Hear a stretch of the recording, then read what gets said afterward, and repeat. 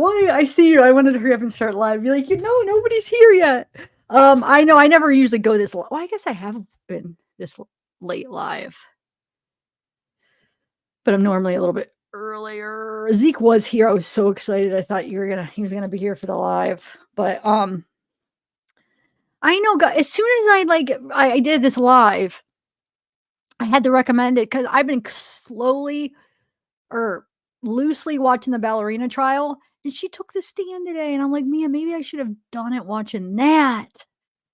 Oh, well. I just watched a little bit of it. Um, anyway. How you doing, Wyatt?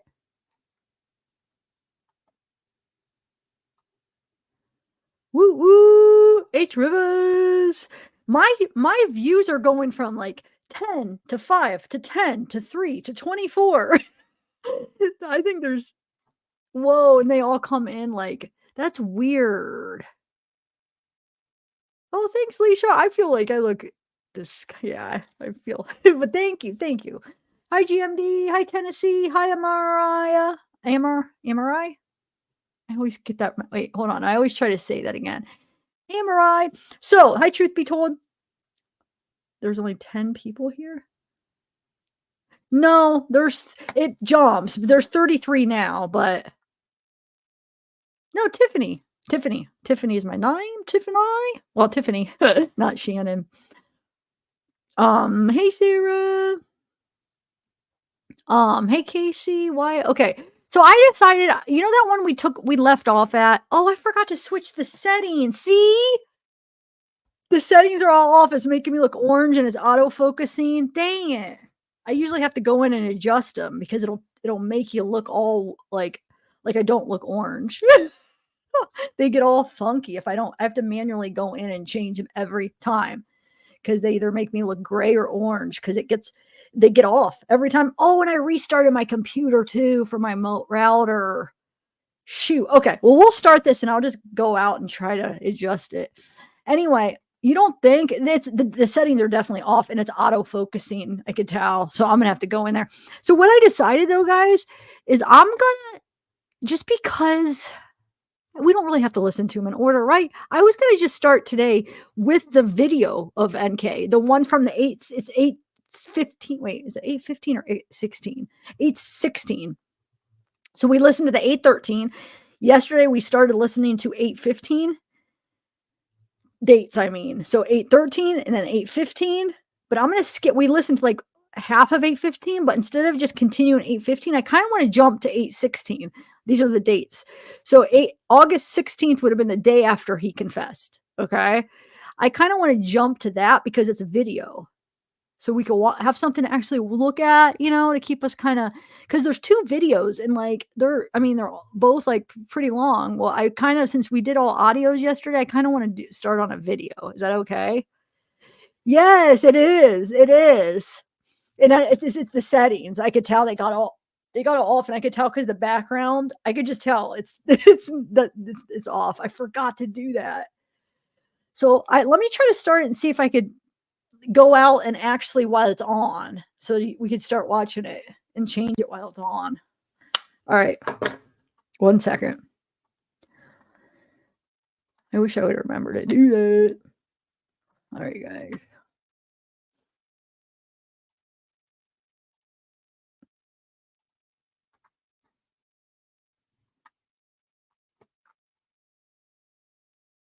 Wait, what was I doing over here? I forget what I was going to do. Oh, my Lord.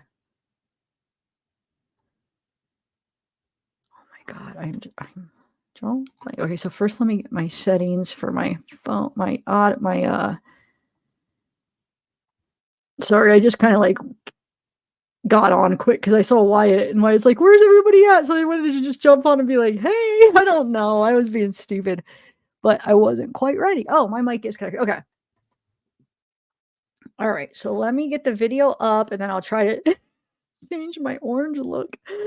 Trust me, it is off a little bit. It's not like hugely off, but it's with my OCD, it's going to bug the crap out of me until I change it. It's just the way I am.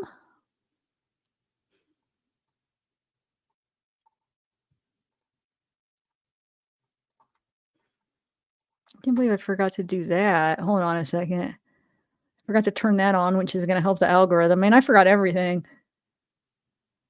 All right. So, how's everybody doing though? Who do we got? Donna, Tennessee. I'm going to just turn on members, or not members, subscribers. I like having it on because it reminds people to sub. You know? Okay. So I'm going to start that and then I'll be right back in after I start it. Try to get some settings. Okay. So this is from 8, it'll be from 8/16. So remember that's after, because he confesses on the 15th. The murder happens on the 13th. So maybe the other one wasn't on the 13th. Sorry, I said the wrong date. It was the 15th.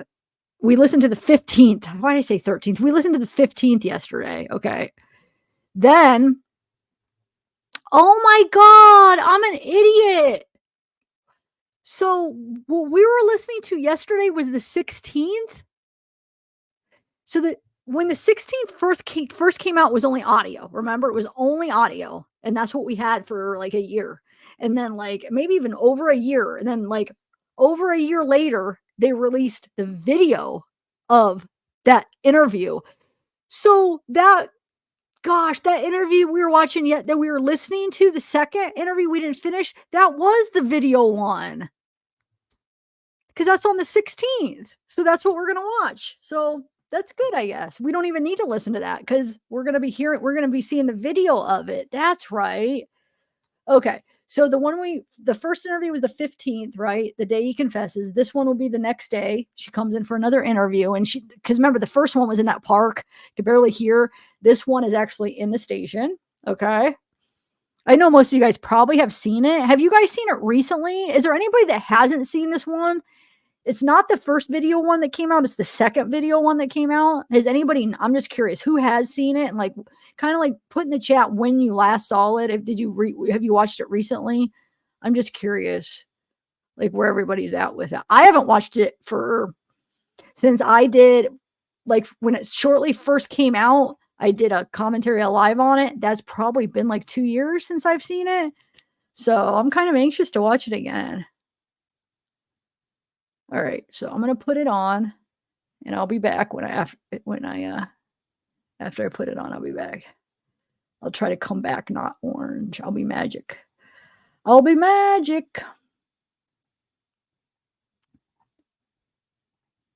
All right.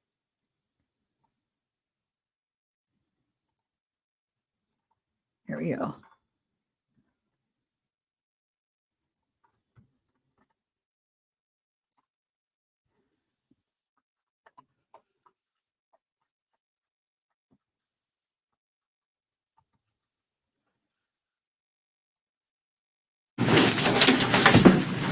I just turned the recorder on. Okay.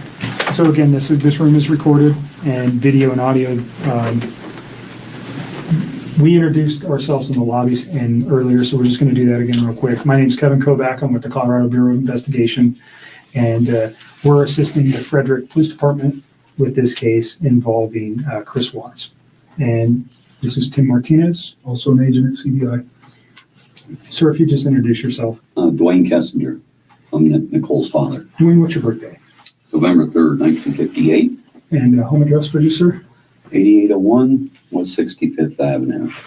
Let's see. And that's Arvada, 8004. And a cell phone or home phone or where? 720-982-4547. Thank you. And Nicole, can you just introduce yourself for the recording? Nicole Kessinger.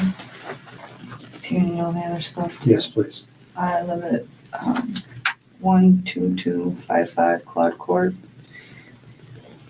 Unit 612. Phone number 720-656-9605. Claude Court, is that? I think we determined it was North Glen, right? You know your zip code? 80249. Okay. Can you speak up just a little bit so the recorder, I know you're tired and you're stressed, and we won't be here any longer than we have to be.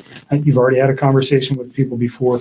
You came here on your own free will to talk to us. We picked you up at your request and brought you here. you can get up and leave at any time. You don't have to talk to us. If there's a question you don't want to answer, don't answer it. If you don't want to talk anymore, just tell me I want to leave. And I'm kind of in the way of the door, but you're not being interrogated as a criminal suspect. We're here to understand your relationship with Chris and what you know about Chris and his family, and events relating to Chris Watts. And do you know him as Chris or Christopher? Either one. Okay. So the phone number that you reached him on, can you tell me what that number was? I think I deleted that out of my phone too. I just like cut him out of my life. It's a 910 number. You guys have it. Now we gave it to Mark yesterday. Yeah, I probably You'll have it, have but it. just in case. I don't have it. If I recited it to you, would you know it? Just the first three numbers. But you know it as a 910 number? Yes, that's what I do know. I mean, that's what I got. North Carolina or something. Yeah, North Carolina. Okay, so let's just start with like a timeline of your getting to know Chris, how you guys met, where you met, all those things. And let's just run. And I'm not going to ask you specific questions unless I think it's necessary. I'll let you just tell me your story. I think it's a little bit easier that way. So I just want to know how you met him, where you met him, how long you guys were dating, and those kind of things initially. Okay. I think I met him sometime in June, probably early June. It might have been May. It was just talking at work. It was pretty casual. And he didn't have a wedding ring on his finger. And every time I talked to him, he didn't tell me that he was in a relationship. He didn't even mention his kids right away either. And then one day he told me that he had 2 kids. I was like, that's pretty cool. And started telling me about his kids. That sounded like a sarcastic comment. No, I thought it was kind of cute. I was like, oh, he's a dad. It was like right around Father's Day too. So whenever that is in June. Okay. Yeah. So I'm not good with holidays. he told me he had kids, and then it was Father's Day shortly after Okay. that. So that's what I do now. And I was like, I thought it was cute. And then he's telling me about him. He's pretty excited about him. And then he mentioned that he did have a significant other.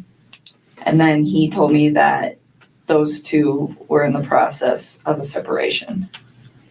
Did he mention the children's name or his significant other's name? I didn't know his significant other's name for a while. And then I think he told me his kids' names pretty quick, but to be honest with you, on an exact date of when that happened, I don't know. So in May and June, first of all, where do you work? I work at Anadarko Petroleum Corporation. I'm contracted to Anadarko Petroleum Corporation Okay, and you work out of an office setting where? in Platteville, Colorado. Okay, and Chris also works out of that location, per se. Yes, he's in the field, but he comes into the office with his team. So you work, what is your job responsibility? I do health, safety, and environment. Okay, so you work in the office and you take care of health safety for Anadarko is an oil and gas company, right? Yes. So you're doing health safety in the office and Chris works in the field Yes. as what kind of job does he do? He's an operator, so I don't know like all of his daily duties, but he's a field operator, so he works with like the oil wells. So he goes out and does work on those, whatever Yes. that work might be, but he comes into the office frequent.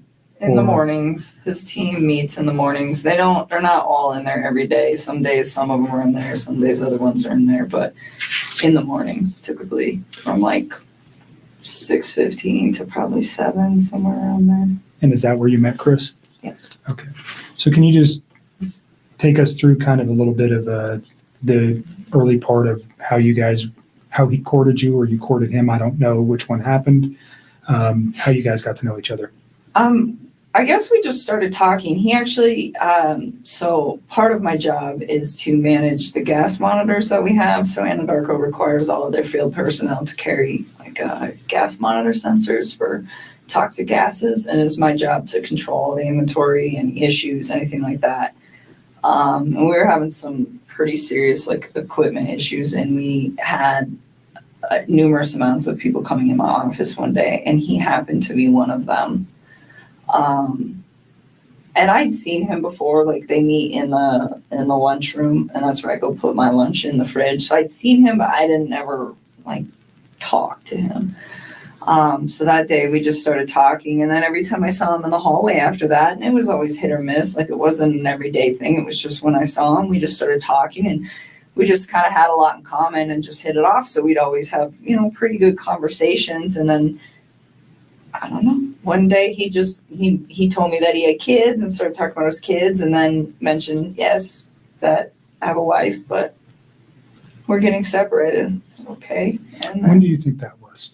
when he said all that, So specifically when he told you he was getting separated from his wife, was that within the first couple of weeks that you knew him, or was that later on? You said you met him around May or June.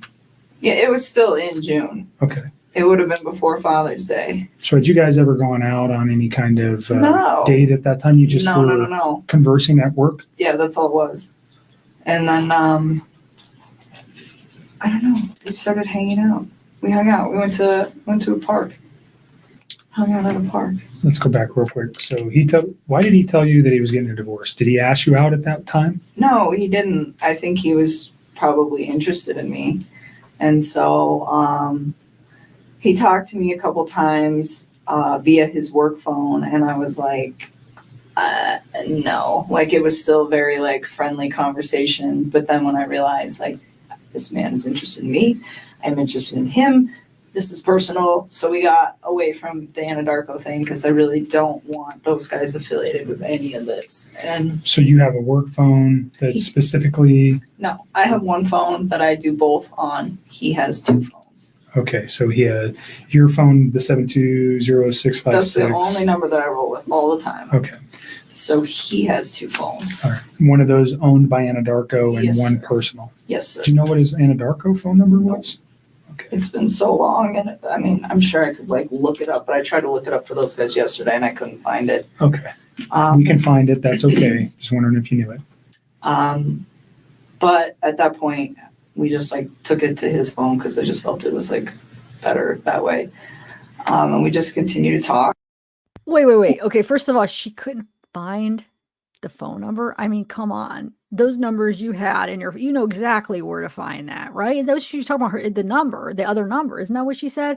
Also, why did you take it to his phone? Like, well, I mean, if you have nothing to hide, I don't know. I just wish she would admit that she knew he was married. She knew that it wasn't over. She knew he was doing something wrong. She knew he, needed to choose. Like, I just wish she would have admitted it, because I mean, she says things that you could tell she knows and then goes back and forth. But yeah, that's bullcrap. She couldn't find his. That's such a lie. That's a lie. And then Let me go back to the park. Where's the park? it's like down the street from my house. It's called East Lake Number 3. Your house Yes. in Northglenn? Yes. And that was in the June timeframe.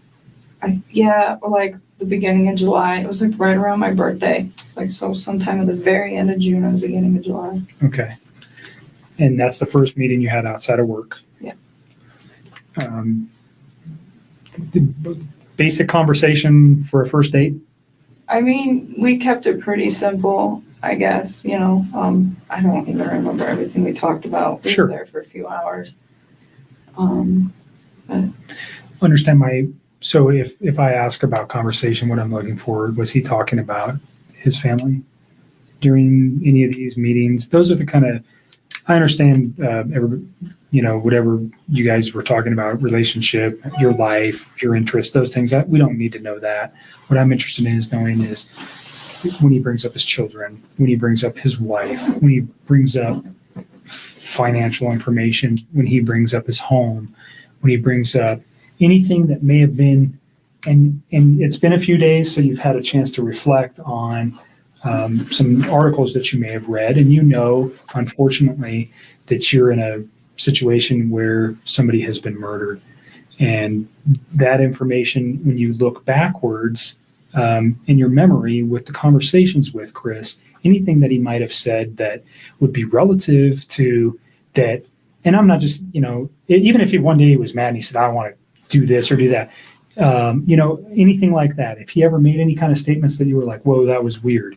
Or why would he say that? Or why did he mention that? Do you understand what I'm No, looking I for? completely understand. I just feel like some of this happened so long ago that I can't tell you like the exact words of the exact conversation at the exact time and place, because it's like we had a lot of conversations. I mean, we talked every single day. So if there's like I'm trying to help you guys with the stuff like the stuff that's more current. I can give you guys a lot more like detail and exact times. But when you're asking me about something that happened 6 weeks ago and exactly what was said, it's like, I mean, I'm sure I can give.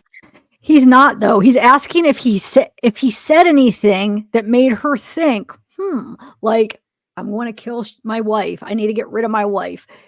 He's not asking a specific date. He's just asking, has he said anything alarming that made you think, especially after knowing that there's a murder, and now you think back, whoa, he did say he wanted to get rid of his wife, or whoa, he did say something suspicious. That's what he's asking. He's not saying like 6 weeks ago on this day, did he say this? No, he's asking if you remember anything alarming. You know what I'm saying? Like that will stick out if he said something like that. She just, it's making me mad right now for some reason. Give you a general idea, but to be honest with you, like to pinpoint exact words, it's not going to happen. I'm not looking for exact words. Just more. Let's say 6 weeks ago he said something that triggered with you last night. That's what I'd be looking for. Or something 4 weeks ago. And if you don't remember where it was or the specific words, that doesn't matter. Just he said something that was off the wall, or he said this, or he said that has caused you a moment to pause and you go, wow, I wonder why he said that. Now knowing what you know today.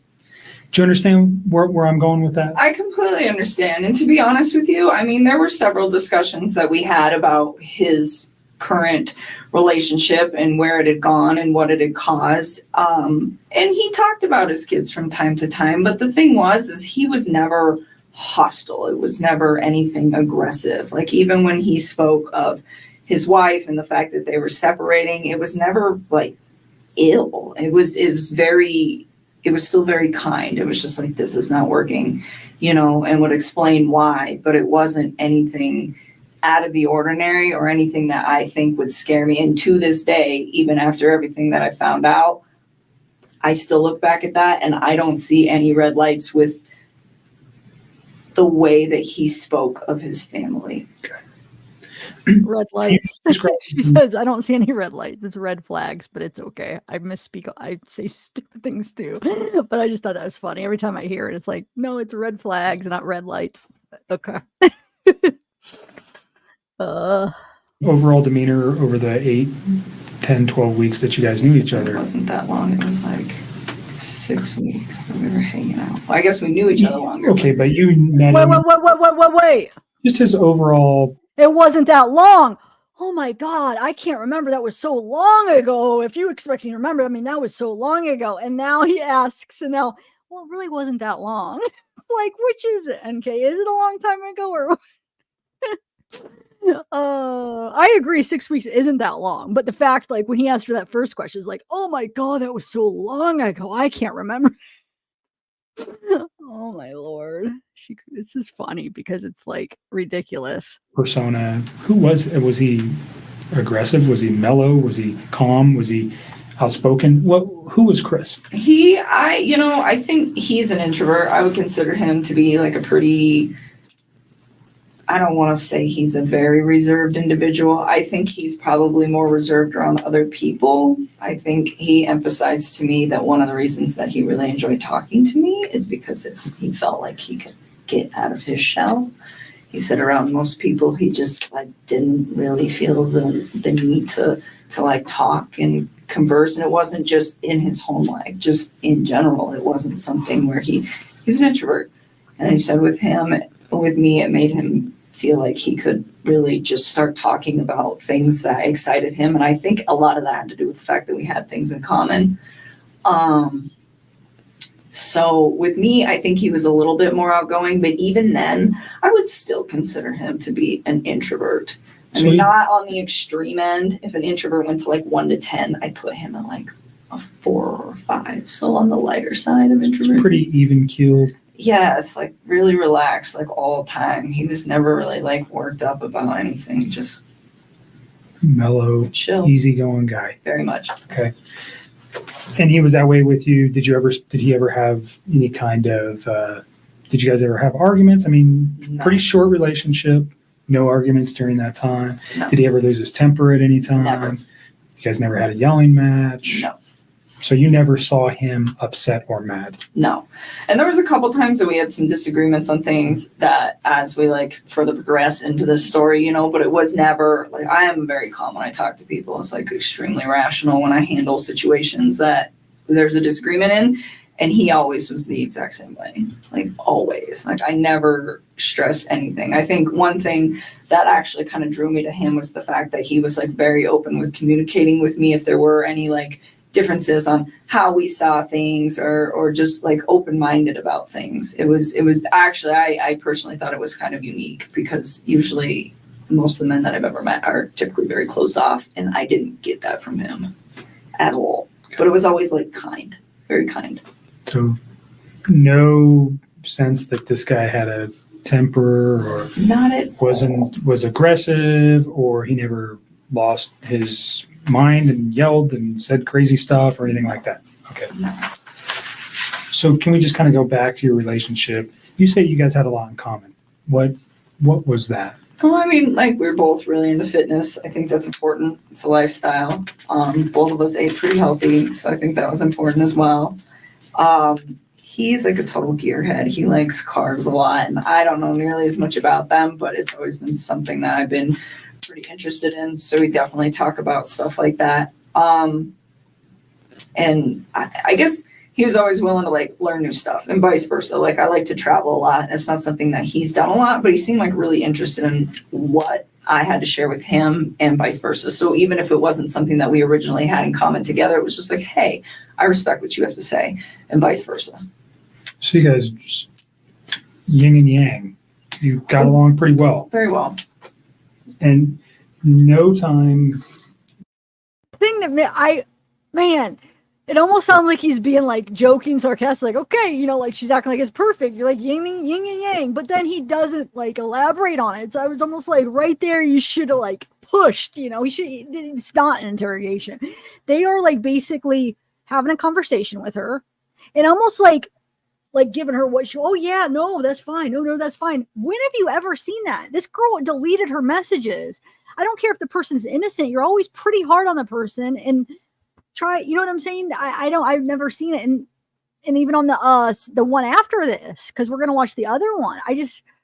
They just kind of like give her whatever she wants. They should have had Tammy do her or a woman, because I feel like, I don't know what kind of power she has over men, because she's not anything. Personality's not that great. Voice is annoying. She's not great looking. Like, I don't know why these men are just like, sure, let me just give you what you want. Let's be easy on you. I'm confused.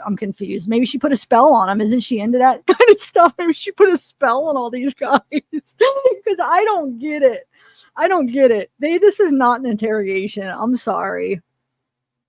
He never gave you any indication that None. that he was having issues. So during your guys' dating time, did you guys spend most of the time at your place? Always. Okay, always at your place. Or we'd go out, but I told Mark yesterday, he asked me if I went over there, and I told him about one time that I went over to that house. I've been to that house twice, but it was very, very brief, and it was not like an extended stay. I did not feel comfortable there, or like, I just didn't want to be there. It's not my life. Like, that is somebody else's life and somebody else's existence, and I respect that. That's their space. And so I used to tell him, well, come to my house, because this is our space. This is my space. And so for me, out of respect, Mama, it is. We're listening to her interviews. It's exactly what it says. And we're listening to him because he said she helped. So we're going back through them and seeing if we catch anything like that.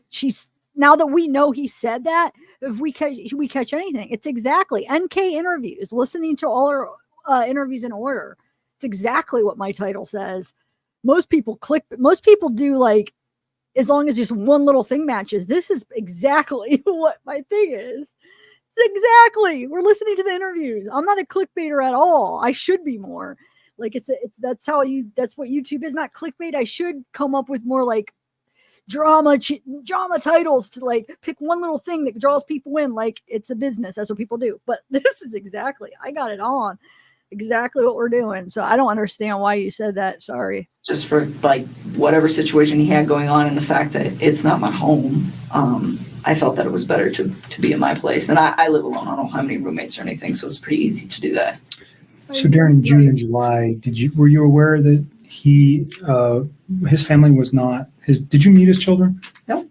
During June and July. And he didn't ask me to. Okay. I mean, and not that I didn't want to ever. It was just not now. It's like you're not finalized with your separation. And not only that, we've barely been dating. Like, you can't introduce kids to somebody new in a situation like that. That's something that takes time. I mean, would I have liked to have met them? Of course. That would have been a great honor for me to have somebody introduce their children into my life, but not then. It was something that it was like, okay, well, let's see where we're at in 6 months. Let's see where we're at in a year. And if we're still doing this and you and me are still, happy with where we're at, and you think that this is something that is going to be long-term and is worth bringing your children into the picture, then yes, I would love to meet them. But it's like, not right now. You are still in this situation where you're not even completely out of it, and I'm getting in it, and that's not fair for them. And that was kind of the policy that I had with him, it was just like, yes,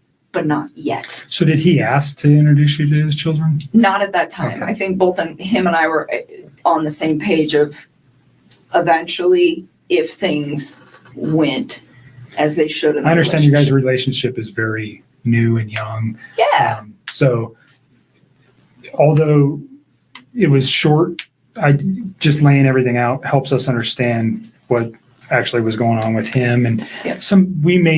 I might ask you a question and you're going, why the heck would he ask me that? Probably because I have information that I'm not willing to share with you. And I'll tell you that right now. I'm not going to tell you some questions I'm going to ask you. What the heck? I want to share some information with you. Just, it protects you. It protects our investigation. So if it seems weird, there's a reason I'm asking it. That's and fine. It's usually relative to what I know. So don't take offense to it. Again, it's just part of what we need to know. Understood. So just, you went to his house on 2 occasions. Yes. Was that recent? No, that was like pretty early into it, and I did not like it and did not want to go back. Do you recall where the house was? Yeah, it's like right off the highway in Frederick. Okay. And you know the streets? I mean, I'm sure I could figure it out again if I like really had to. Like off the top of my head, no. Do you know the Yeah, street she does. Okay. I did a video on this where I point out she says this the day before, that night before. What does she Google? His address, the exact address. She's claiming she don't even know the street name. Just 3 days ago, you Googled his entire address. It was in her Google messages on the 12th night. She Googled his address, and she Googled, or it might have been Saturday. Yeah, Saturday night, I think it was. It was after their date, remember? Or was it Saturday or Sunday night? She Googled his address. She Googled his dad's name. You remember that? Not even the street name, but the number of the exact address, the number and the street. She says, I don't even know the street name. See, that's a lie too. Just be honest and say you know his street name. What is she hiding? And that's what makes me think she's hiding something, because why are you lying about that? And then why didn't the cops look at that when they got her phone and be like, she knows his address? Why did she lie about that? Why did she Google his address? She 100% Googled his address. I mean, you guys remember that, right? We'll go through it because we're going to go through this stuff. So we'll come to that again. I have to, I'll find it in the discovery. I'll put that as a note. I did a video on it. I just don't know which one. I have so many videos. I have to find it. But hold on. NK. Maybe I'll try to look for it now. But you guys remember that, right? And she Googled Ronnie Watts too, his dad. Same night. Only a couple days ago, NK. Can't forget that easy, you liar. No, I would have to like drive around in there to get there. Okay. Did it look like anybody else lived at that house at that time? Oh, definitely. Okay. I mean, So is that what freaked you out? I mean, he told me that he was living in the basement. And he said, we're separated, but we're not divorced. And we're going to get ready to sell the house. And that was the impression that I was under. And I was under the impression that they were taking everything pretty slow with this, with like getting ready to sell the house. I mean, those are big things. So that's what I was informed. And I mean, if you think about it, this whole thing happened in a 6-week stretch. Like, it's not really that much of a time frame. So in that sense, like, it's believable to me. Yes, I went to the house, and the first time I was there, I hung out in their like front living room. I just sat on the floor, and it was on the 4th of July. It was the morning of the 4th, and I was helping him to set up MyFitnessPal app and like track his food, his calories and stuff, because he does pretty good with the working out and stuff. And he asked me, he's like, "Can you help me just like get this dialed in?" It's like, "Yeah, I can do." Why did her voice go up right there? Like a question, like, my fitness app? Is she just not remembering what the name of the app is? Or is there, I don't know. When people do that, when they're making a statement, it makes me wonder, why are you like, my fitness app? I don't know. I'm not good at body language, but there could be something there. I don't know. I don't know what it means, but because it's not a question. It's just, that was a weird, like, how she said it. All right, I'm going to try to find, I'm going to go look for that Google. I'm going to see if I could find that in a discovery real quick, where she Googled it. So that he invited me up to the house, and I was already kind of hesitant to do it because I was like, there are other people that live here, and I just felt like it was an invasion of space. And so I went up there, and we just stayed in that front room, and I helped him out with that, and got him all set up with that. And then, he asked me if I wanted lunch, and he grilled chicken and carrots. And then that's all he had. And I was like, okay. So we ate, and then I left. And then there was another day about, I can give you the date-ish. Let me look at a calendar. I think it was the weekend after my birthday. Just a thing on the courtesy for the phone for, what was that guy's name, Don? This gentleman, Oh, Thornton PD. I just met him today. oh, Do you want to do the phone I forgot today? about that. For TPD. It's not for them. They're doing it for us. Yes. We don't have the equipment with us to do it, and I asked them to do it for us. They're not involved in this investigation. He would just be a computer person. He would not be looking at any of this stuff. That would fall to myself. So keep that in mind. He's not involved in this investigation. Thornton PD has nothing to do with this, other than letting us use their facility and helping us with some electronic download. He's not going to look at your phone right now. He's going to put it on a disc, and they're going to give it to me. Gotcha. I don't know anything. I really want to help you guys. I do. I feel like this whole thing is just going to be crazy regardless of whether I give you my phone or not. I mean, that's kind of how I look at it. Like, it's Definitely doesn't want to help him. She deleted everything. Only came to him because she knew she's busted. She doesn't want to help him. If she did, she wouldn't have deleted all that stuff. I'm sorry. She's lying. happening. It's going to happen. Well, the text Media is just reiterate gonna- what you've been saying all along, so it's not like, Well, they do. That's the other thing, too. I mean, that's kind of a good backup. Yeah, I'll give I it think to 'em. you hit the nail right on the head. There's reasons why we want everything. It validates things that we know. I'm not going to come out and tell you that if you tell me something today, we'll validate it with your text messages, whether it's the ones we have now I or the will, ones you're going to give us. I'll give Certainly. it to him. If you want to go get him. I want you to read this, is what I want you to do before you decide that, okay? So the second time I went to that house, I'm not sure what day it was, but it was the weekend of the 14th. Dang it. Of August? July? I don't know if it was the 14th or the 15th. One of those 2 days. But we had went out and we stopped there just real quick on the way back. And we were there not very long. But that time I saw a picture of his wife and one of his kids. And I remember thinking to myself, like, wow, she's so beautiful. And I like took a step back and I was just like, this man has a gorgeous house. He has beautiful babies. He has a beautiful wife. He has an awesome job. Like, why would he want to leave this? And I remember talking to him about it, and that was the first time that I tried to actually say, what do you think about not separating from your wife? Like, what if you really try to work on this? And he had expressed to me that we've tried to work on this and it's not working, so that is why we're separating. And I spent some time, like, just, you know, kind of, because it almost made me feel bad, where I was like to the point where I'm engaging in a relationship with a man who, the way he described it, is in a contractual agreement, but was not in like an emotional relationship with somebody. And for me, the way I would have preferred to do this is to avoid it till that contractual agreement was also done, and he was done. And he could have approached me and said, I'm just had a divorce, you know, maybe we could take this slow. What do you think? But instead it was, oh, we're separated and we're working on a divorce. And that is the part that I feel bad about, because I should have waited on that and I didn't. And, you know, I was just like, well, they're already there. So, you know, but then being in a house was just like, why? Fix this. Find a way to fix this. Make it work, you know? And I was like trying to push him to do it. And he seemed pretty reluctant to do it. He didn't want to.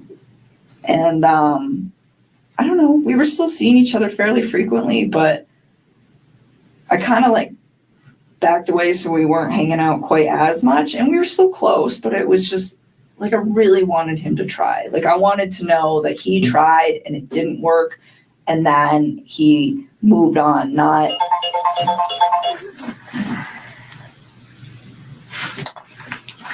that, you know, they both kind of tried and then he got himself into a situation with somebody else. And I don't know, I just thought he had a beautiful life going on and he could have made it work. That was the way I looked at it from the outside. So is this something you reflected on since this event, or was this you? No, I was doing it then. Like you said, this doesn't look right. He's kind of, I don't want to be responsible for breaking up a marriage, especially with 2 children. Is that kind of the gist I'm getting here? I didn't think it didn't look right. I mean, I think he was legitimately sleeping in the basement, and I didn't think that these two were, I mean, I think it was like, hey, we're both stuck in this house for now. We got to sell this. In the meantime, you live here, I live here. We sleep in different rooms, take care of the kids. That's just like kind of how I took that.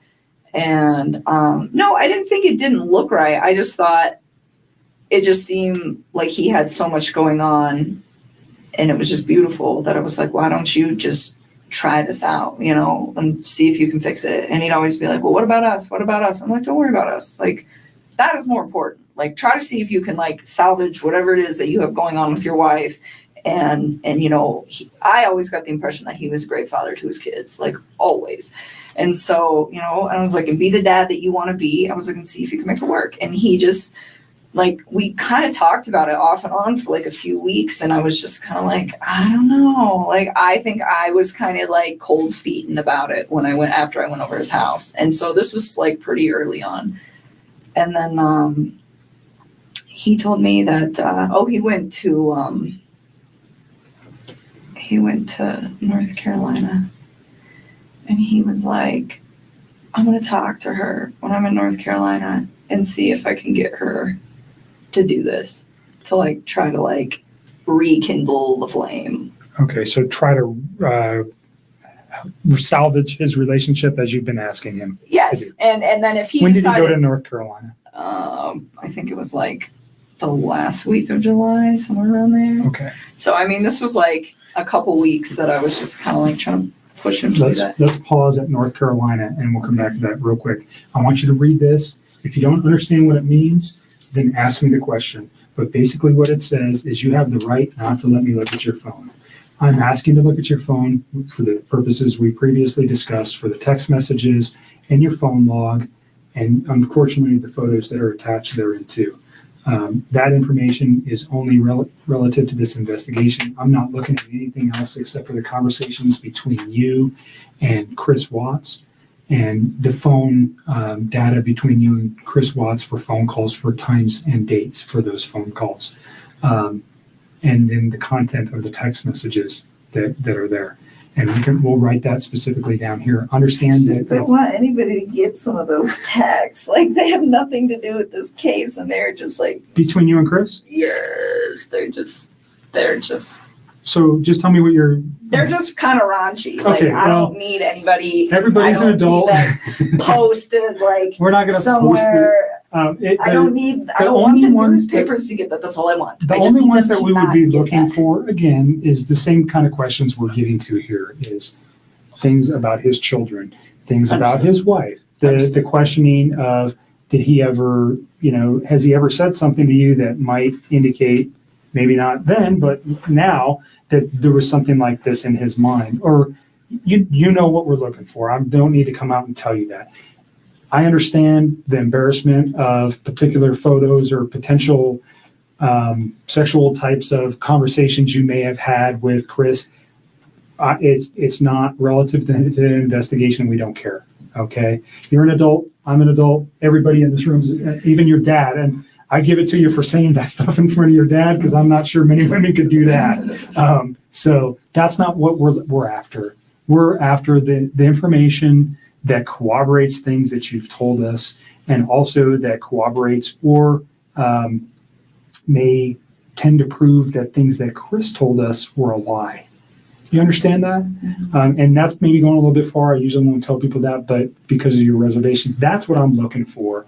If I can disprove something he's told me by a phone records don't lie. People do. Okay? So if I can disprove something that may be important, that's what I need it for. I'm not saying I can. Has it happened before? Absolutely. Is it critical in cases that I've worked in the past? Yes. So that's why I want it. Okay? Again, you don't have to give it to me. You can tell me, I don't want you to have it. Go get a warrant. I'm not even going to tell you if I go get a warrant, try to get a warrant right now. I'm just asking for you to consent. And again, we can write right here what you're willing to give me, which is the text messages and the phone log. And unfortunately, again, the attachments on some of those text messages, and I'll write it on there, and then you'll just sign it. Okay. Do you understand the questions there? Do you have questions about any of the things that it says? You understand you don't have to do this. You're doing it of your own free will.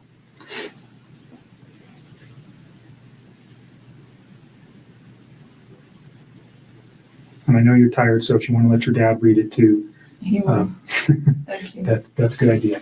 Can you fill it out before I sign it? Yep. And just you read it, and if you have any questions, then we'll put on there what we're after.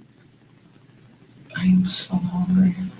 You should have told me. I would have got you some food. I got food in my car. It's not staying down. It's just coming. She hadn't been down. feeling good, not because of any, just Like I got sick prior to Jim. this whole thing happening, and then I think all of this compounding with the Stress. fact that I'm sick, it's just not good. I've not really been eating or sleeping much at all.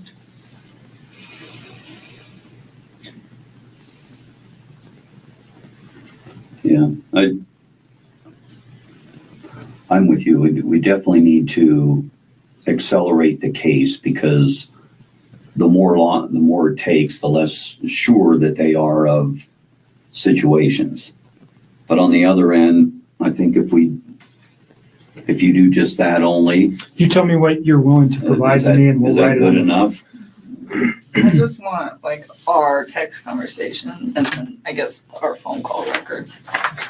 So I'm going to put So the time and date of the phone call records and then our text message. Could we text. get photos of him? Huh? Could we get photos of him? Off of Would you that. mind if we got his photos that he sent to you? Oh, well, they'll be in that text message thing. So all his photos were sent. There was no apps or anything else used No, that you no, guys no, were no, sending. It was no. all just text messages. Yeah, Okay. So it'd be an attachment to a text that he sent you. pretty much. But Everything is in the text and the phone call records, so like all of it. because we don't have it on tape, we discussed prior to turning the tape on Tuesday, which would have been the 14th of August. You had read some newspaper articles on the 13th and the 14th that regarded this case. You had also had a conversation with Chris at some point during the day on Monday. And on Tuesday, because of what you found, specifically what you said was, and don't let me put words in your mouth, but you found out that his wife was pregnant. And yes. And you did not know that prior. and you found that out via the newspaper I know. articles, and that caused you concern. Well, I just realized that he was lying to me, and I was like, well, if you can lie to me about this, what else are you lying to me about? And it made me realize that maybe his wife was in danger at that point, and it was day 2 too, and she still wasn't home. What did that cause you to do with your phone, though? Oh, what? When I deleted those?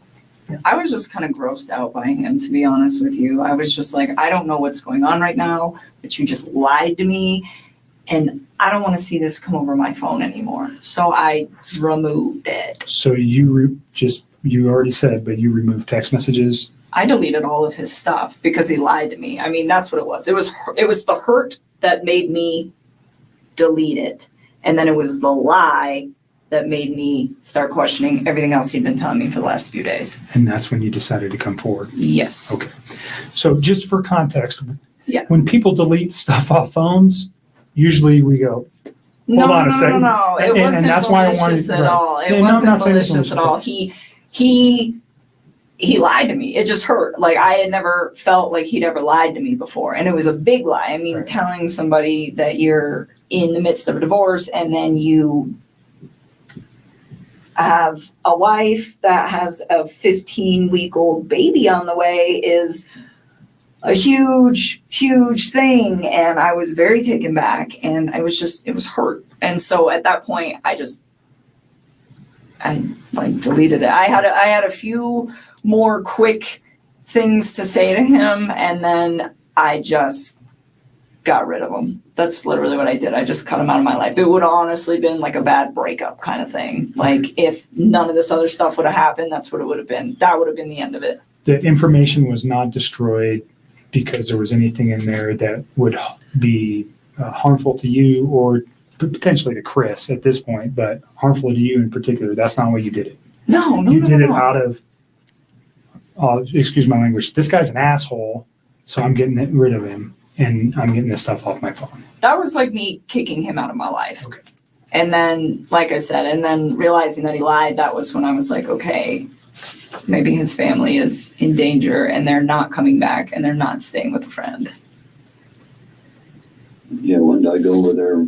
Tuesday morning? Wednesday morning. Wednesday. I called you Wednesday morning. That's when we started discussing you guys need to get, See, I feel like she was mad, but she could have just been frustrated. No, that was Wednesday morning, but he's like Tuesday. I don't know. Maybe there's nothing there, but she's like Wednesday morning. Sorry, guys. I'm trying to find that. So I'm not in chat. I haven't been in chat this whole time since I've been looking for that. I just want to show you. I'm trying to find her Google searches. I found their text messages, but now I'm trying to find the Google searches because I just want to see. I forget what day. I want to see if it was. I think it was the day before, 2 days before, like her searches, so we can look at it. everything that could just, You can understand the importance of, no question. We were, like I said, people lie, phone records don't, and they really help specifically establish dates and times. Mhm. I think we have a very good grip on that in this case already, but there may be a time when we go, we need to know something else, and then we would have it. We don't want to lose it, and that's really what it is for us. Is if we lose information that later on we go, man, I wish we would have got that, and we may never even use these. We may never even look at them. But if we have it now, then we don't worry about losing it. So I appreciate you being cooperative and giving it to us. Yeah. So the first thing I wrote was text messages between Chris Watts and attachments.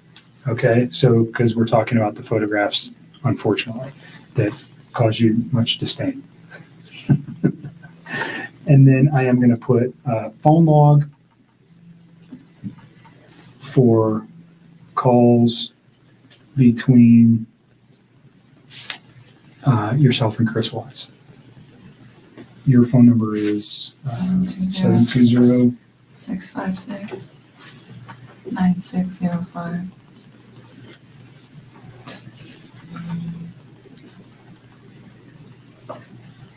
And this right now is located we're at the Thornton Police Department. It's going to be moved to so this is kind of, doesn't make sense, but we're here. It's going to be moved to the Colorado Bureau of Investigation. He's going to download it here, but I'm going to take it with me, just so you know. It's not staying here. Okay. They're not going to retain any of this. This comes with me. Okay. Okay? Is there anything else you want on there? I think that's about, That's it. I mean, I don't have social media. I don't really have anything else you guys can pull. Okay. Is there anything else you know of that could help us with this that is not on this sheet As far as like data, that's on your phone? no. I mean, everything we did was like text and talk pretty much. I mean, and like I said, any pictures that I had, like even if you were to restore all my regular photos, there's so many pictures in there and you wouldn't even know which ones were for him and which ones weren't. But any picture that I wanted to send to him, I sent via text. So if you guys go through the text and the attachments, you will have everything that wasn't said verbally and was done via text. But I think that's it. Like I don't have anything else. As far as like no Facebook, no Instagram, no Twitter, no LinkedIn, like none of it. So there was never any of that kind of correspondence. So I think that should probably cover everything you guys will need. Is there any particular messages that would help me so I don't have to look at? Because whatever's on your phone, I don't know how long we're going to get back to, but let's say is there a particular date or time or message that stands out to you that would be relative to specifically to the investigation into this case that might assist me in understanding why something like this could have occurred?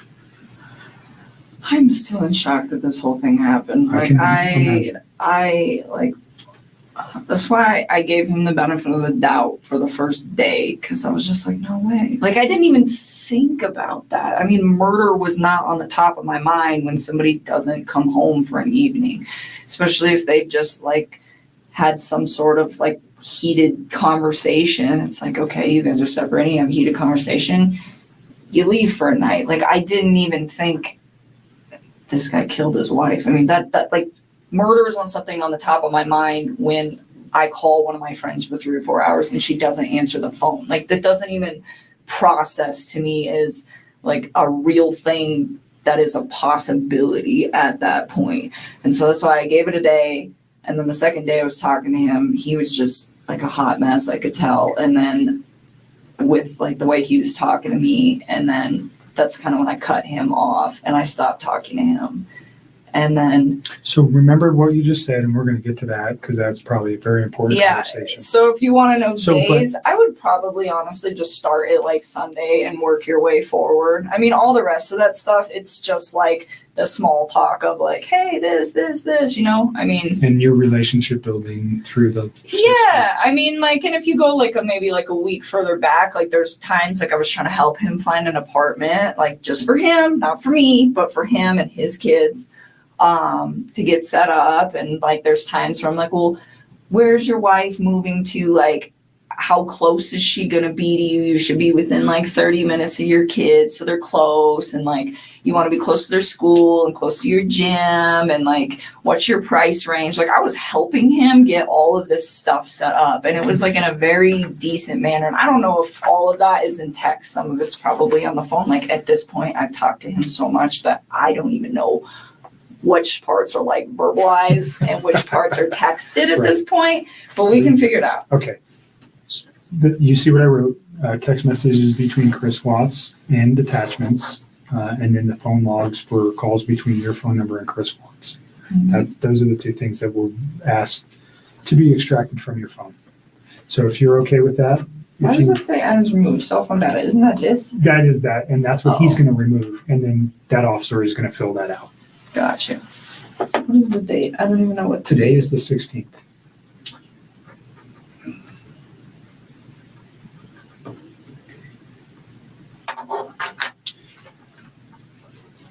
You want to add anything to this? If you give us your phone, we'll get him started. yeah, we want to give you everything, but we also want to be protected in doing so. Is more of the thing. It's just, And when he's done, we'll give you our Is there a copy. password or anything like it? Will it lock up after a Yeah, period of time? yeah.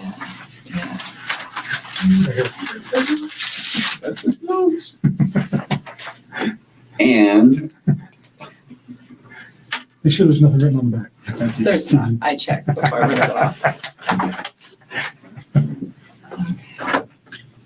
Let's go back to North Carolina. Okay. He went to North Carolina and he was trying to rehab his marriage with his wife. He said. Do you he know was- her name at this point? Yeah. Okay. Are you okay saying her name? It's Shanann. All right. And do you know the children's name? Yes, it's Bella and Celeste. Okay. She went by, they called her Cece. All right. So he went to, were they in North Carolina? You could tell she freaking cannot stand Shanann. She couldn't even say her name, dude. That's some hatred. Like, Chris just murdered her. Or, well, we don't know if she took part, but you can't even say her name. Okay, so I'm kind of upset. I just searched all this, and you know how I think it's somewhere else. Because remember how the discovery is so messed up.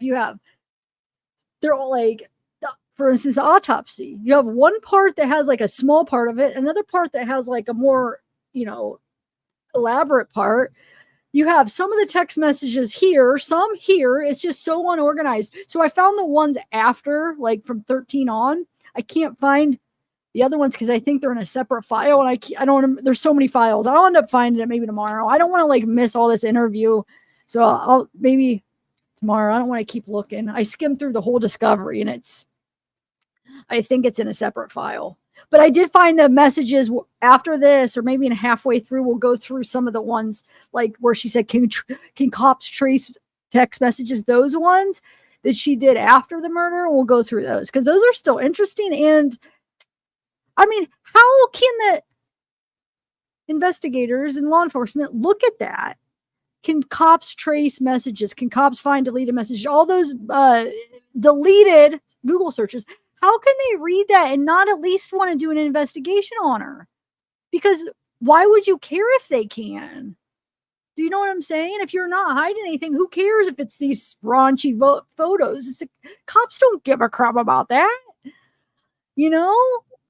So yeah, I forget as I'm like going through this, I'm forgetting about some of the stuff, like why like we all looked into her for years, because there is so many things that just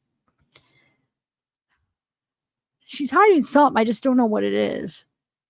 I still don't think she was there, and I don't know. I'm still not convinced she was there during the murder and killed them, but now I'm thinking I'm open to the fact she could have helped cover up afterwards. There's something she's hiding. There's something. Anyway, how's everybody doing in chat?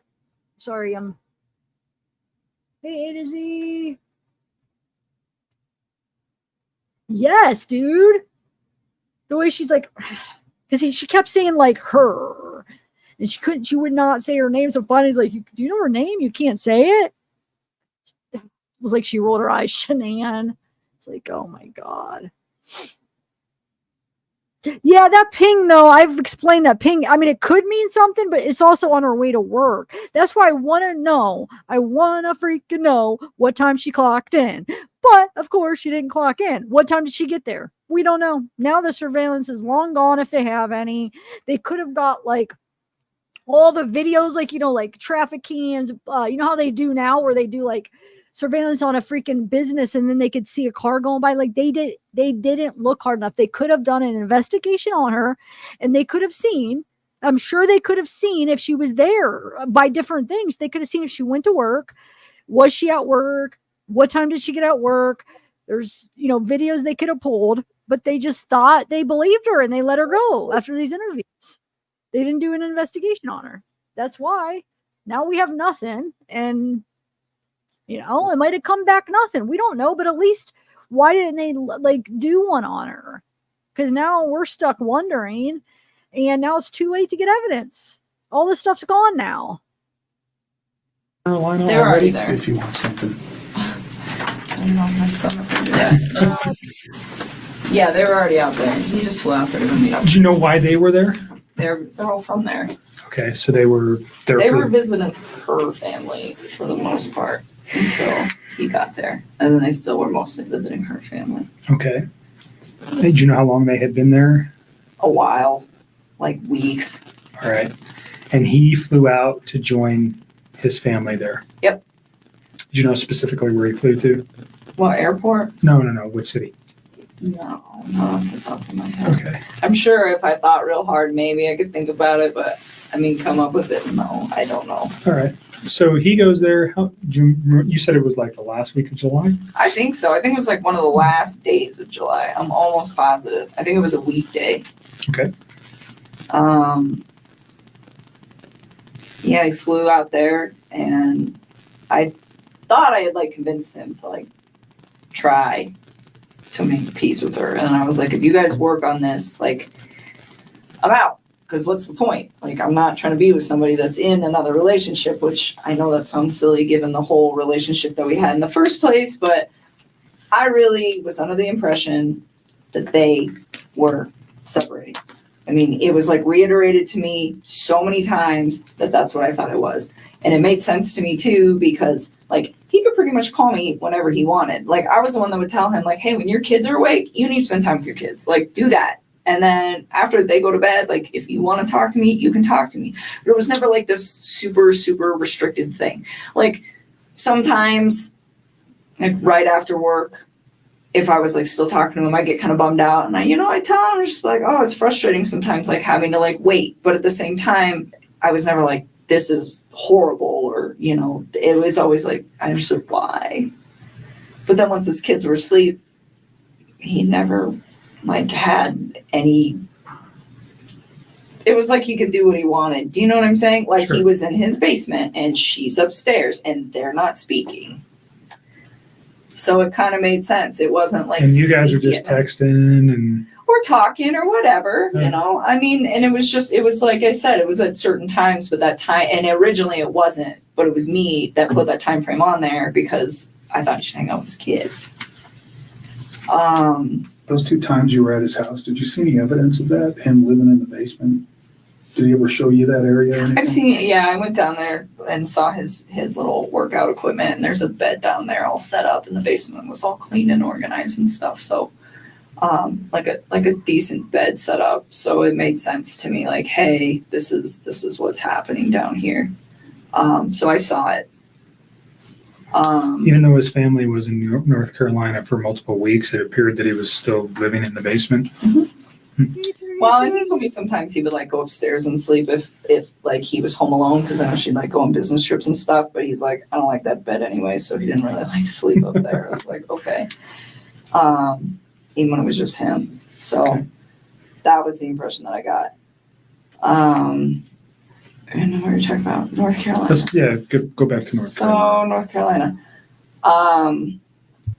So he still made very frequent communication with me when he was out there. And at one point he told me that they sat down and they talked about it. And he told her that he wanted to either fix things or like to try to fix things. And if she didn't want to fix them, then they needed to like move forward with the separation and like actually file for a divorce at this point was the impression that I got from this and was what he told me. And so,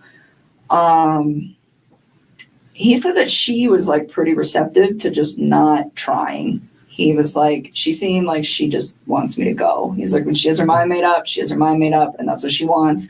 And he's like, she doesn't want to try anymore. And he's like, and neither do I really. And he was like, it's done. And he's like, and then Why do I think she's lying about that? I don't think Chris ever said that. I think Chris was telling her the opposite. I think Chris was saying she wants to try, right? Like, I don't know why I do not think he told her that she's done trying. I really think he was telling her the opposite. So he's like, she knows about us, or she's, wanting to try. And NK was pushing like, no, you have to choose. Why are you there in North Carolina? Remember he said she was like nuts. Like she's saying like, go try to work it out with your family in North Carolina. Chris said she was calling him during North Carolina. I can't believe you're able to like basically sleep in the same room when you're with me. Remember saying that? Well, at least Chris said that. But there was actually proof of the cause. She was calling him a bunch when he was in North Carolina. So that's another lie. All these lies. Makes you think you're hiding something. Because if you're not, just tell the truth. We know you're his mistress now. Just be honest about it then,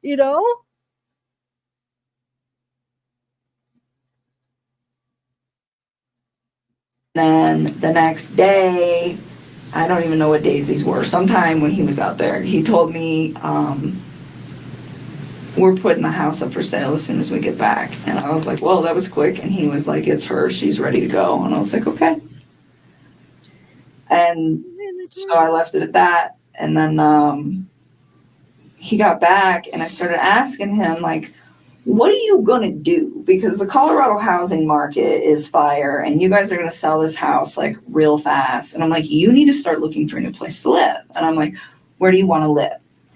And I was really trying to help him out. I'm like, do you want to get a house?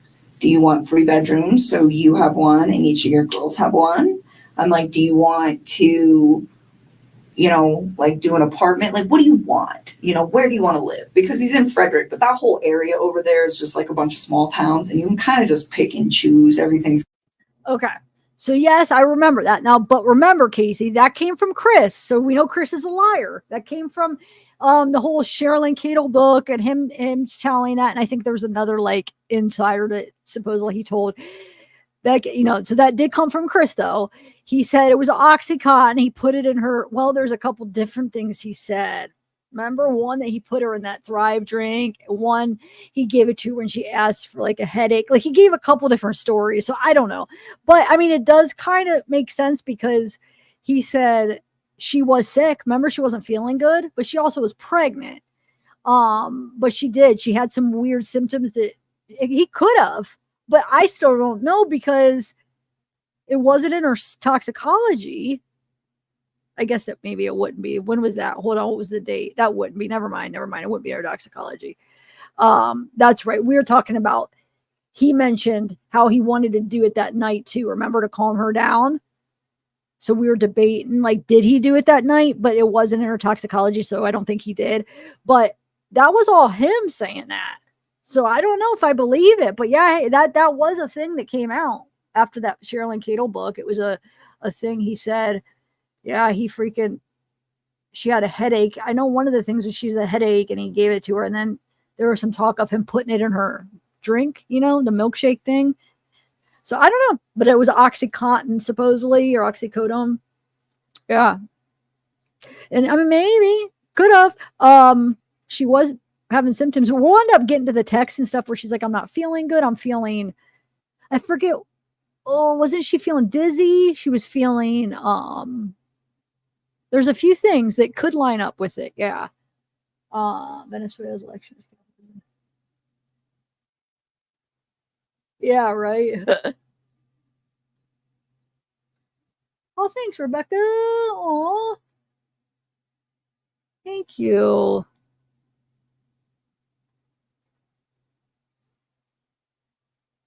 And yes, she wanted to save the marriage. I don't. Yeah. Well, yeah, because he was talking to the realtor. I'm trying to now see. Hold on. I'm trying to remember the text messages between. Wasn't the text message to him and Shanann? Didn't that involve the realtor too? So I'm thinking there was some talk. Like I said, I used to know all this, but we'll get to it.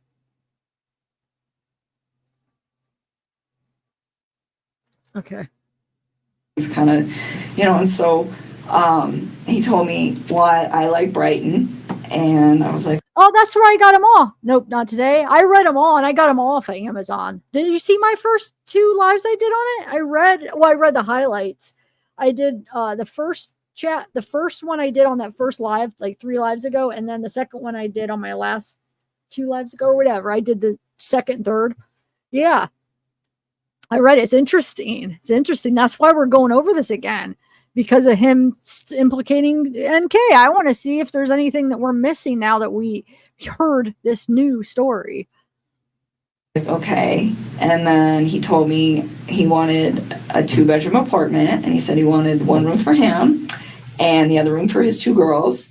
And I thought it was kind of cute. Like, I remember telling him, I was like, yeah, me and my sister had bunk beds, like at my dad's house. And I was like, when we were little girls, and me and my sister were the same age apart as him and as his 2 daughters, you know? So I told him, I was like, they're going to love it. I was like, they might be like stuck in one room together. I was like, but they'll become like best buddies.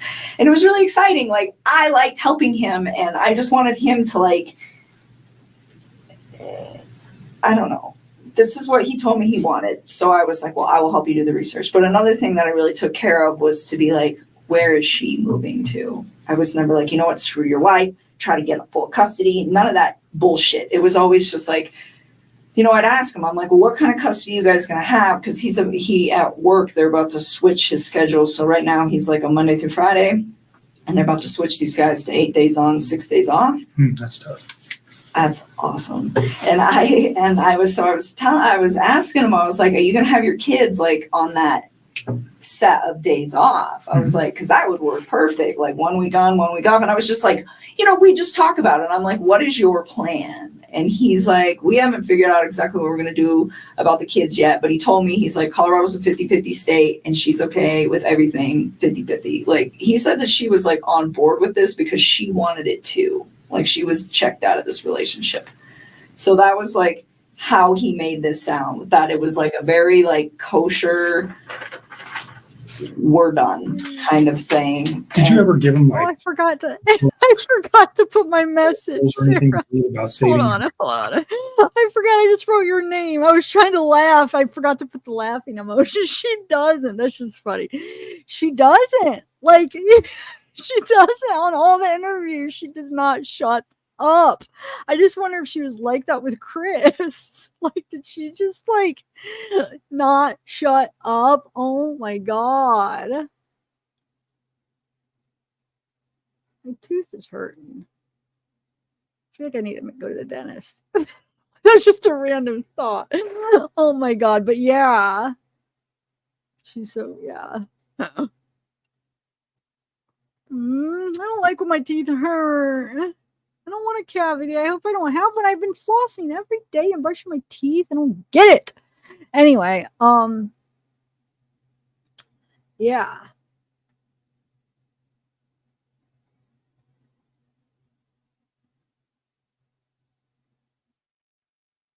Yeah, right, Austin. Oh my God. Did you ever provide anything to him like that? About saving his marriage? Yeah, like how to recover a marriage or how to save your marriage. Or, you know, there's all sorts of publications and books out there. No, but I did tell him, and I don't know if I did this through text or phone. That will be something you guys will, I'm sure, figure out. But I told him a few times, like, Well, I think that you should take the time to read some articles about what separation does to kids.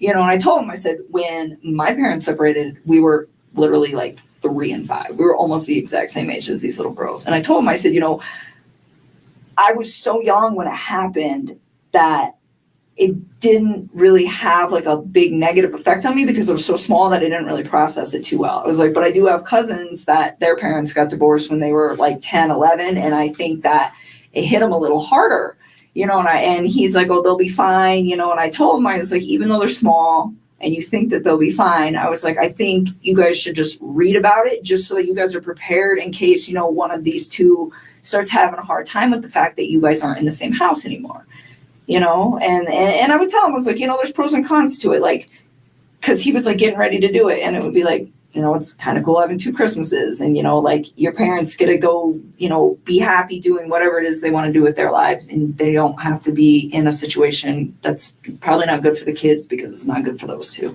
you know. But at the same time, it was like, just read. Like, that's what I always used to tell him. I'd always tell him to, like, I tell people to read about everything. Reading is so good for you. So he, at this time, is telling you that, yeah, I am the guy trying to save the marriage and she doesn't want it. That's what he told me. So, and and then he was like, she doesn't want it, so I'm not going to do it. And then it was like, we're filing for divorce, we're selling the house. And this was like all as soon as they were coming back from North Carolina, like boom, boom, boom, boom, boom. Would you recall when he gets back from North Carolina? No, I don't even know how long he was out there. I know it was like less than 2 weeks and more than 1. Okay. I don't remember. So he comes back early August. Would that be fair? Oh yeah, it was definitely like in the first 2 weeks. I guarantee she knows the exact dates and how long, because she was thinking about it every day, knowing he was with his wife, Shanann. She was jealous as crap. I guarantee she remembers those dates. She knows how long. Every day she was freaking going nuts. She's acting like it's so much less, but yet she was so in it, dude. She wanted let's look at wedding dresses. I want to have your son. That's not true.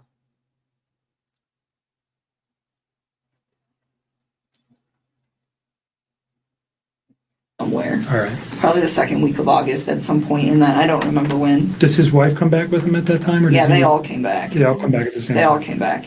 And then 31. yeah, so he continues to just, you know, tell me that this is like what he wants. And so I took the time, and you will see that in the text too, where I I found this apartment. It was perfect. It was so cute. I was like, it's in your price range. It's like 6 miles from the gym. It's 23 miles from work.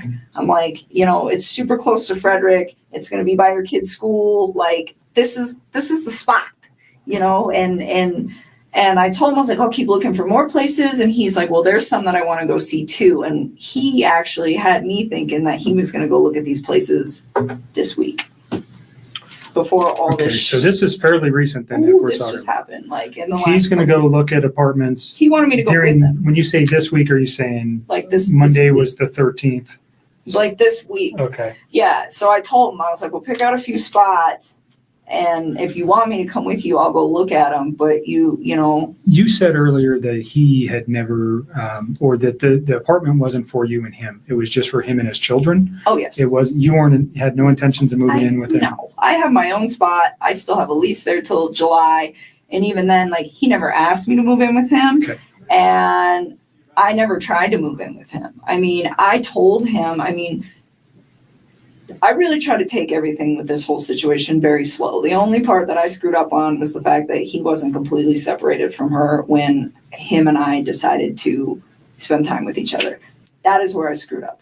But other than that, everything else, it was always like, you know, you build your life, I'm going to build my life. We will intertwine them, but I am not ready to like do this. And he respected that. And I even said that, and I don't know, that might be in the text, but said that too, where it's like, Chris, like, you need space. Like, you're just getting out of a divorce. Like, personally, I think jumping into a new relationship is a little quick. It's like, I was in a relationship earlier this year, and I think this is also a little quick. And I'm like, so why don't we take our time? And I'm like, if you guys end up doing a week on, a week off with your kids, I'm like, the week you have your kids, be with your children. And the week that you don't, I'm like, I don't even want to see you every day. I'm like, I think we should spend like a few days of that together. I'm like, because I like my space, and I think you need your space. I think you need your space to like develop your identity again and like get it back, because I think he's just been like so wrapped up in this whole thing that he's got in his own life and his life that he doesn't remember probably what it's like to like be single or have time where it's like just him. Sure. And so I was just like, you know, like, embrace that. I think it's a beautiful thing. And I really try to like take it smart with all that. And it was the same thing with his kids. I was just like, you know, like, and we talk about things every once in a while where I'd be like, hey, if I ever meet, you know, cause like I have a lot of house plants. It's a good example. So I have a lot of house plants, and I told him, I was like, one day, if I ever meet your kids, I was like, I'm going to show these girls how to like paint pottery and plants. I was like, I think they would love to see something grow that they built. I think it would be really, really cute.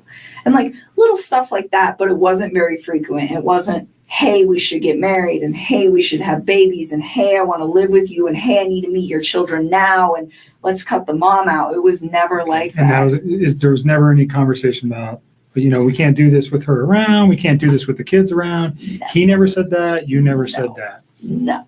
So the way you guys were trying to make this work was just, you know, slowly trying to come together because of his current situation, and you, by your own account, mine. I mean, you're just a independent person. It sounds like pretty much, yeah.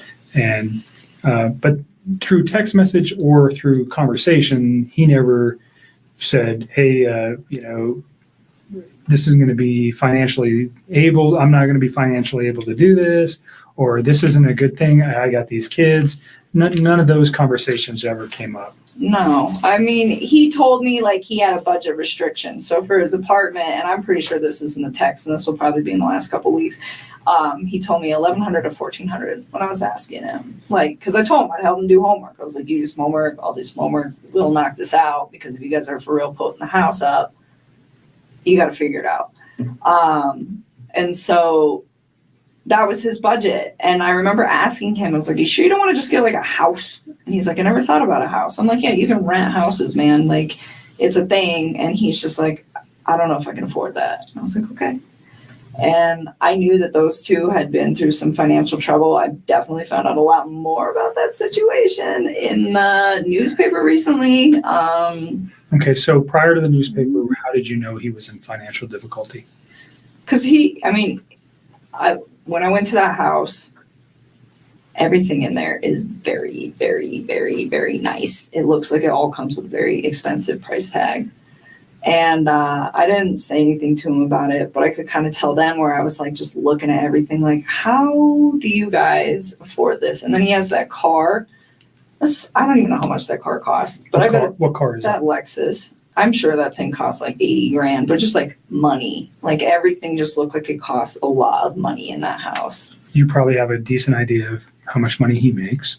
Yeah, and it's not enough money to pay for all that, not even close. Did you have any idea what Shanann did for a living or how much money she might have made? I mean, I had an idea. I would consider her like a sales rep. I don't know how else to describe that. For the company that she worked for. And I don't know exactly how much she made. He said that she was really competitive and she liked to try to keep up with him. He's like, she gets close sometimes. So I don't know how much those two brought in. I mean, off the top of my head, if I could guess, probably somewhere around like 140K a year. I mean, I don't know because I don't know exactly how much he makes and I don't know exactly how much she makes, but based just off of like what I know about the oil field, like, yeah, I would say that's probably an accurate estimate. So even if they're making, let's just use the figure $100,000, they're living above their means or below their means? Oh my God, like way too much. Way. Did he ever discuss with you any of those issues? I mean, a little. I mean, I didn't know about the bankruptcy or any of that till I read on the newspaper about that. But I think he was really frustrated with the situation. He told me, he's like, I feel like my paycheck goes in my bank account and I just watch it go like this. He's like, but it doesn't have to. He's like, she makes it like that. And I was just was he resentful for that? I don't know if he was resentful. I just think he was frustrated by the fact that they could be doing a lot better financially. And she, from the vibe that I got, had really bad spending habits. So she was a spender. The car, hers or his? I think it's hers. Okay. I'm pretty sure that that's hers. Do you know what other car they might have? Well, I mean, his APC pickup truck. And that's it. I think that's owned by Anadarko, right? Yeah. So I don't think they own any other vehicles, as far as I know. I think it's just that thing. And Anadarko doesn't allow him to drive that on his own personal time, right? No. So he's just got one vehicle. Yep. And it's a very expensive Lexus. And then they live in a pretty expensive house. It's a huge house. Yeah. I was very taken back when I saw it. I was just like, whoa. How? And then the fixtures inside caused you to pause. Everything was just like. And then you mentioned today you read something about bankruptcy. Yep. What did you read? That those guys filed bankruptcy for a lot of money. Who are those guys? That couple. Okay. In 2015. Oh, Shanann and Chris. Thanks. Filed bankruptcy in 2015. Okay. And you said for a lot of money. Do you recall the amount? No, because it was different in each of the newspapers, and I don't know which one to believe. Okay. So hundreds of thousands of dollars. So, yeah, I didn't know that. Let's go just back to him and the financial. He tells you he has a concern enough to at least express something to you that he's frustrated with the way she spends, or he's upset with working so hard and never having any money, and she's kind of she's the responsible party for spending most of the money. I pretty much got that vibe. I mean, he just told me, he's like, we're house broke all the time. I was just like, that's unfortunate. And I asked him, I was like, do you have 401k? And he was like, yeah. And I mean, the reason I ask him this is because if I get in a relationship with somebody, I want to know like what kind of baggage that they have. I think that's important if I walk into a situation where I'm like, hey, I have good credit and I have all these things that I've been building. and you don't have your stuff together. Like, what are we going to do with this? And it's important for your long-term. You're smart. thing. So I'm preparing. And so I just asked him, I was like, well, do you have 401k? And he's like, yeah, I do have that. And then I asked him, I was like, I didn't ask him like how much debt they had or anything, but I just said, is your lifestyle sustainable? And he was like, no. Okay. And I was like, how long do you think that's going to take? He's like, I don't know, but it's not sustainable. Where did his girls go to school? I don't know. He never actually told me. Like when I asked him once, it was like when I was trying to find him an apartment, I was like, are you comfortable telling me where your girls go to school? That's in the text too. I was like, so I can figure out what distance from the apartment it is. I was trying to just make his life convenient with like him, his ex, his kids, and all the stuff that he needs to do and work. And he was like, don't worry about it. Their school's pretty centrally located. So anywhere in the area that we were discussing will be fine. And he just left it at that. So he didn't even tell me, which was fine. I respect that. Daycare is obviously very Yeah, expensive. he doesn't need to tell you. 3 and 5 year old. Right? So I understand. did he ever bring did he ever discuss that? Never. Okay. Never. Like I said, the only financial thing he ever said is just like, she just likes to spend money, like a lot of it. So that was just kind of the vibe that I got from that. And that it was a lifestyle that she liked to live, like very like materialistic kind of lifestyle. Wanted to Like it was- project a certain image. Yes, all the time. And he said that was why they got that house too. It's like she wants everybody to think that we live a certain way and that we can like sustain all this stuff. And he's like, and we can't. And I told him, I said, when you're in those situations, why don't you, I'm like, do you like voice your concern about this? And he told me, he's like, when I try to talk to her, he's like, she's really bossy and she usually shuts me out. And he's like, when she does that, he's like, I just let it go. And I'm just like, all right. I mean, I don't try to like interfere with how those two interact. But I did ask about it because I'm just curious, because I would never put myself in a situation where someone was like, you know what, we're going to live in this house that costs like double what we can afford. And that's how it's going to be, because I want everybody to think we're fancy, because I wouldn't do that. I mean, to me, like I wouldn't put up with somebody doing that to me. And I'm not saying that that's what she was doing. I mean, for all I know, he could have been completely lying about this. He could be the one spending all the money. Sure. You know, This is just what he told you. Exactly. So, I mean, that's as far as I can interpret it. So I can't be like, well, oh, she needs to do this and she needs to do that. But he voiced his concern where it's just like financially, I'm in a very bad spot that I don't need to be in, but I'm stuck in. And that was kind of where he was at. So, but I mean, he was never like mean when he talked about her. He was never hostile, like nothing like that. He just, I mean, very calmly, like, this is the situation. And I think the only reason that he even provided me with that information is because I asked. Okay. You said something about her being controlling or Bossy. bossy That's what he said. um, Bossy. in like all aspects of their life, or what, do you know exactly what he meant by that? How that affected him? I think he was just saying when he voices his opinion, it's not heard. Is the gist of that, which I thought, from what it sounded like from their separation, from them trying to separate, that was a big deal for him, where he was saying that the reason that they don't really get along anymore is because he feels like he's not heard. He says that he comes home from work and he tries to talk to her and she'll just be like, 1 minute, I'm on the phone. Or she'll like scroll through social media and she like doesn't acknowledge him. And he said that he'd addressed it with her a few times and they're calm. He said they don't really like fight, like they don't scream and yell. And he said he'd addressed it with her a few times and he said it just fell on deaf ears. He's like, she just seems like she's not interested anymore. And I think it made him sad because, I mean, he was like all about his kids and he seemed like he was trying to be all about her, but it just wasn't reciprocated. And I think at that point he was just like, they just kind of like fell apart. Okay. Just kind of drifted apart. Was that your words or his? What the Fell thing? apart. Those are mine. Okay. Those are mine. He just said that they didn't communicate very well. And it wasn't in a aggressive way communicate. It was just the fact that they didn't like communicate at all. They just They didn't talk. they had children, and they did. Was there ever mention that he was trying to resolve or save his marriage for the children's sake? A lot of people talk Yes. about that. Did he Yes. talk about that? I mean, he told me that he believed that the only reason that those two had still been doing it as long as they've been doing it, he told me that her and him have had communication issues for about 6 years, where she just seems really like detached and uninterested in like trying to like build something with him.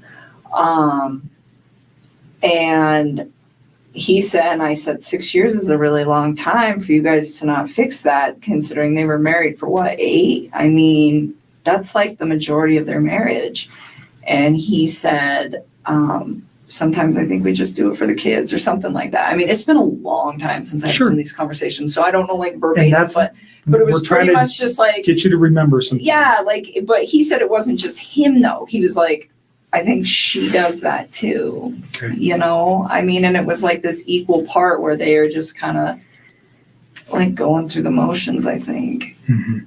And so, like, when he told me that she was cool with like the 50% everything and just like breaking it off and being really civil about it, it kind of made sense to me, because I was like, the way he made this sound, it wasn't, oh, she's this horrible person, or oh, I'm this horrible person. It was, her and I have drifted so far apart that it's kind of a mutual agreement that this is not going to work. So in those 6 years, though, they had 2 children. Yep. And you said earlier you did not know she was pregnant until reading the newspaper. Yep. So that never came up in any conversation. There was no indications that was going on. None. He never hinted to anything like Nothing. that. As far as you knew, he was just leaving her. He had 2 children, and that was the final take on that. Yes. I know why he lied to me. He lied to me because if I'd have known that he had a child on the way, I'd have never wasted my time with him in the first place. Like, none of this would have ever even occurred if he would have just told me the truth. So do you think if he found out that you, if, let's say this week you guys were to go look at some apartments, and this is hypothetical, but you've never found out that his wife was pregnant, would that have changed anything? Like you just said, if I knew his wife was pregnant, I wouldn't be in this picture. So if his wife was not pregnant, and forgive me, but if he takes her out of the picture, you're never going to know that she was pregnant, right? What do you mean takes her out of the picture? Like, If he murdered her, she's out of the picture. You're never going to know if she was pregnant. If he can get away with murder, you're not going to. I got divorced from my wife. You say, do you understand what I'm saying here? If she's gone, but this, Don't lead, hypothetically, please. Yeah. Don't lead on. hypothetically, if she, Okay. We're not in court. Like, he's objection leading. What are you talking about? This is interrogation. That's just, I mean, and the crazy thing is he backs down. The interrogator like backs down. Like, it makes no sense because I just never seen such a wimpy, I don't want to say wimpy, or maybe it is wimpy, like interrogator for this. The mistress would always be like the number one person you have to clear first. Well, all they did was interview her a couple times. I mean, they got her phone after she deleted all the messages, but then they didn't even investigate her. That is like the prime thing. That's the number one person they're going to look at. And they were way too soft on that. Just like they do the husband, or you know what I'm saying? They didn't even make her ask her to take a polygraph. They didn't like try to get surveillance. I mean, then they let her dad be, leading. Oh, okay. And they just like let her know Jim, like leave Jim alone. Didn't even talk to Jim. Jim was there that next day. No, just leave Jim out of this. Okay. So they just, because she said it and he was there that next day from out of town, but they're just gonna, and it's her best friend, but they're just gonna be like, oh, okay, we'll just leave him alone. It doesn't make any sense. You understand where I'm going? If Right, you but didn't know, You're leading into questions that are nothing with your, if you didn't know though, wait, Nick, that she was there, did you hear what I said? I'm following you. I just want her to answer a question that relates to, she said something that's important, that if he didn't have a child on the way, or if she didn't know that, she would have continued the relationship, right? But he killed his kids. At what point does he think that I'm going to be in a relationship? I'm not talking about the children. I'm just talking specifically about her. If you only knew, if the kids were still here and he called you and said, I'm divorced from my wife, and he gets away with this, do you understand what I'm thinking from his aspect? I still wouldn't do it. I still wouldn't do it because I'd be like, where did she go? Okay. Because I'm under the impression that she's a really good mom. Like, he never bashed her momming skills. Like, no, I wouldn't, no. Okay. No. And that's, you see where I'm trying to take that? Yes. So you guys never had a conversation about the child, period. I didn't know Okay. at all. All right. And by your words, if you did know, you would have ended the relationship. Well, because it wouldn't have made sense to me that he's like, I'm getting separated. Oh, by the way, I have a baby on the way. It's like, That's 15 weeks. you are a liar. You're just trying to sleep with me. That's what I would have probably interpreted that as. And I'd have just shut that off at work, and that would have been the end of it. Okay. All right. We can move past that. The week that he comes back from North Carolina, you don't remember, somewhere in the first couple of weeks of August. Yeah, I think it was the second week, but I don't remember off the top of my head. So we'll just use August as a time frame. Is that fair? Because you know he left in July and he comes back in August. How many times do you think you see him? I saw him a few times. I saw him this past Saturday. I saw him the Wednesday before that. And he wanted to see me more. I was the one who wanted my space. I was like, nope, your kids are home. Go hang out with your kids. And even on Wednesday, I cut it short. Like, he came and hang out with me for a few hours, and then I was like, go chill with your kids. Okay. I was always like, Do really you respectful know of this. specifically where you guys went? Did you meet at your house? Did you guys go to any restaurants? Did you go to establishments? Where'd you go? Last Wednesday. We saw some, but not all of them. They were able to get some. They didn't get them all. So, because we got the ones from his phone. That's right. Is that what it was? Well, because she had an Apple phone and they weren't able to get she deleted them, and somehow they weren't. And I just think they didn't go that extra mile to get them, because I do think they still could have, because look at all these other cases. They're able to, but it might have just taken a little bit extra work. But I think they just wanted to, I don't know, had it and like, okay, she's clear. Like, I have no idea why. But Apple's a little bit harder to get stuff from with like legal stuff. It's not as easy to get as like an Android. So because she deleted it, I don't know. I guess they didn't get a warrant for, I don't know. They didn't. And I think they could have. They said they couldn't, but I think they just didn't go that extra step. I really do think they could have. If they were wanting to investigate her, I think they have the capabilities. They just didn't go the extra step. So the program they had, I think they used the Celebrate, right? They weren't able to get them off of that, but I do still think that they could have did a warrant to Apple and somehow got them. I do. And they didn't go that extra step. Do you guys think so too? Because they weren't, they just dropped it after that. They tried to Celebrate, weren't able to get it, got what they got, and like was okay with all the deleted ones. So yeah, thank you. They could have, but I agree too, Justice. I totally agree.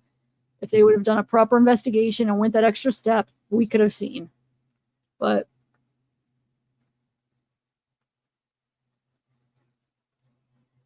Wednesday, he came to my house, and this past Saturday, we went to, what's the name of that bar that we used to go to? It's not the same, the Lazy Dog, but it's the one off of 144th and I-25. I think it's 144th. up there. And it's the lazy dog. Yes.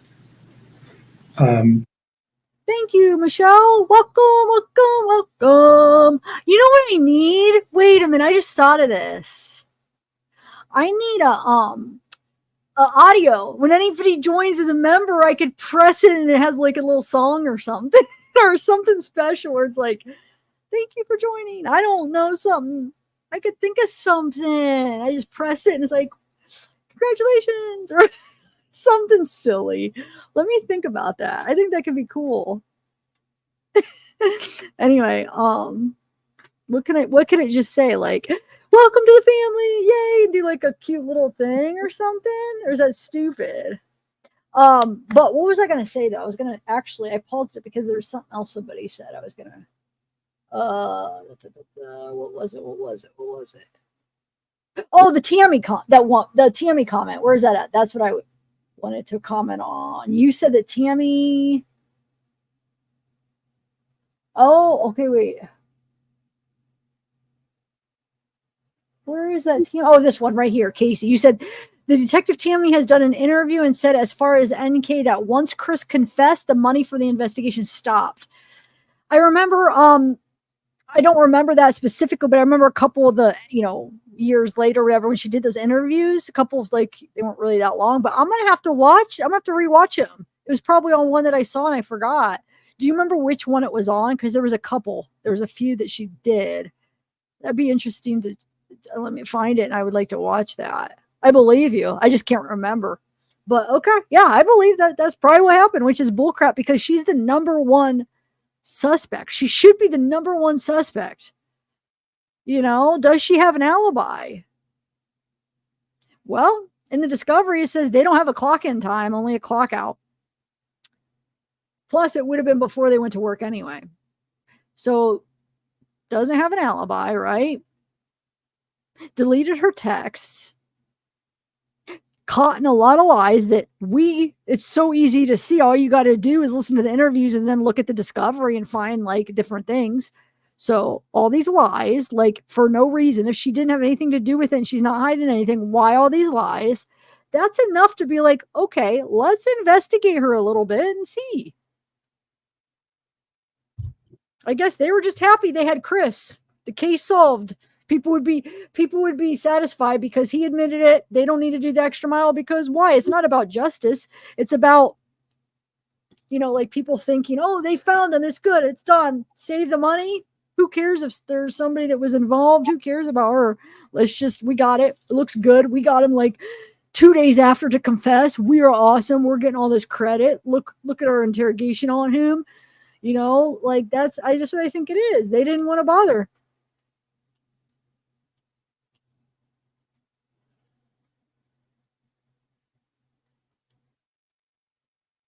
Yeah.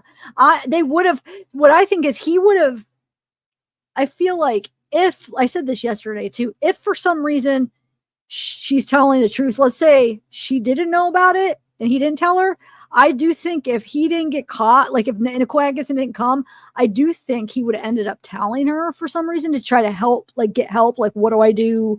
I need because Shanann's buried. He probably wouldn't have been happy and like okay with Shanann being out there because he just didn't have enough time. So I do think there's a good chance he would have told her regardless, but he didn't have enough time. But I think he might have already told her anyway.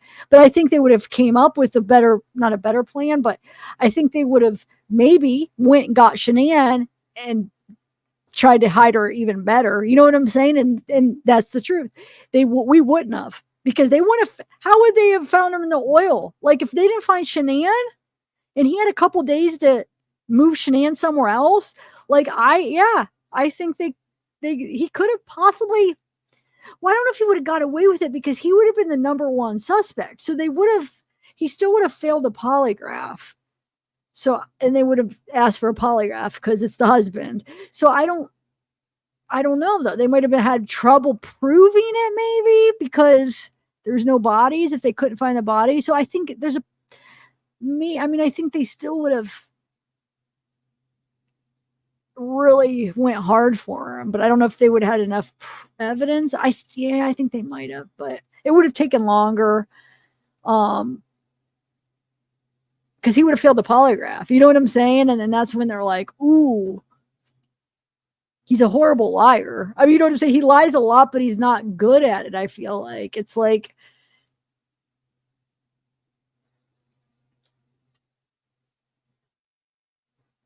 all right, so let's play.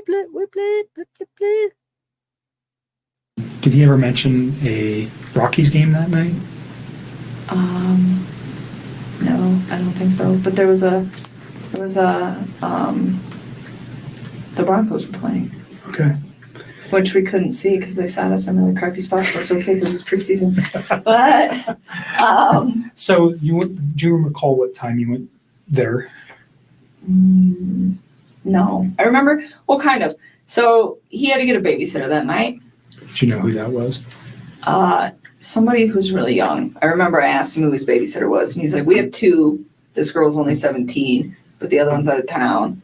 So this girl's going to stay, and she doesn't do overnights. So I got to be back by 10. And I remember her saying that and him saying that. And I don't know what time he got to my house. It was between, I want to say like 5:30. It might have been 5, but I don't think so. Because I think the babysitter, if I remember correctly, showed up at like 4:30 or something. And he was like, I want to spend time getting my kids acclimated to her.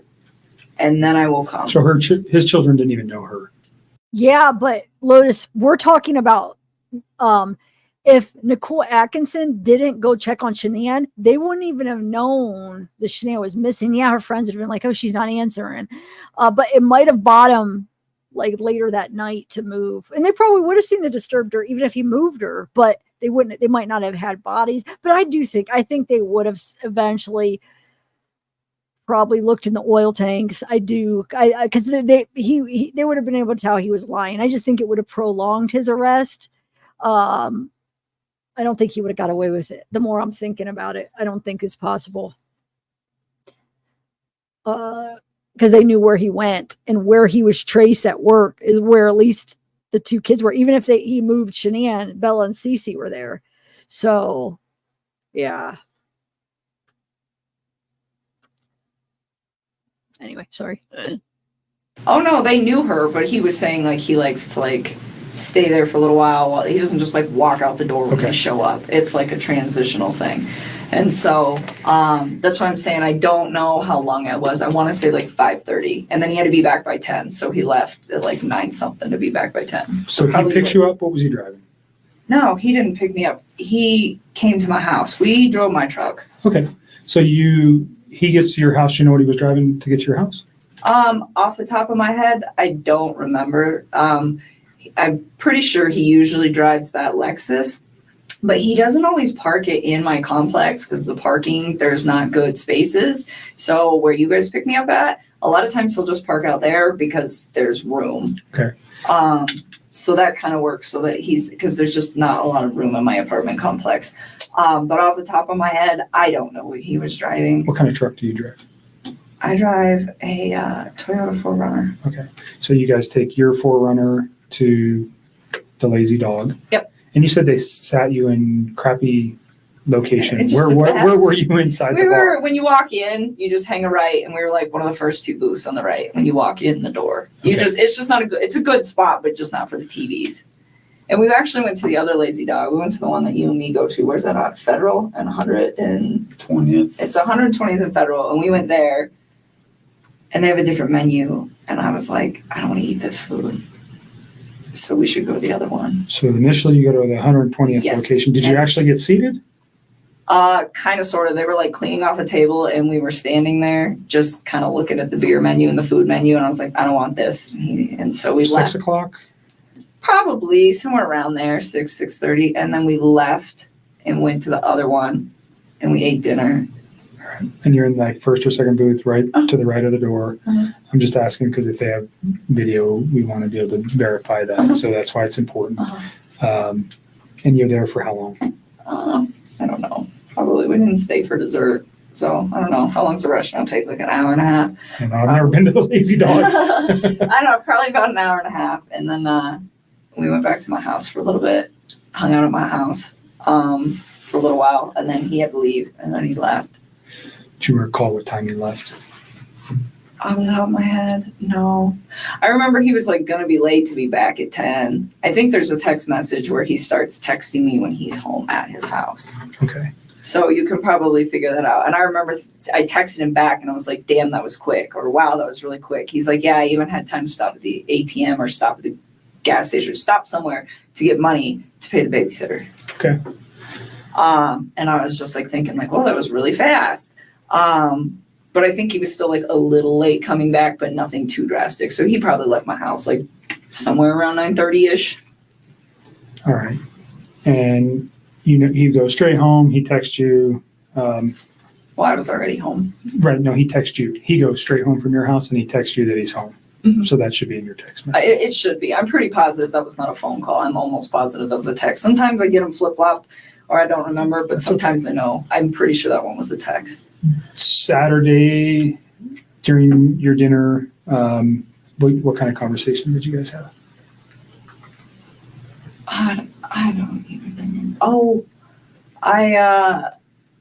so he's been trying to like eat a little healthier than he normally does. And he's always like been in the working out since I knew him. And he like tries to eat clean, but he was trying to like step it up a little bit. And nothing like the people who do like the competitions and the shows that are all super restrictive. And there's nothing like that. It's just like day-to-day general maintenance, but it's how I eat and it's pretty healthy. And he's been losing a lot of weight. He lost, I want to say like 13 pounds in the time that we were hanging out. And honestly, when you start eating a little bit cleaner and you start working out a little bit harder, the first couple months, especially for a man, because they lose weight faster, it's not something that's like that drastic to me, but it did stand out that it was like a little much. And so I was like, whoa, like maybe you're not eating enough macronutrients. So let me look at them. So he had been working on his MyFitnessPal app and like programming like all the stuff he eats. And I just started going through them and I was like trying to figure out like where his ratios were. And we actually spent a lot of time doing that because he'd asked me to do it for him. Because I just was at the point where I was like, if his weight loss slows down in a few weeks, he'll be fine. And if it doesn't, then his macros are a little off. It's not like that big of a deal. Like in the workout community, this is like a very normal thing. But Did you have any other outside concerns like potential drug use, alcohol use, any of that stuff that led you to go, oh, he's lost an extreme amount of weight in such a short period of time? No, and I wouldn't call it extreme. It was just like, it was a lot. But I mean, when I first started working out, I dropped like 12 pounds in 2 weeks when I first started like hitting it hard with the diet. So the fact that he lost like that much weight, it wasn't, like I said, it was not a surprising amount. I just didn't want it to be like a sustained amount. But no, I didn't think anything weird of it just because of like how interknitted I am with the like workout community. And I know like this is possible, but it just, the thing that concerned me about it, I guess, and it wasn't even concern, but the thing that like kind of red lighted me like, hey, this might be carrying on is the fact that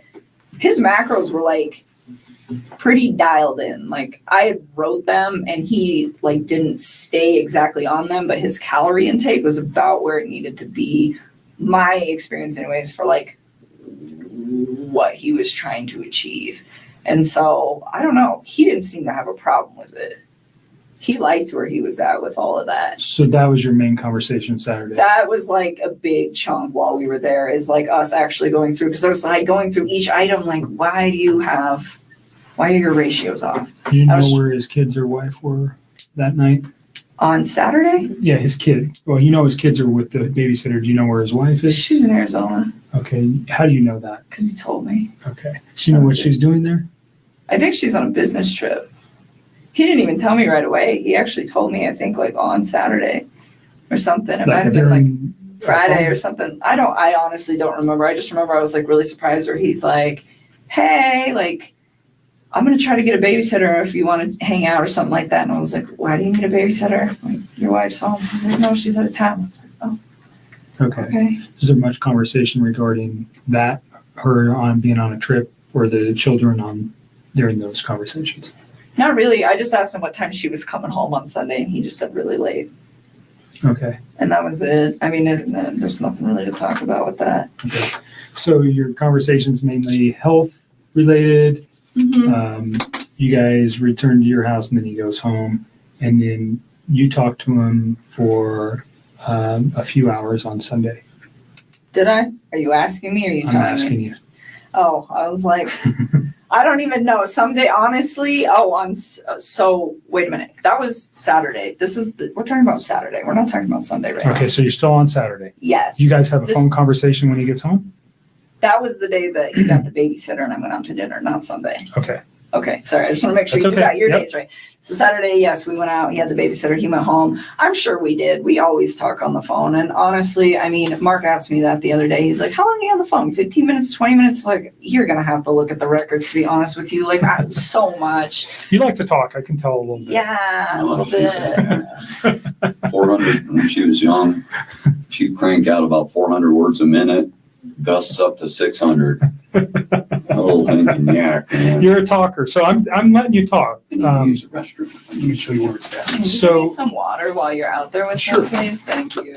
Another bottle. Let's Yeah, at least one. move to Sunday. Sunday. Well, let me reverse something. Your conversation with the children or about the children, was there ever talk about medical concerns with either of the children? Well, I know Cece is allergic to not peanuts, like pine nuts. Pine nuts. So she has a nut allergy. Yes. Did they take meds? Yeah, I know that she had like an EpiPen, but as far as I know, she didn't have any meds, but I never asked. Like, I was just told, like, she has a pretty severe allergy. And Enough to carry an EpiPen, that's pretty severe. yeah, while we're on this, so when he was in North Carolina, this is all like hearsay now because it's like, this is not a conversation. Like, he's telling me this stuff, but who knows exactly what happened. But he went out there to go see his family and her family. And while he was in town, before he went out to North Carolina, I guess his mother had accidentally, like, not exposed her to something with nuts, but had, like, given a product, I think it was like ice cream, to a different kid that could have traces of nuts or something. I don't know. But it was like, his daughter was fine, but she was like in the range of contamination. And I think his wife was very upset about that. And when he got to North Carolina, he told me that he was supposed to spend like half time with them, half the time with her family. And that was supposed to be what it was. I don't know.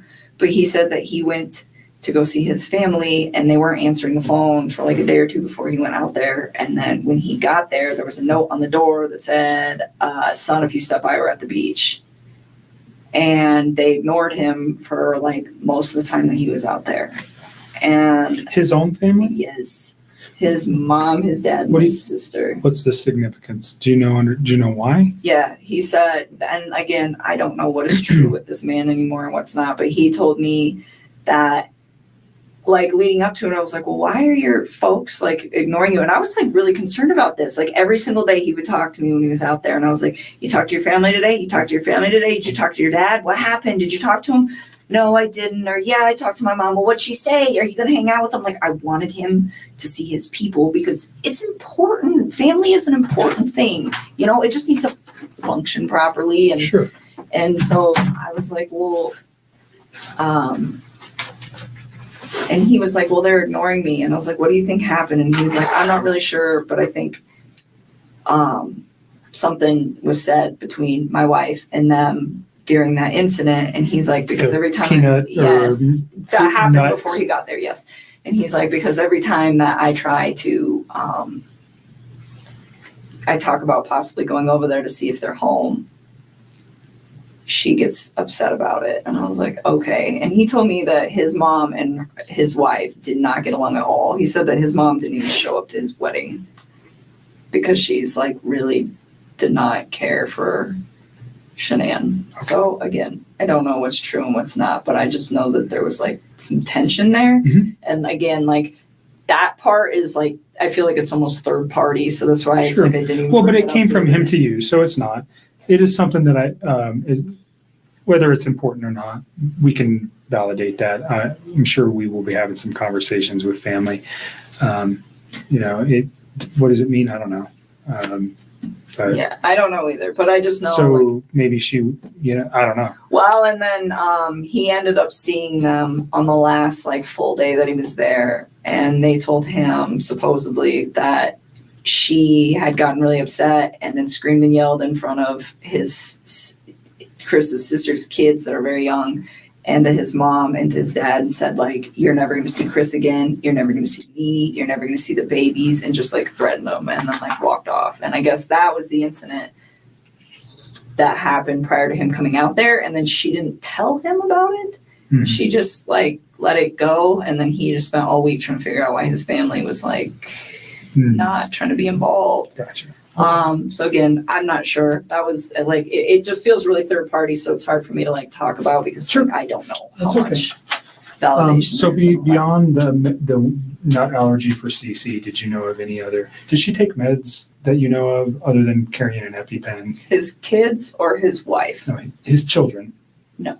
And now, well, if you know anything about his wife's medical conditions, if she had any. No, I've like read in the newspaper they keep saying, "Oh, she had medical conditions," and I'm like, is that a misprint? Are they talking about CC, or is that just something else I don't know? So you don't know anything about Shanae having any kind of medical problems? No. Okay. Covered Saturday. So there's a phone call Saturday night, actually, from, it can't be Saturday, it had to be Sunday. I wrote that down quickly. Sunday night. Is there anything else you think, let me just back up from the Saturday where you guys had a meal at the Lazy Dog to prior for the 6 weeks that you guys were serious. And although your dad's here and I think you're probably pretty comfortable, your relationship with Chris was, can you describe your relationship? I mean, when he was with me, I considered it to be fairly healthy. It was open communication, and it was what I thought was honest, and it was very calm. It was respectful. We got along really well. He gave me my space when I needed it. I gave him his, and anytime like he wanted to take care of it, like anytime that his kids could be in like his life for hours or days or whatever, whenever they were home, I made sure that I wasn't a presence in his life so that he could be the best dad that he needed to be. And I mean, I thought what we had, it was very comfortable for me. I enjoyed it. I think he did very much as well. You guys, 6, 8 weeks, 2 months, whatever it was, you guys had an intimate relationship during that time. Yes. Okay. So you're pretty serious. Did he ever tell you that he loved you? Yes, he did. Did you ever tell him the same? A couple times. Okay. Notwithstanding that today, because those thoughts may have changed for you, but on, let's go Sunday into Monday or Monday, did you still love him on those days? I think it was something where it was like I said it a few times and I meant it, but he definitely felt the urge to say it to me a lot more than I did to him because it was just all very new to me. And I was like, take your time with this. Like, you don't need to like rush that, you know? Like, I remember when he was in North Carolina and he was like trying to patch things up with his wife and he told me he loved me. And I was like, don't say that to me. Like, please go try to fit. And I mean, and that might even be in the text too, where it's like, don't say those words to me and then go try to make peace with your wife and lay in bed with another woman. Like, just don't do that. And I was like, it's not that I don't appreciate what you're saying to me. It's like, it just didn't sit right for me, you know? So I just feel like. Almost like an insecurity where he had to say that to you? Or? I don't know. I think he like, looking back at all this now, I don't think he was trying to fix things with her. So saying I love you to me seemed like probably something that he genuinely meant. Like, I love this woman, and regardless of where he was going to end up that night. But to me, in the way that I was perceiving things, he had told me that he was trying to fix things with her. So it's just like, this is an inappropriate time. And I wasn't mad at him. And I'm pretty sure that's in the text too, where it was very like calm, but it's just like, it's almost disrespectful where it's like, please don't. I'm like, you know, if we get to that point where it is you and me, like, yes, you can say that, but not then. Like, that's. So you thought he was very genuine when he said that? I did. I mean, and he wrote it. It's in all those cards I gave you, not in all of them. but like the later ones. And Thank you. when you said it to him, you said you meant it when you said it. Yes, I just didn't say it as frequently as he said it. Like sometimes he would say it and I was just like, for me, it was still like very, very new. So I kind of like took my time and only said it when I was just like, this is a really important moment. So you got, I mean, in the short period of time that you guys were together, he Yes. became very attached to you. Yes. Very, I very mean, he's attached. sending cards. Flowers. He's telling you he loves you. He sends you flowers. Does he buy you any other gifts? Nope. I wouldn't have wanted them anyways. It's flowers is enough. You can't. I don't need expensive stuff. Okay. But he becomes very attached. Yes. You guys are talking multiple times a day, at least. You're All the time. you're seeing each other on a regular basis. Yep.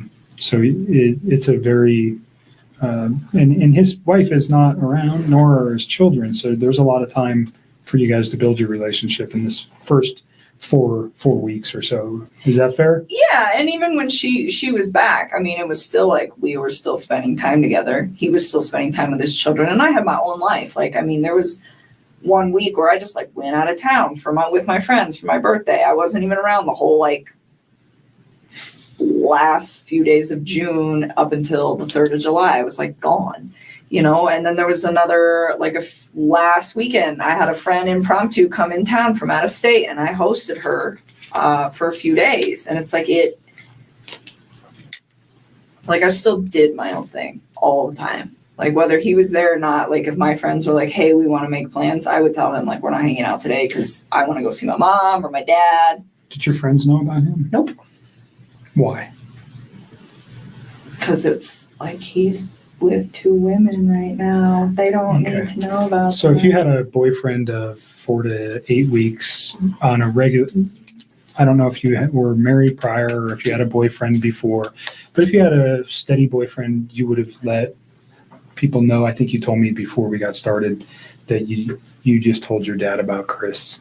No, I wouldn't have recently. told them. I wouldn't have told Okay. people. It's too early. I mean, people. So you don't tell your friends, hey, I got No, a because boyfriend. people come and go. I mean, Okay. dating scene these days is like, it sucks. I mean, so no, I wouldn't. I mean, it would have to be something, even with Sean. I think I was with Sean for probably like 6 or 7 months before I brought him home to my family. I mean, I really, and same with, that was the guy I was in a previous relationship with, but I But mean, this one, you were a little bit more, you said he's with 2 women. Was that one of your considerations for not telling anybody about him? yes. Well, I mean, it was like, okay, like this, to me, it wasn't going to be an extended thing. Like if it got to the point where we were like dating for like 3 or 4 months and he's still talking about, oh, I'm going to move out, I'm going to sell the house. I think at that point, I probably would have just been like, I don't think you're really like doing these things you say you're going to do. And I probably would have just like left, because at that point, it's not fair. It wasn't fair to me in the first place. It wasn't fair to her in the first place. It wasn't fair to any of us in the first place. You know, it wasn't fair to his family for him to have an affair. It wasn't fair to me to have him lie to me and make me think that everything is going to plan. And still to this day, I don't even know what's a lie and what's not. I don't even know if they were like filing for divorce. I don't know if they were putting the house up. I don't even know anymore what is real and what is not. But what I do know is it's just like, you know, that wasn't fair to me either, because if I'd have known not even all the truth, but like obviously some of it, I wouldn't have even engaged in any of this in the first place. And it just, I mean, and that's the part for me, just like on my personal level, outside of everything that is happening, that is gonna affect me long term. It's like, you know, I'm gonna wake up every day and know that like this mom and her unborn child and these 2 little girls are not around anymore. And it breaks my heart. It is, oh my God.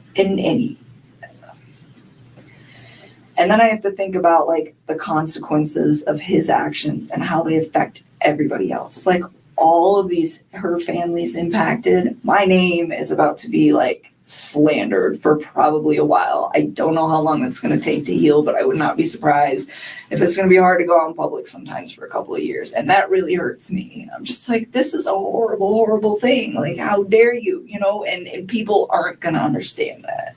You know, they're going to say, oh, you know, you're the woman that had an affair with this man who took out his whole family. And I take a step back and it's just like, I didn't know. Like,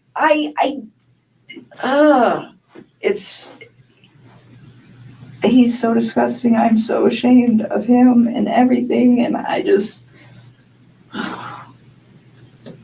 all those little girls, they're so little. They're so little. We talked a little bit earlier about getting some help for these things, and we can provide that at really no cost through the state. One more we just want to make sure there's resolution. Absolutely. That's why we come to you guys to pound it down Hey, until there's I'm nothing left. sorry that you're talking again today. I really am. I don't want to put you through any more trauma than you've already been through. There is reasons for everything that we're doing today and what occurred. And I'm sorry. I genuinely am sorry. These are not things that we like to do twice. It's the same thing with other types of victims from other crimes. We want to do it once and we want to be done. Unfortunately, we didn't know yesterday what we know today. And that's why we're here, because we need this video. And I am sorry, because I know it's hard to talk about it. But it's so sad, and she's pregnant. And you know what? On our end, we God, didn't. They're so cute. They're so little. Like, wow. Why? How? I don't even understand how you could like bring yourself to do that to somebody who's like that big.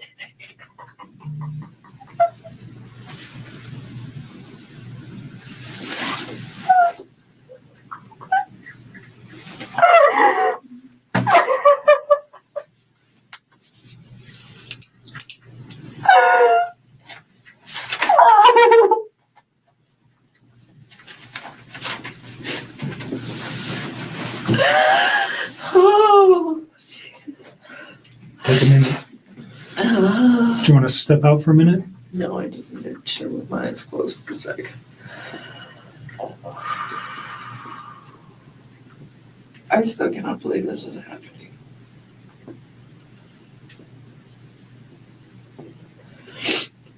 All right, let's keep going, because we're just getting to like the meat of this whole situation. Let's get to the phone call on Saturday from 9 to 11. What did you guys?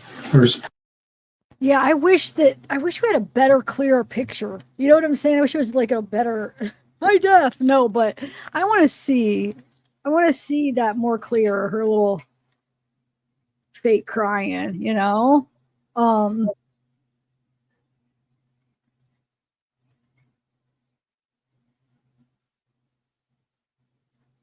Pardon me, on Sunday from 9 to 11. Yeah, we talked a few times. So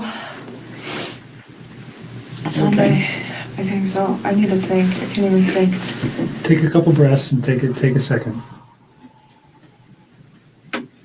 Sunday night. I don't even know.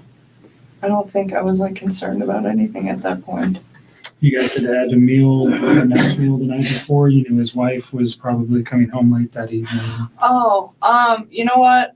I still don't remember what we talked about. I like, honestly, like we talked about so much random stuff. Like it's so hard to pinpoint some of these things. I don't remember what we talked about. I do remember that was a long phone conversation that we probably talked about all sorts of stuff. One thing I do remember though, that I didn't remember earlier when I was talking to Mark. So this is like where I'm starting to remember like little bits and pieces. I don't remember. Yeah, I know. So the phone conversation, I don't remember what was in the phone conversation. Probably nothing of relevance, to be honest with you. But usually he talks to me when he's like down in the basement in his bed before he goes to bed and before I go to bed. And I could hear the TV on, which I thought was kind of weird. I didn't ask him. I just heard it in the background. And I remember thinking, and it was like right before we got off the phone, I was like, why the hell is he up? And there's like no TV downstairs. So I was like, well, maybe, I don't know. No TV in the basement where he usually calls you from. Yeah, and I don't know how many TVs they have. Like, I've never been in their bedroom. Like, I went upstairs once and it was like to their little playroom and I just like looked at it and I was like, that's super cute that your girls have books. And that was like it. And other than that, I have never been in any of those rooms in that upstairs. Like, to me, it was just like, you don't know. like ever.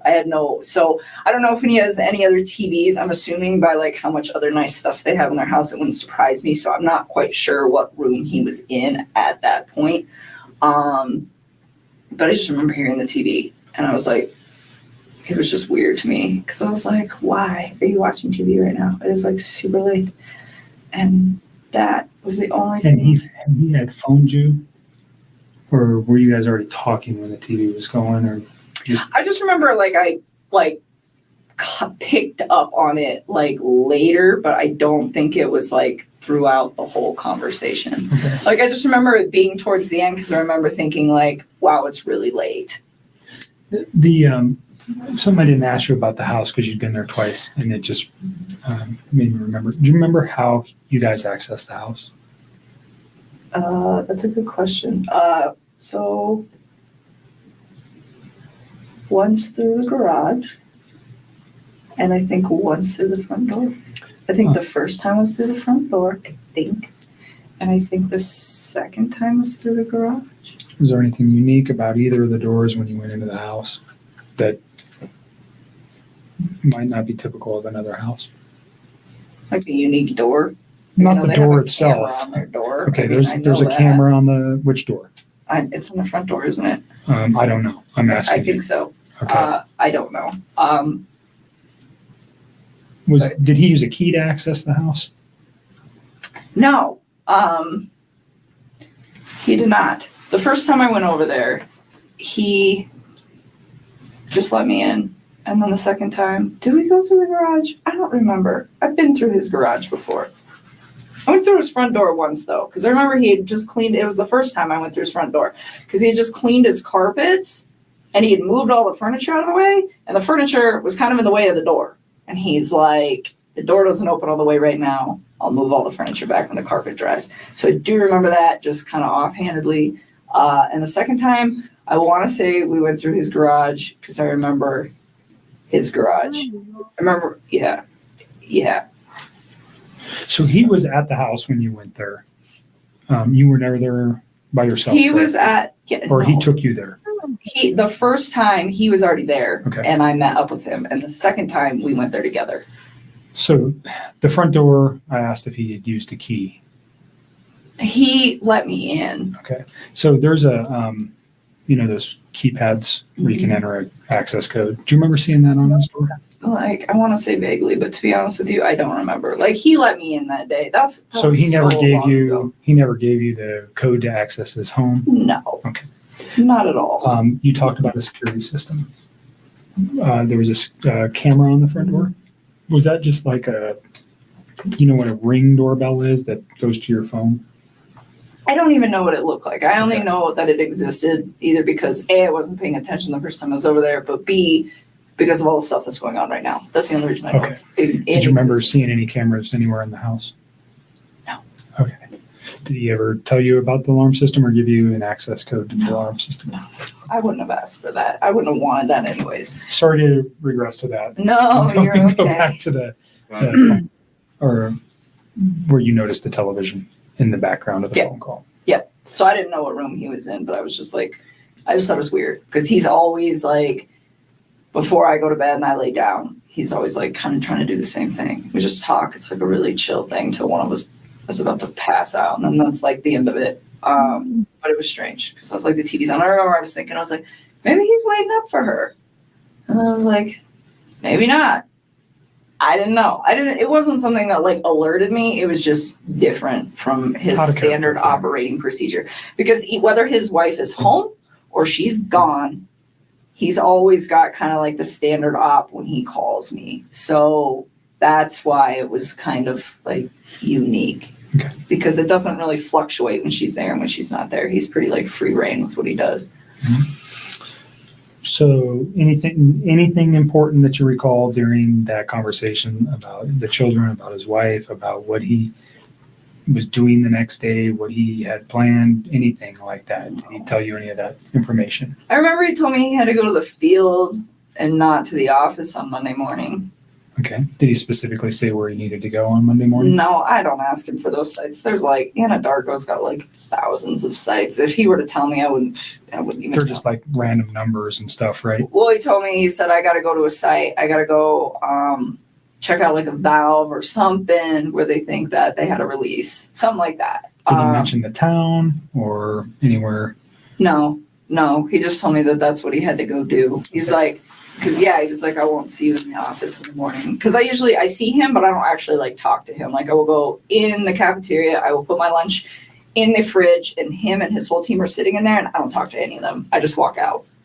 But anyways, yeah, he's like, so I won't see you. I'm going to the field, which is not an uncommon thing for the ops guys to like just go straight to the field. Like it happens. Like typically they go to the office, I would say like 3 or 4 days a week, but there are days where him and his other team members are not there. Or like I'll get in there and some days the cafeteria is packed and they're all there. Okay. And other days I get in there and there's only like 3 or 4 of them. So it didn't cause you any concern that he's No. like, I'm going to the field on Monday, I won't see you. That wasn't, No. that's happened before. Yeah, I mean, Okay. It wasn't something, and it's not just him, it's like that whole team. Like you can just tell when they've got like a lot going on because I'll walk in and there'll be like 2 of them as opposed to like 6 or 7. Do you know what he did Sunday during the day? I don't even know what I did on Sunday during the day. I am so tired. Let me just think about this. Daniel came over Friday. I hung out with him Saturday. And then Sunday, When did Jim come in? Monday. Huh. Jim got here Monday. What did I do on Sunday? I am like drawing a blank. I'm really tired. I don't know. Can I get back to you on that? Did you guys have any conversations on Saturday night during your meal, what he might be doing on Sunday? I'm sure we did. I don't know why I'm drawing a blank because I haven't slept. If I say that he may have done something with his children, would that refresh Oh, yes. your memory? He went to a birthday party. Okay. Did you know whose house he was going to? Nope. But I know that they had a water balloon fight. Okay. He had one or his children? His children did. Okay. He said he used to get really into it. He said he got like really interactive with his kids. He's like, some of the adults don't really spend a lot of time playing with the kids, but I We went always to the do. museum on what day, Saturday or Sunday? Sunday. Okay. That's right. So that's what I was like, was I hanging out with you? God. Very So memorable event, huh? me and him and my stepmother and my sister went to the museum, and What that's museum? right, the Denver Museum of Nature and Science. And they went to brunch prior to that, and I skipped brunch, and I went to the gym. You shouldn't have. It was good. I had to do core day. That was the last time I worked out, actually. That's So what we did- did Sunday. Okay. Yeah, so core day, and then we went to the museum, and then When did he tell you about the water balloon fight on Sunday evening during your conversation on the phone? I think so. Okay. So think you so. don't know whose house he went to on Sunday, No. but you knew it was for a child's birthday? Yeah, and he had told me about that in advance, really. So I don't know if it was Saturday that he had told me that he was going to go that birthday, or like Friday. I just remember he was like, "I got to go to this birthday party Okay. with my kids." Any other conversation that makes sense? I mean, honestly, at this point, I'm really tired, so I know there are certain things that I need to tell you guys that we'll get to as these days progress. Yep. But in all honesty, if it doesn't stand out to me now, Today? it probably That's fine. wasn't relevant. What about that 9 o'clock thing you were telling me on Monday? Oh, he told me? Oh, yeah. Well, we'll get there. We're still on Sunday. So we're on night. Sunday. 9 o'clock. She never gets there. I want to know. Like, I was waiting. What is the 9 o'clock thing that Dad brings up Monday, which would be important because Sunday night is when the murder happened.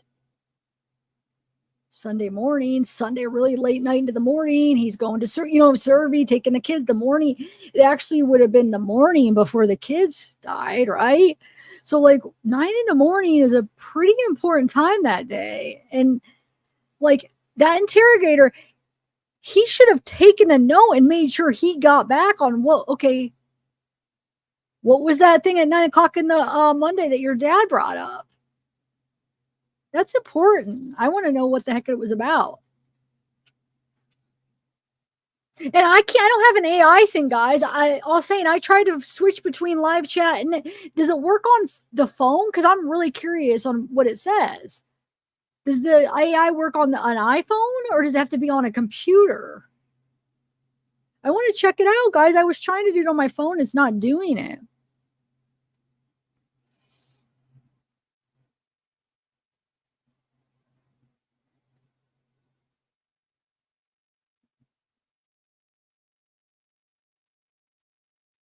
Anybody? Is you guys on your computer or your phone? I can't. It's not working for me then. But I'm not. I don't know all the tricks on how to like. I just learned how to switch between live chat and all chat on my phone during a live. And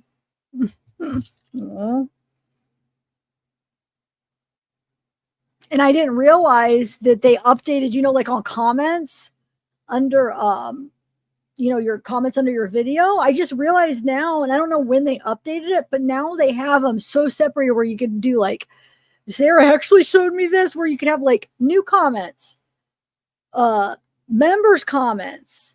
There's a bunch of different options. They're really YouTube's updating stuff. I like it, but I'm really late to figure it all out because I just don't look. I mean, I'm in comments responding, but I don't think to look. But I'm usually under my YouTube Studio app, so I just kind of go in order of comments. So it doesn't have it. That's probably why I missed that update. But it's pretty cool. But I don't see the AI. I am so confused about that.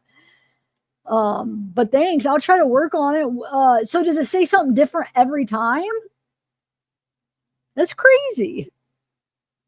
All right, let me press play. We're gonna get to this is gonna be a long. We're gonna get there to Monday. We're getting there.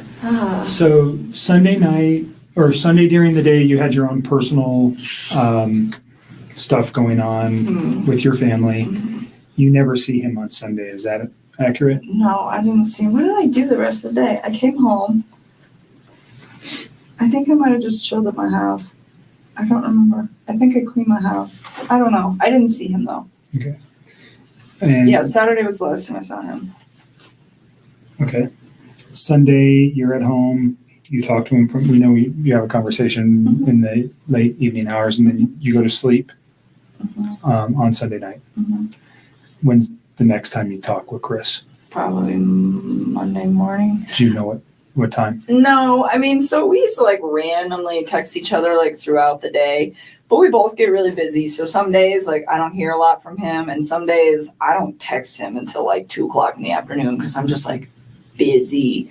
And I remember I didn't hear a lot from him that day, which was like, that's not out of the normal for either one of us during the day. But at one point I do remember he like texted me and he's like, oh, it's been a really busy day. And then like said some other stuff, which I'm sure you will find in my text. What he said, I don't know. It wasn't obviously anything that was like alerting to me. But that's what I'm saying. Like at this point, like I remember really key things, but if it's like a conversation that I'm like, I don't remember exactly what was discussed, it's because it was probably just bullshit. Like just talking to each other. Yeah. Small talk stuff. Yeah. But I remember he was busy that day and we didn't talk that much. And then I clocked out at 3 is what my time card says. That's what I was showing Mark the other day. And I got home to go meet my buddy. One of my good friends was coming over my house, and he actually has a key to my house. So he was actually there when I got there. And who's that? My friend Jim. And so Jim came over and I got home. He was there. He had like just walked in the door. And I remember like briefly after he got there, I checked my texts. I mean, briefly after I met up with Jim, I like glanced at my texts and Chris said something about like my family's not home or like my wife and kids aren't home, like something to that effect. And I told Mark, because he asked me for a time and I don't have an exact time, but I remember it was like right after I walked. That was a text message though. Yeah, it's in a text. And it's like, it was like briefly after I walked in the door. So based off how long it takes me to get home from work and when I clocked out, it's probably about 3:45 p.m. Texts me and tells me that. And like, he knows when I get off of work too. So he doesn't always bug me if I'm busy. So I don't know what's up with that. But that's when he sends that to me. And So you're saying that he would have known that you would have had your phone available to you and not been at work when he sent you that text message? yes, that's what I'm trying to say. So looking back at it, you think it was purposefully sent at that time?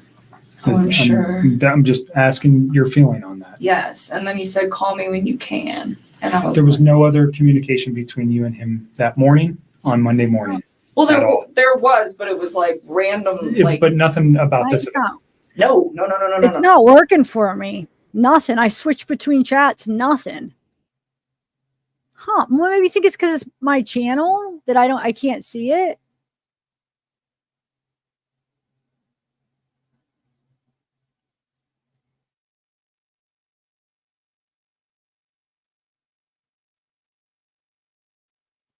I don't know.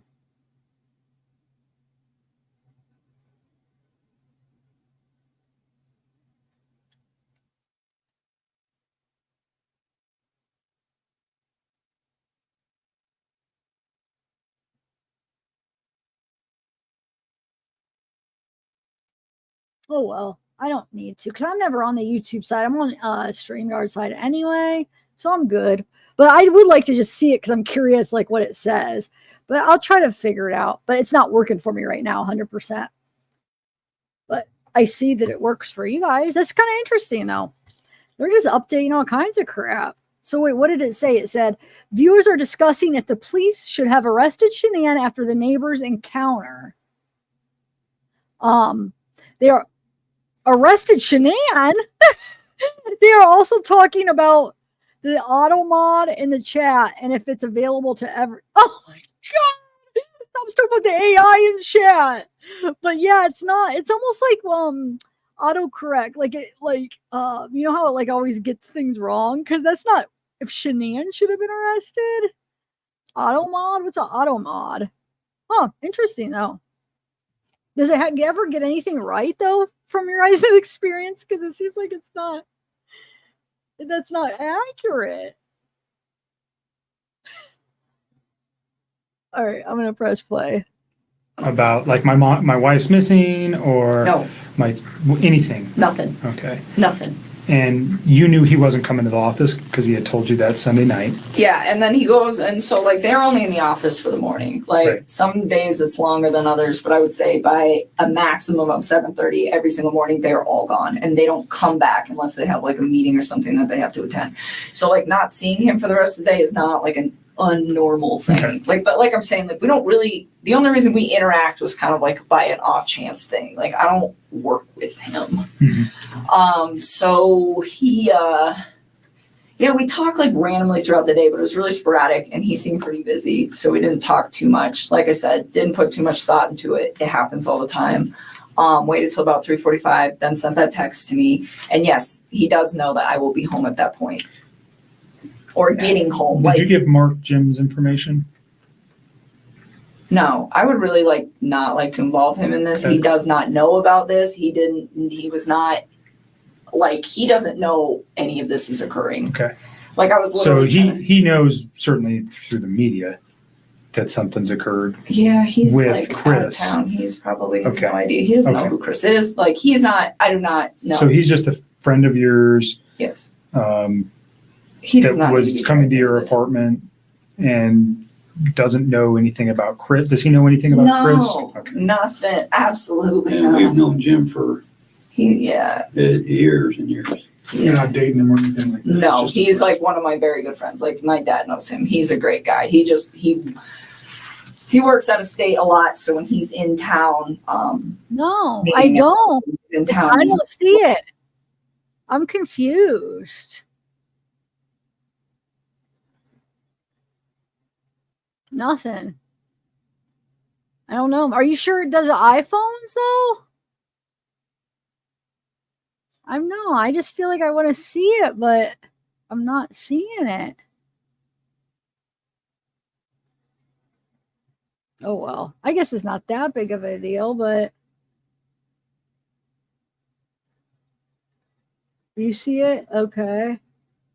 No, I'm saying because I'm on iPhone, so maybe It's only for Android. Well, no, because who else you, Ashley, you said you had an iPhone, so I don't know. I guess maybe 15. Okay.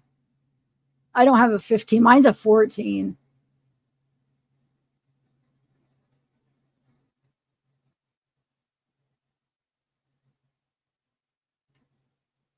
Yeah, see, look, Tennessee doesn't see it either. Oh, well, it's not that big of a deal. Work to save time. So I give him the key to my house, one, because I trust him and he's one of my best friends, and two, because sometimes he will just meet me there because I'll be like, hey, I'm getting off of work. And then if I get stuck in traffic or something, he ends up like sitting outside of my apartment waiting for me to get off of work. So I'm like, here's the key. And like my dog loves him and stuff. So no, he's not. So he's just involved family with it. friends. Yes, I don't even The only know reason I if he asked, dragged anyways. and I'm not really concerned about your location. I think we already have your cell phone records. At some point, did Mark ask you to supply? Did they ask for consent to get cell phone records? That'll probably be done by warrant. If we Isn't that wanted, what you just did? no, what I'm talking about is your movement Oh, by GPS or by cell phone tower to show where you were. Obviously, and I don't want to cause you concern. We want to know where you were that day too. You're dating a man who did some egregious stuff, and we want to show that you were never near him that day. Period. I mean, you guys So- can track my. No, yeah, I mean that That's actually an interesting point now. Because wait a minute, if she only met him, well, I guess she said she did meet him before at work. She just didn't start talking to him till June. Because when did he really lose like the most weight? I guess he probably did lose some from June to August. So maybe is that what she's talking about? But that is interesting because I feel like he lost a lot. Probably, I have to go back and look. Like when was it that he started losing weight? I didn't even think about that though. Because she did say like she was noticing, yeah. was something we will have to get a warrant for anyways. I'm just saying if we asked for it, would you have any objections to that? No, you can have Right. it. So And I'm a pretty boring person. I it don't sounds go like to you many just went to places. work that day and then you came home and you were there at 3:45. Yeah, like On give or Monday. take like 5 Yeah, minutes. whatever. But yeah, so 3:45. I meet Jim there. Yeah, I was And totally so right. Jim understand from an investigative point, he could be a person who could say, yeah, I was there at 3:45. He doesn't know Chris. He doesn't know anything. He could say with one phone call, yeah, she came in at 3:45, done. Totally. Do you know what I'm saying? Yeah. And I don't have to ask anything more than, hi, Chris, my name's Kevin. Or Jim. And I'm not saying you have to give it to you. Just leave Jim But alone. if Jim does at not need to some be wrapped point- up in this. If at some point I needed Jim's info to, let's say we couldn't find your phone records, would you You tell me can who have Jim them. was? I will give them to you. Would you tell me who Jim was if I If couldn't you get him? had to. Okay. I don't really want to Great. involve him in this. So it's not Perfect. fair to him. Oh. That's not, no, if I do not have to do. That's the way it works. So that's the way it works. Law enforcement, sure, okay, sure, that's the way it works. It makes it look more suspicious. You should make the cops more want to go after him and see why doesn't she want him involved. But instead, they're like, okay, they don't. Like there is something where I gotta find it in discovery before I speak. There's something where it says dang it, man, it's gonna dude, to refresh on the whole discovery though, it would take me forever. So I'm going to slowly do it as we watch stuff. But I do want to go through the text. So do you want to wait till this is over another hour? Or do you want to go through some of the searches now for a minute and then go back? What do you think?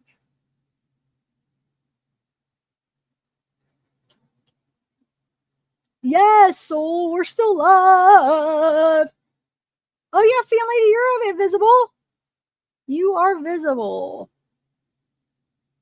You'd have been thrown against the wall? Wait. Oh, yeah, I would have thrown up against the wall. Yeah, I know, right?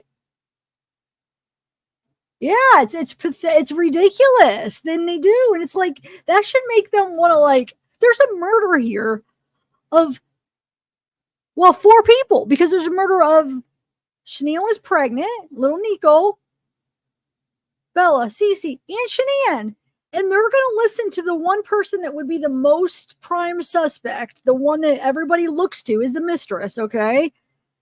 And then Jim goes to town that day, next day, but you're going to, say leave him alone, and they're going to be like, okay, we'll respect that. Like, that does not make any sense to me. I don't care if Chris confessed.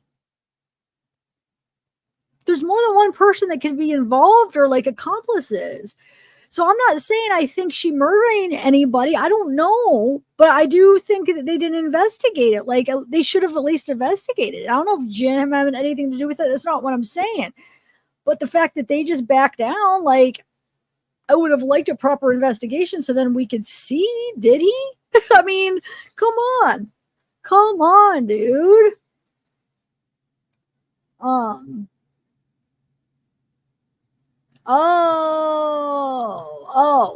Okay. Yeah, she is very in control. It's ridiculous. Yeah, right. But I get, hey, she didn't need one the way she controlled the chat or the or the interrogation. She need one? No, you know, it's crazy. No, I was asking. I thought you said you guys were laughing. You were like, she's like, because I was reading that I just about Shinian. How do I word this? Shinian. Hold on. Shanian getting arrested. I thought you guys were talking about it as a joke to make AI after I read your comment. I didn't understand. So wait, AI just picked up on that, but why?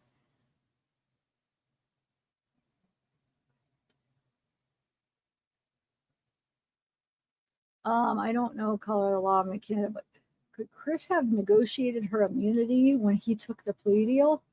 Ooh, I don't think so, because she didn't really give them any information they needed. They act like she like had this huge like, oh, she helped us, but really, what did she help them with? She didn't help them solve anything. She deleted the text.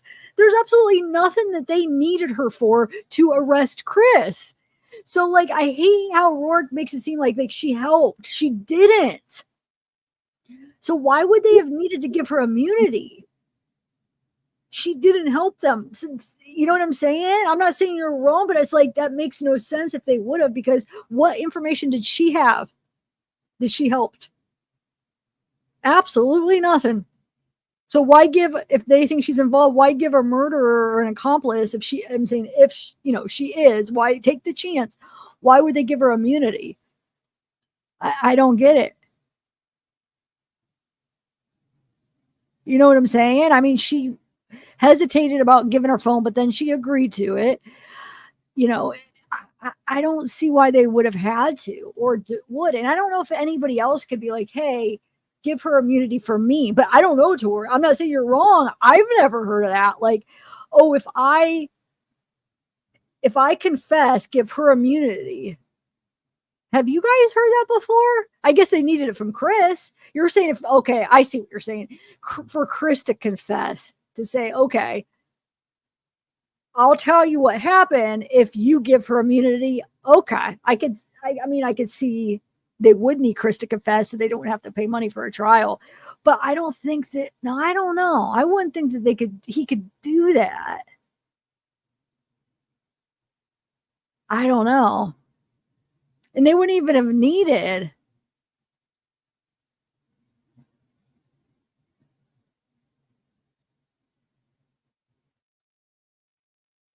You know?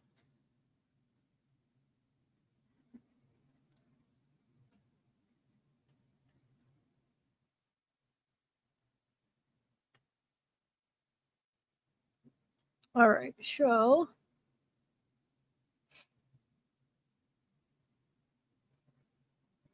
Do that. That's fine.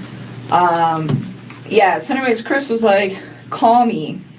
And this is the 345 text. Yeah, he sent me like a few. I think there was 3 of them, and I don't remember what the other one said, but something about like, yeah, my family's gone, or I don't remember verbatim, but call me when you can, or call me when you have a chance, something to that effect.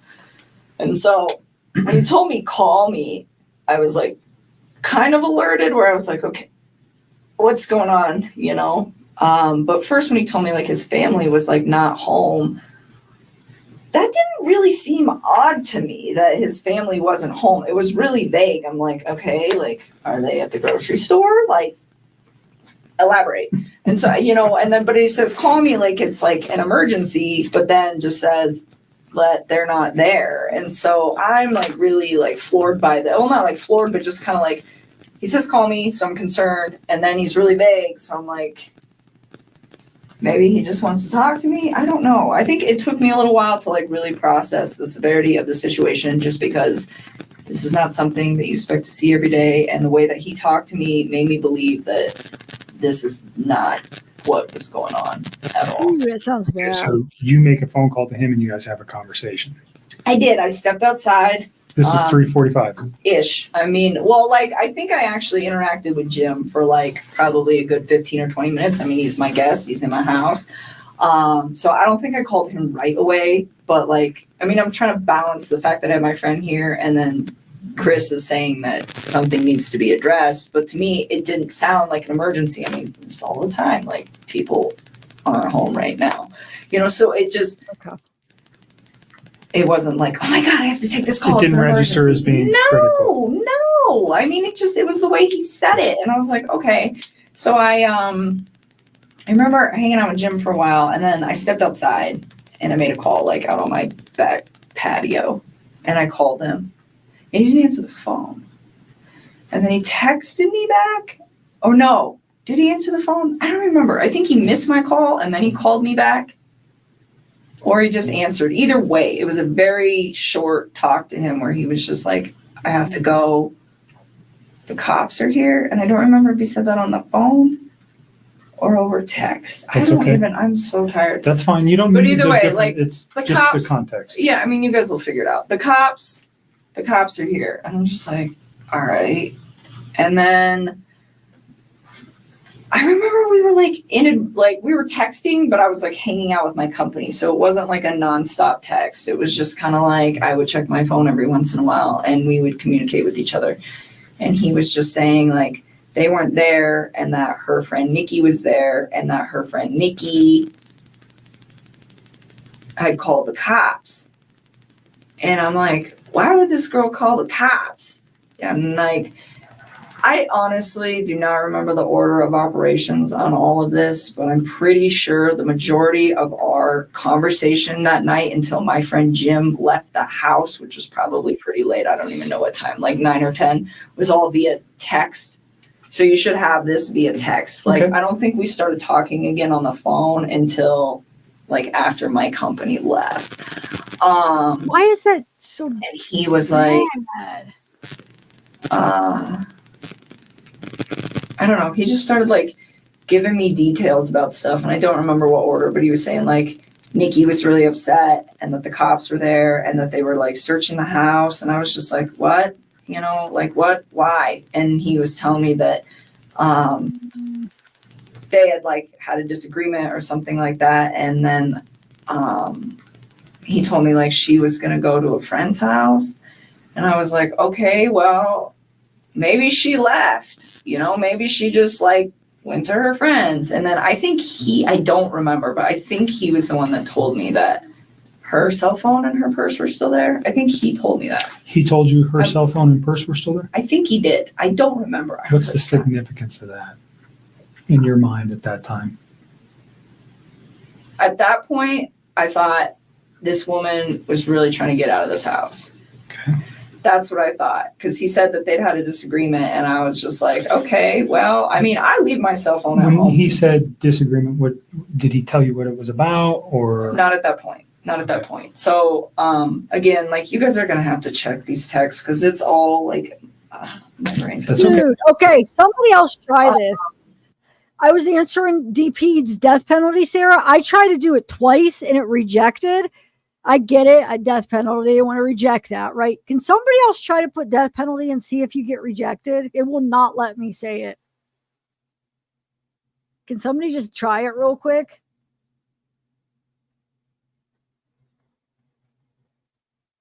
I just want to see if they're more. I feel like they're more strict on me, and it's my channel. Just put like death penalty. I don't know. Not everybody, but just a couple people. I just want to see if it works. Did anybody try and it got rejected? No, do it with just together because I want to see.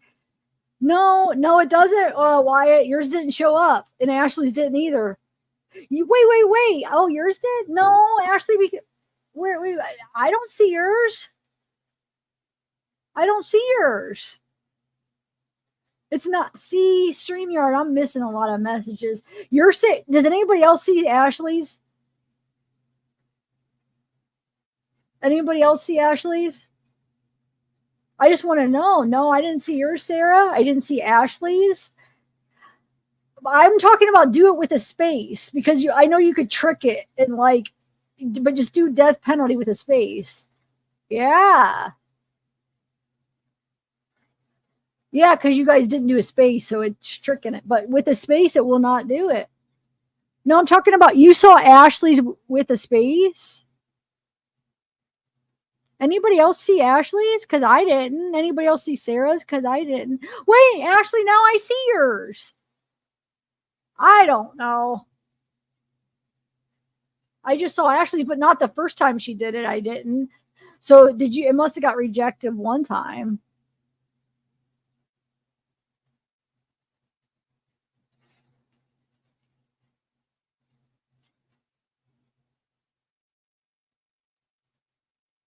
I just see artistic. Yeah, okay. I just was curious because it won't let me do it.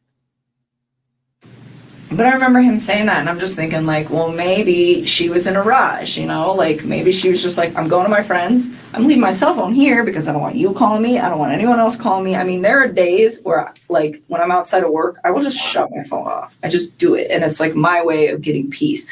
So to me, it was weird that it wasn't even that weird to me that she left her phone just because I leave my phone, but it was weird to me that she left her purse.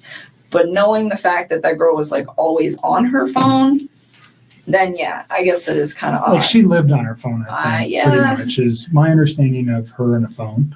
So I don't know if you knew that. I did. Until prior to the media stuff or just from Chris. I did. So did that strike you as odd? But you're thinking maybe she just left. I just thought she needed to get away from the situation. I mean, that didn't seem that awkward to me that a couple that is going through a separation would be I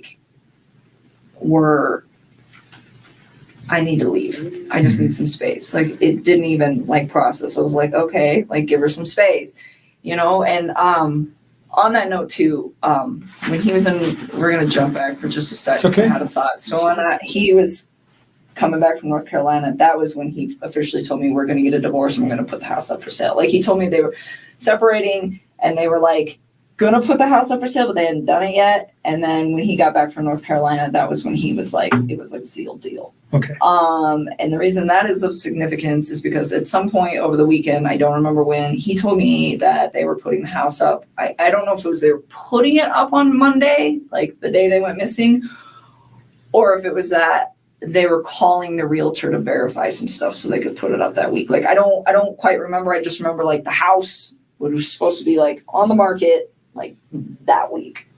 Did he name a realtor ever? Yeah, he did. And I don't remember her name. It was a female. Okay. And I don't remember her name at all. I was trying to think of that for you guys not too long Is ago. that the company? You got the company name? No, he never gave me that. He gave me her name and it was the same name twice. He gave it to me once when he was in North Carolina and then once the other time. Because I remember asking, I was who's that? Because he was I'm going to have her call so-and-so today and make sure everything's still good to go. And I was who's that? He's the realtor. It's oh. Or not today, but if it ever comes to your mind, just I doubt it. That was such a. Yeah. I will try. I don't. Lots of remember names. Who it was. It's fine. It's not that critical. That person may come forward to us anyways, perhaps. So don't worry about it. Let's go back to the phone calls on Monday afternoon. Yeah. So he's texting me a lot of this information, and I'm starting to kind of freak out. And it's not I'm freaked out oh, she got murdered. I mean. That is not what. But see, R.L. Frost, are you talking about the merch? Every time people say you should do this merch or this merch, and then when I finally do create something like that, nobody buys it. So I'm telling you, everybody's saying that, nobody will buy it. I'll probably sell 2 or 3 shirts, A lot of people want it, but they don't want to spend the money to buy it. They just want me to make it. Not to be mean. I mean, people are struggling. You don't have to buy merch, but like, I would love to if people really would want it, but you know, I'm not going to just make it just to make it. But, because I've had that a lot where Seeking Justice, all this stuff, I probably sold like 5 of them. So it's fine. But yeah.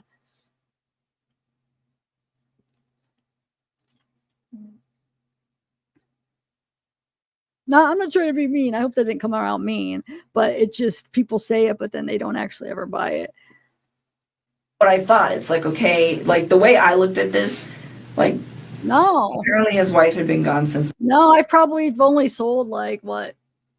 No, it's not selling that good at all.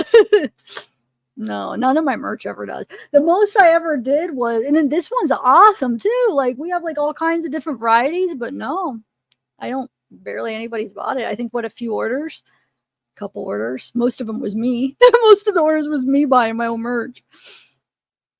It's fine, but I'm just saying, like a lot of people are like, yes, do that, but then when I do it, nobody buys it anyway. So it's fine. But no, I should have wore it. I love it. It's comfortable stuff. Midday was when she got like reported missing. I didn't know that. Like the way I looked at this, it was, I got home from work just now. I mean, he didn't say that, but I interpreted, I just got home from work and my family is not here. So when we're texting for like a few hours, like the cop thing was kind of weird, but he's like, Nikki insisted they call the cops. Nikki insisted they call the cops. And I'm like, okay, you know, and I'm just trying to figure out, well, like, what role does this woman play in this situation? Like, is she... Did you know who she was? No, I don't know any of his people. Like, this has been pretty, like, tight wrap for a while, which is probably a really good thing. But anyways, I didn't know, like, who she was. And so, like, I started asking him. I was like, well, where do you think your wife is at? And he's like, I think she'll be back tonight. Like, I think she's like out with somebody. And he was telling me that they'd had a disagreement. So I was like, well, I remember telling him, I was like, you should make sure that you have wait a minute. No. So all that happened. And then it starts getting kind of laid out. And I remember we talked for text for a while and part of this conversation, and then it moved to the phone. And I remember telling him, because he was like, I think she'll just be back tomorrow. I think she's just going to be gone for the night, like with a friend, you know? And Did he name the friend? No, he didn't. And like, and because I don't think, he made it sound like he didn't know like what friend's house she would be at. And I remember talking to him and I was like, well, maybe it's that Nikki girl. And he's like, well, Nikki called the cops. So why would she be at Nikki's house? I'm like, I don't know, kind of throws her off the trail of where she's at, you know? And it's like, it sounds kind of weird, but it's like, he really made this sound like this woman was just like upset, left the house. And that was probably what he thought happened to her. And so I didn't really put too much like. Did he tell you the kids were missing as well? Yes, with her? I knew. Okay. I mean, which made sense to me because I was like, well, if you were at work all day, I mean, he didn't tell me he got home early. He didn't say that to me. So, I mean, it made sense. Like if she's going to leave, they should probably go with her. And so I don't know. I feel like I wish I should have like processed all of this earlier, but I just don't feel like when one of my friends is gone, I'm like, oh my God, they got murdered. We should address this. Like, I haven't heard from them. It's not a typical thought when somebody just checks out for a day. No. So it got late at night. And like, I remember telling him, I was like, he's like, I think she'll be back tomorrow. And he was going to go into work. And I told him not to. I was like, you need to stay home and you need to help the cops. I'm like, and you need to wait for her to come back. And he's like telling me like, well, what if like she comes back and she sees my truck? And I was like, you know what I would do? I was like, I would ask one of your good friends who's off of work tomorrow to come over this house and hang out with you while you're here. I was like, and go park your truck down the street. I was like, so she's upset at you and she wants to come back. I was like, but she doesn't want to be here if you're here, maybe. I was like, if she comes back, I was like, and she doesn't see your truck, maybe she'd be more willing to come in the house. I'm like, I'm like, but don't be alone with her. I was like, because if she's upset enough to leave, I was like, you don't know what kind of confrontation you're going to have when you get back in the house. And I was like, so that's why you should have a friend there so that you're not alone with her. And I was like, and if for some reason you are alone with her, I told him, I was like, I really thought she just left. I did. I was like, get your phone, put it on video, Well, put it in your pocket. no, not 2,500. I would have been happy with that. Remember costs. Like I think I got like what, $18, and then now it's not about the money, but I want to show you like costs and stuff. Those a few orders, I think, got $18 and $80. I made $100, I think, so far on it. So most of it was my ordering, which is fine. I don't care, but I'm just showing you I didn't get $2,500. I got $80 the first time and $15 the next month, and that's it. Because it was mostly my orders. So I put into it. Yeah, I didn't get 2,500. I just want to make sure people know I did not make 2,500, because people would think like, oh my God, you're complaining about that. And I'm not even trying to complain, but I only made like $100, and that's fine. But I'm just showing people that that doesn't sell. It just doesn't. That was all me. I buy 2 huge orders. Swear to God. But I don't care. And I'm just not good at selling merch, I don't think. Because you know how most people will like, they push it and they know how to like be salesmen. So I'm not good, and it's fine. My channel's not based around that. I would love to sell more, but I'm not trying to complain. Yeah. Yeah, maybe because I spent like I spent a lot on my own and all this stuff I got like mouse pads and Zeke stuff and hoodies and all kinds of, I haven't even wore all my stuff, all those zip ups and stuff. Yeah. I swear to God, I only got like, I think it was like 19 on one and like 85 on the next month. Promise.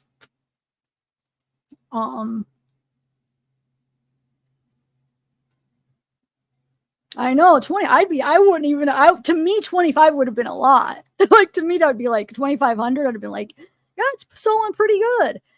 So I must have spent like a lot, because I promise I only made that. I'll show you my 2 payments. So I just wanted to make sure, because that would have been like I was complaining about like that. People were like, God, are you freaking rich? You're complaining about 2,500. I swear to God.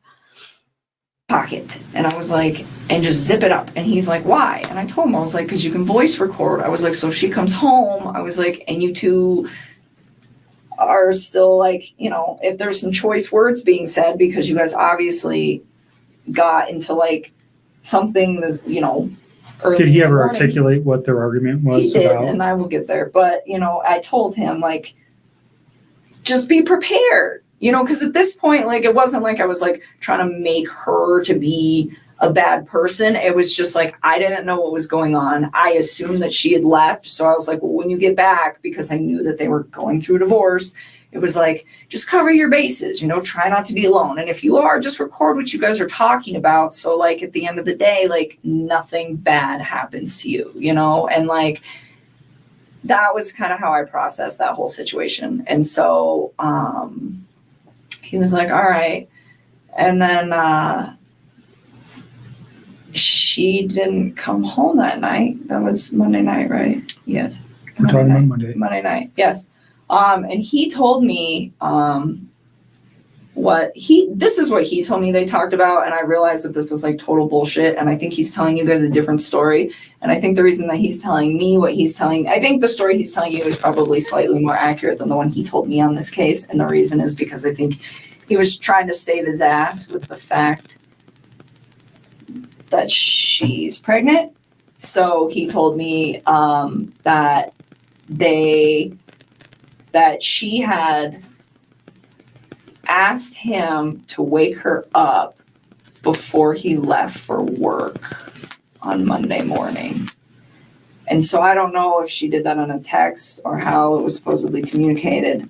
But he said that he went to get her up, which I also found weird, because like she's still sleeping when he leaves, because she gets up with the kids and they get up shortly after that, but like it's just him in the mornings, And so he said that she woke up and those two kind of just like got in a disagreement, and I don't know what all was said, but he was like, she was being pretty mean.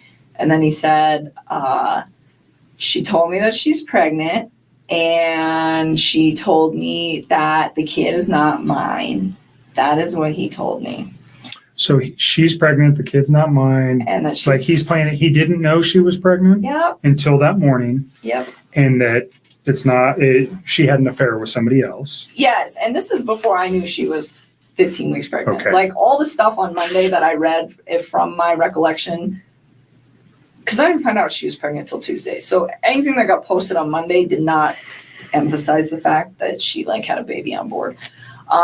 So then, Let me ask you something. You said that he usually gets up in the morning and just, it's him and she gets up and takes care of the kids. Is that the routine that you know for them? Or do you know him to get up and like prepare meals prior to him leaving the home? well, he gets up and he like goes to the gym and he works out in his basement and Okay. like makes breakfast. And I don't know. Does he his make whole- breakfast for himself or does he make breakfast for his children? I don't know. I don't know. They're still sleeping at that point. Like all I know is he at one point in some time in this whole thing, he told me that they usually get up at like 6:30 and she gets him ready and takes him to school and like does all the morning stuff with them as far as I know. And then in the afternoons when he gets home from work, he kind of does more of the afternoon stuff. Okay. So it's kind of like a tag team operation that they have going on, but I think she does more in the AM and he does more in the PM. Right. It's kind of how I process that, but I don't know. Okay. So Um, she's mean to him and then throws this out Yes. that she's pregnant from another man. And I said, do you believe her? And he was just like, he said something about like, oh yeah, like she kind of looked like she was showing when we were in North Carolina, but I wasn't sure. And I'm like, so you think she's pregnant? And he's like, yeah. And I was like, do you think she's like having an affair? And he's like, I think she said that out of spite. And he's like, and I was like, okay. And then, and again, like, I think he's just saying all this to me to try to cover his tracks with me. Like, I don't know what he told you guys, but I bet it's probably very different. And I think that what he said to me, it was like directed towards me. Like this whole bullshit little box lie that he had right there was like the lie directed. Did he at say me. when the argument started? Nope.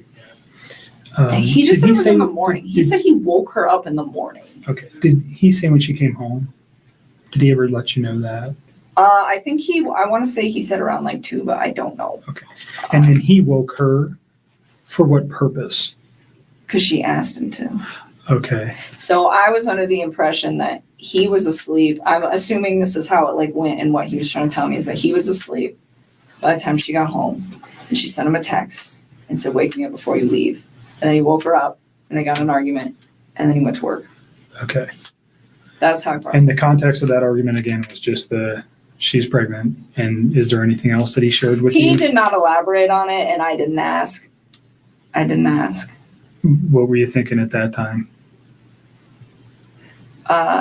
This was like on Monday. Again, at that point, I was like, I still thought she left.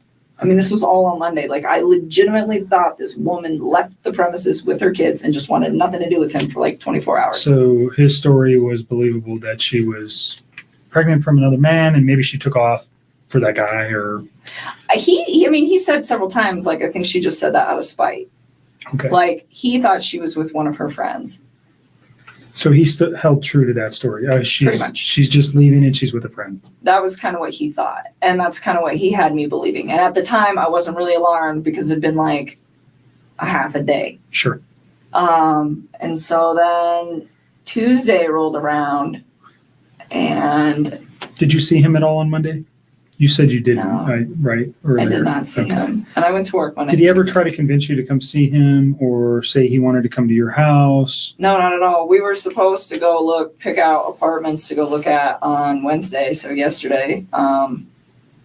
But that obviously Right. didn't So happen. on Monday, he never tried to be convincing to get you to come up to see him. No. Nothing. Not that I'm aware of. I don't think so because my buddy Jim was over Monday and Tuesday, and he knew Jim was over Monday and Tuesday, and that's why we were going to hang out on Wednesday. Okay. So no, he didn't ask me.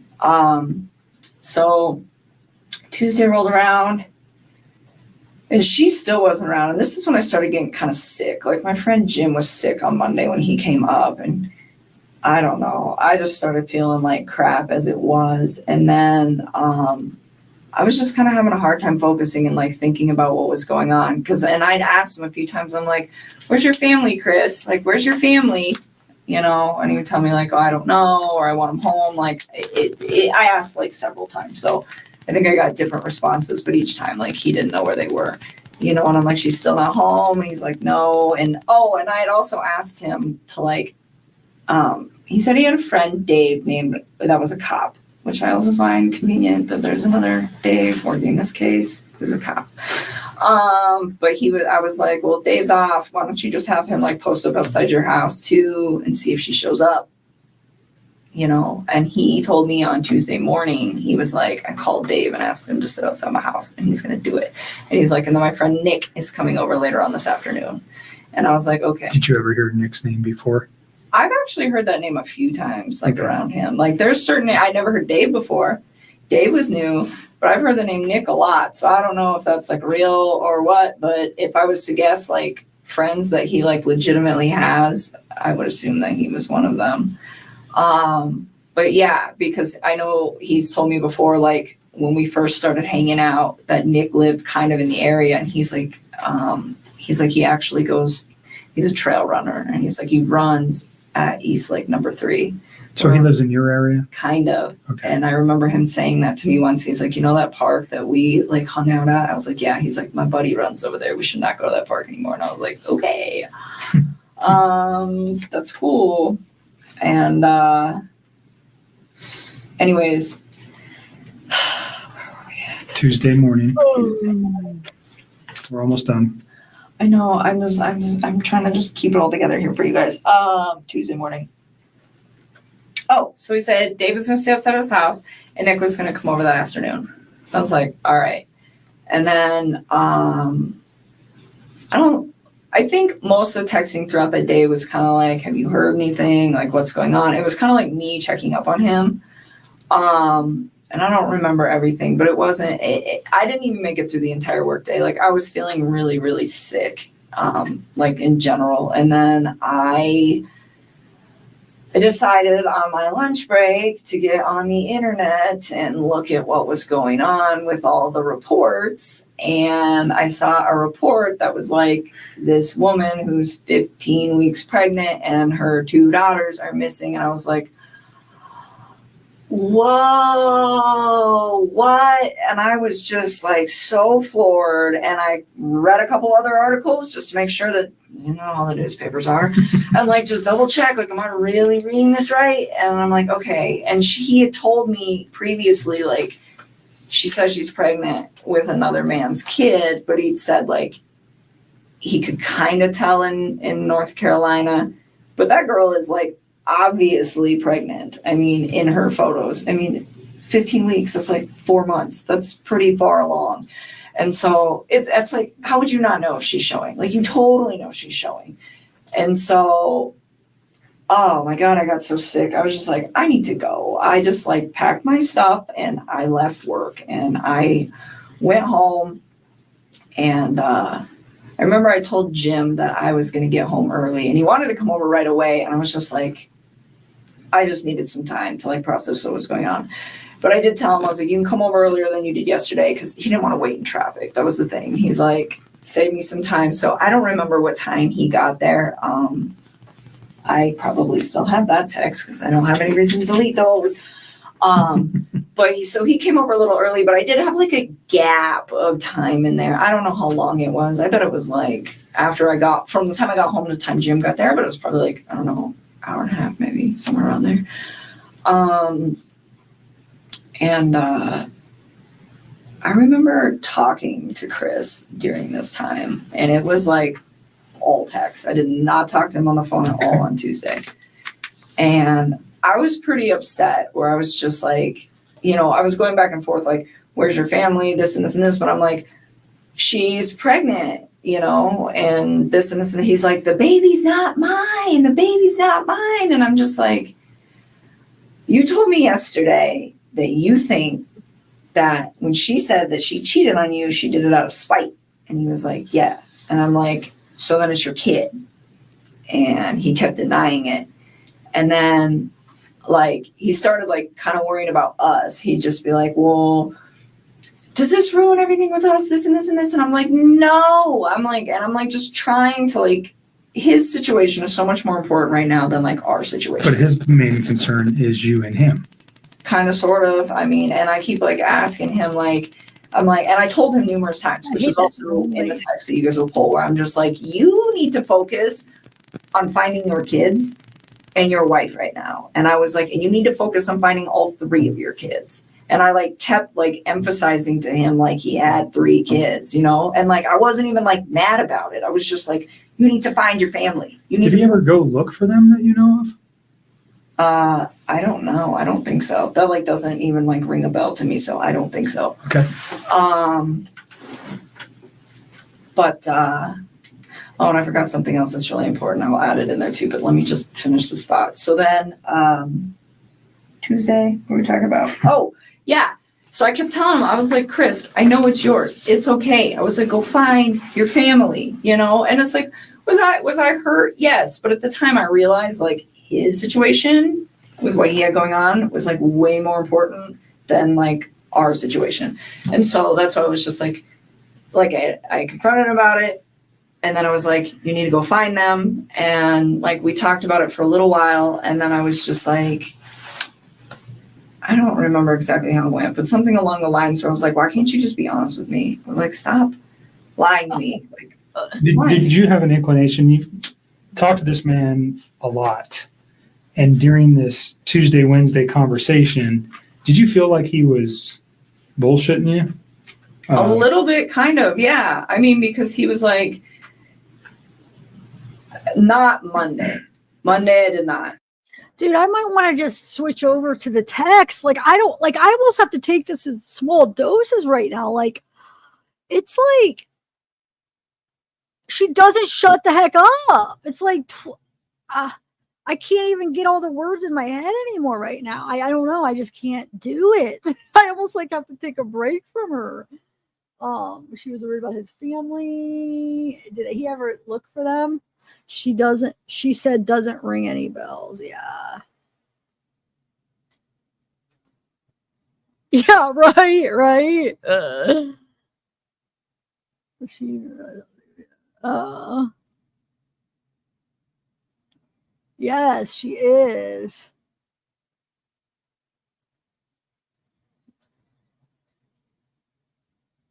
Oh, yeah.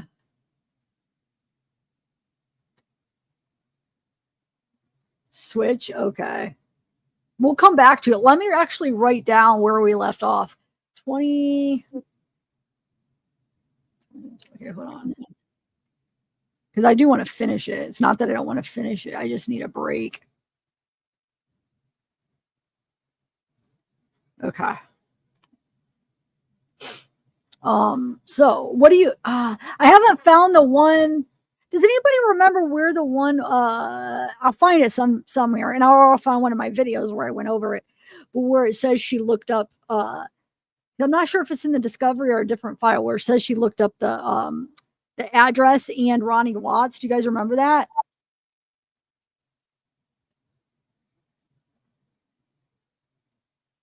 Oh, good. You don't mind if we like switch out and do something else, or we're going to be talking about her, but I want to bring up something else real quick. Hold on. Let me take this down. And I'll bring up. Okay.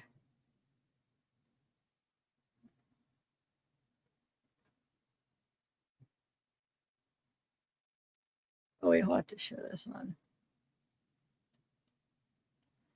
No, that's not the one I want. Hold on. I have her phone records up here too.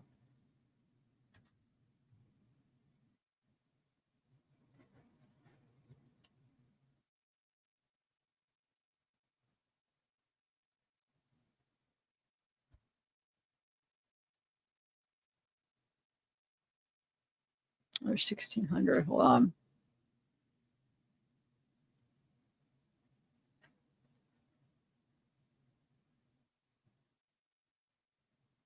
Um,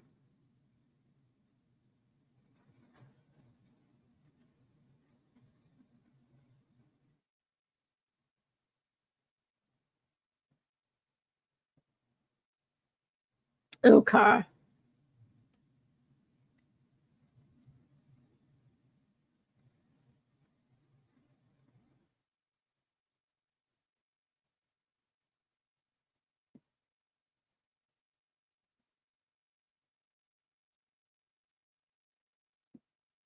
Alrighty.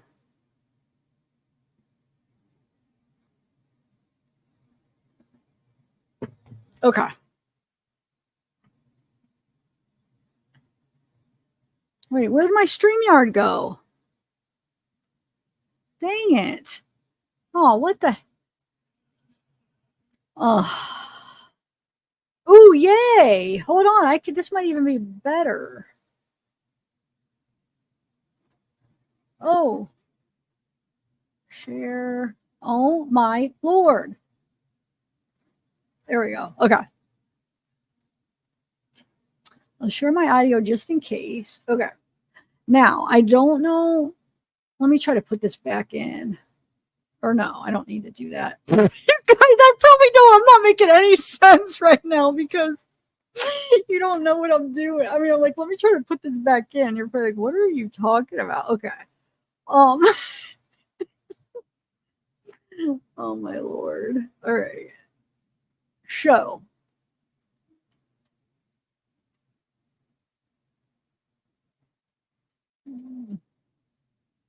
I can't see what you guys are looking at. Hold on. All right.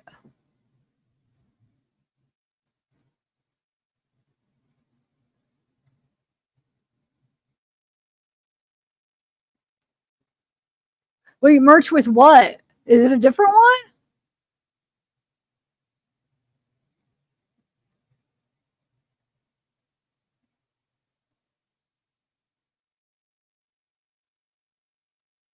I mean, I don't know. We could try to do some merch. I don't know. I mean, I guess it's worth a shot. Let's see. Let's do. I mean, a lot of people are into the Chris Watts the case, so I mean, if people want it, but I don't know. Is that what you were talking about, the leave Jim alone thing, or no, or something else?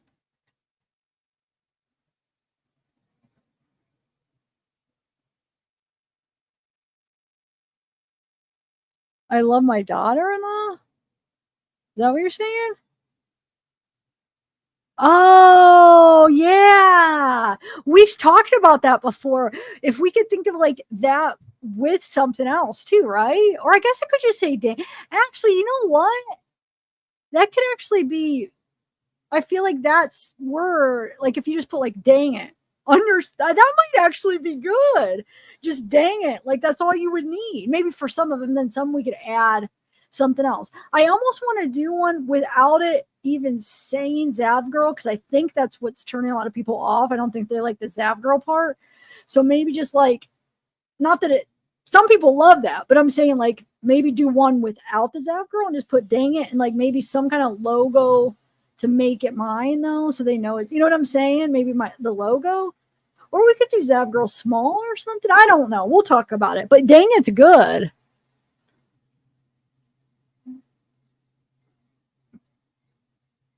Wait, did I miss it again? Am I not, are you guys talking about something else and you're laughing because I missed it?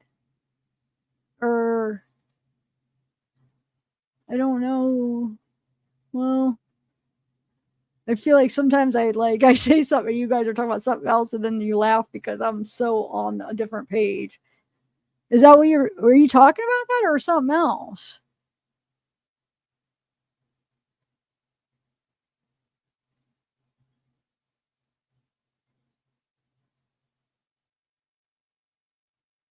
Oh, I love my daughter-in-law.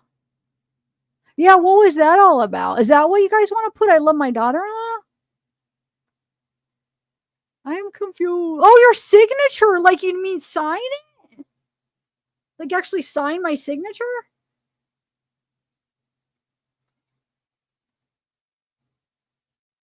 I don't know. Okay.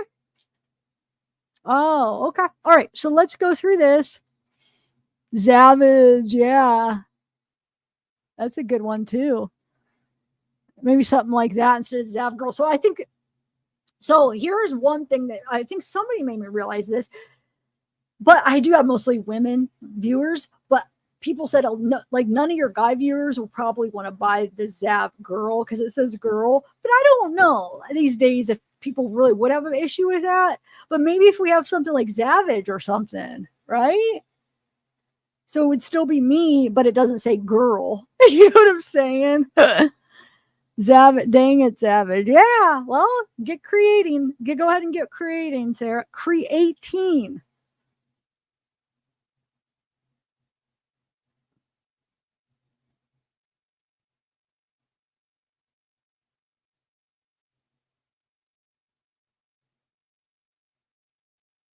All right, so let's go over this, guys. So here is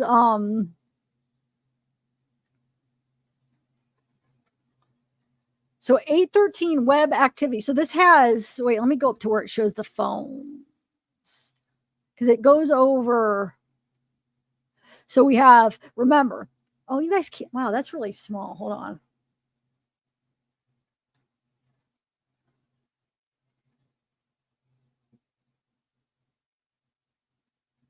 So it has item 40 is Chris Watt's work phone, right? So let's remember all this. Hold on, let me write it down so I remember. So item 40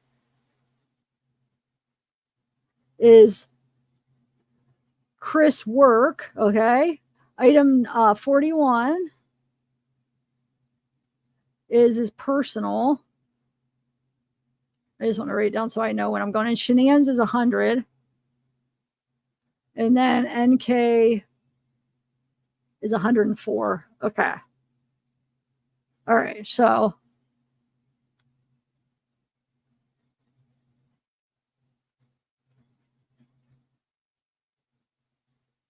all right.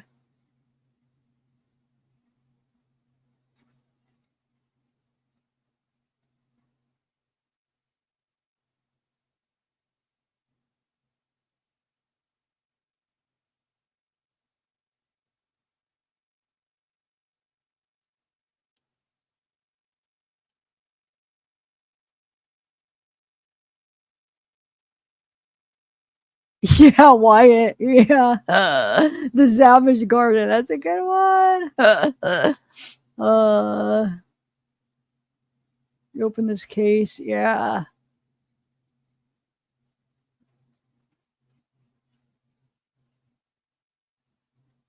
Yeah, she did.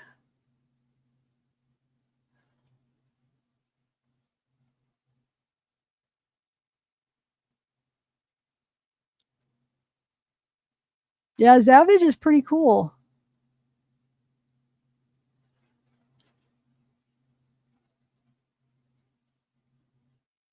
Oh yeah, I'm sorry. I've got focus. I need to get out of chat so I can focus. Okay. So, where are we at? Let me take this down. We don't have nothing blocking. Okay. So we have, where are we at? So remember, I have them written down. So we'll go back. So we're looking at their phone. Now, this isn't all they have because remember, there's different parts of discovery and different files that there's more. So this is some of the stuff. I don't know why it's just all spread. I hate how this is set up. Okay. So now this was, hold on. We're at item 40, which is Chris's work. So this would be Chris's work phone right here, right? So we have history and it talks locations, Rogan, Erie, North Glen, Platteville, Frederick, 8:13, 9:54 a.m., 106 to 106. It shows like where he's at and stuff. And then that's another thing. Wait a minute. If he met NK before he went to work, it would have showed up on his GPS. I don't know if I believe that. It would have showed up on the GPS. They tracked him going there. So I don't know, guys. I don't. Because you could say he took his other car and then went back, but he didn't say that. said he met her and then take the kids. Unless he went back, he took his other car and went. No, because we saw him leave with his truck. He couldn't have. See, as we're going through stuff, I'm realizing things like, no, I don't think, unless if he stopped really quick, and sometimes the stops, I guess he could have, but if they timed out, like, how long did he really stay before it started up again, and where was the stops? I don't think he did, though. I don't. So this was the steps right here. Chris's, and then or is this one? I'm really just going to shenanigans right now. I just wanted to show you this real quick. I want to make sure. Okay, that's Chris. Okay, so here is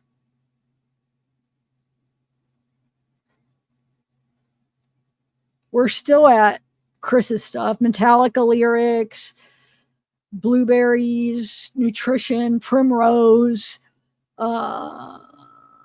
It shows like the websites,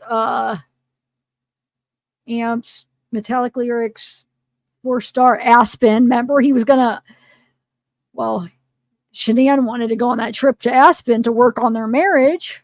Sweet, is this?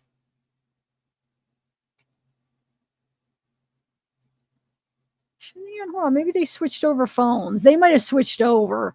Oh, this is 41. Sorry, this is Shanann. So Shanann was looking up, that's why she looked up Aspen, because remember she wanted her and Chris to go on a trip to like work on their marriage that next weekend or whatever, or sometime soon they wanted to plan that. But why does it say, so they're mixing these up, because this is battery lyrics. Because look, it says 41 though. This is item 41. Hold on a second. That doesn't even make sense right now. Blueberry, I don't know. I'll figure that out later. I just wanted to get to NK stuff.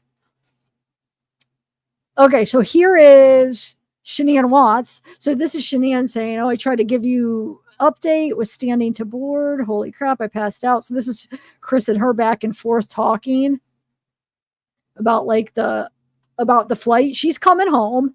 He's like, he says he passed out on the couch sleeping, but we know he was talking to NK. He wasn't sleeping. So he said he passed out, and then the log entries into Vivint, Wi-Fi. If you take the kids somewhere, please let me know where they're at. Okay. Web history.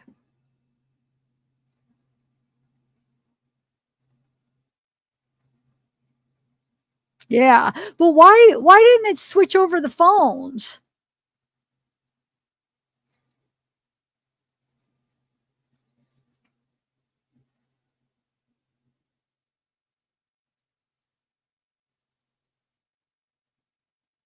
I don't understand. I didn't notice that before. I have to, maybe I'm missing something.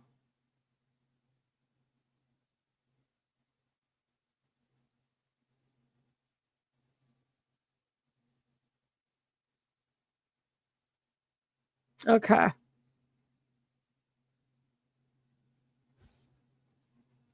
All right. Jim showed up 3:45. Yeah. Hold on. So Sandy, the mom, incoming call at 10:03. Incoming call Sandy. Metallica lyrics. So that's Chris. The Google searches for the Metallica battery. That's for sure Chris. Okay. So I just want to get to this is. I mean, I haven't looked at this in forever. That's why I'm like, we'll go through that later so I can get everything straight. I'm just trying to find the NK stuff. So hold on. We'll go through all that some other time. Okay. That's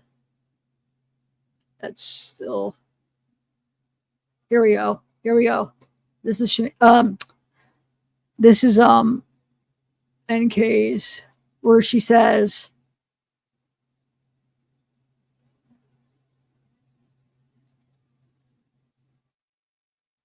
right? Hold on a second. Hold on 1 second. Yeah. Right? Why is this not listing him? There's something I'm missing, because normally I was able to see like which one's which. I'm so, oh my God, I look like an idiot right now because, hold on a second, I'm missing something. 43, there it is. Gosh, that was annoying. Okay.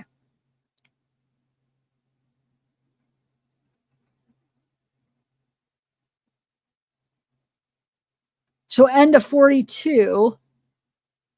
Just forgive me, guys. I haven't looked at this in forever. And it sucks how they have it set up. It's stupid. Okay. 42. Oh, I put 100. That's where I messed up. I started off right and then I put 100 instead of 42. Oh my God. So 42 is Shanann. That's what it was. Look, you guys, I was putting these and then silly me sidetracked, not thinking. Then I started labeling the last two as 100 and 104. That's where I was messing up. Okay, so Shanann is 42. Oh my Lord, I'm silly. So Nicole's 43. Okay, so we were at NK. Okay, so NK is 43. So let's go back down to 43 now that I made one of the stupidest mistakes here. Okay, 43. We were there. That was her looking up the text message stuff. Okay. So you see it says 43, which we know that's NK, right? Okay. Can cops trace text messages? Can cops trace text messages? So this was 8/14, the day after the murder. Okay. The day before she went to the cops, or they figured it out, but the day before her first interview, because that was 8/15. Okay. She says, can cops trace text messages? Can cops trace text messages? Does it twice, right? And then that was at 5. Then at 5:24, how long do companies keep text messages? At 5:24, how long so she does these twice. How long do companies keep text messages? How long do phones com doesn't finish? How long do phone com? Differences between text message content and text message detail. Everything's twice for some reason. Oh, web history search item. Sorry. So one was web and then it says searched. Difference between text message and content message. This one she did do twice though. Difference between text message and contact message detail. Can you get printouts of text messages? I can't talk. Okay. And then I got to find where the other ones, there's more, but it's in a different section. But I mean, right there should be enough to raise a alarm. Hello. Why is she caring about these text messages? Why does she care if cops can trace them? How isn't that like make you at least want to investigate her? I don't get it. I don't.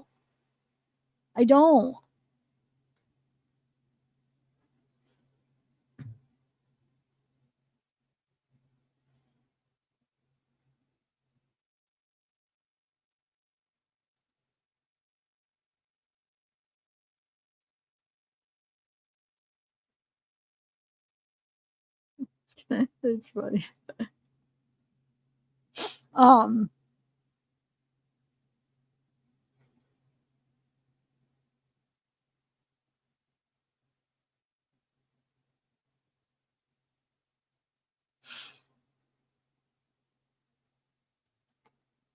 Yeah, I don't get it. After pointing is spot on, but the guards just won't play. Does anybody remember exactly where that was? I'll end up finding it, but if anybody knows offhand where where it shows her Google searches, where it shows her looking up the address in Ronnie Watts, where she types in his address. I mean, it's 100%, it's in here somewhere, but I don't know if it's on a separate file or not. I just wanted to show you guys, any of you guys that didn't see that, because we just got done hearing her say, I don't know the name of the street. 2 days after, oh, wait, I don't know the name of the street. She even knew the house number. You know what I'm saying? All right, I actually jotted down some other pages that we can look at. Okay. So, I have the phone. Hold on. Here's her phone. Okay. So I have 2 of them. So this one is, there's like we have from July, August, and then we have, hold on, phone is 1,003. Hold on. Then we have, so we can look at a couple months. Then we have this from August 14th to the 19th. Okay. So that's what we have to look at for a phone. Now let's go to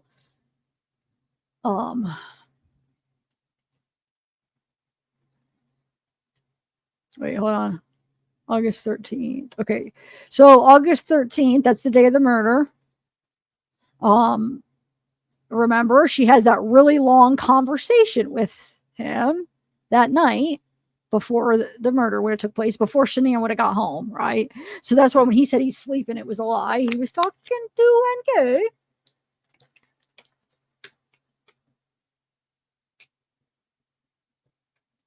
So she's a big liar.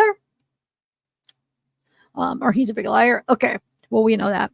So he had a hour and 51 minutes. Is that right? Not quite 2 hours, but he talked to her from 9:28 to 11:18. It would be, right. And then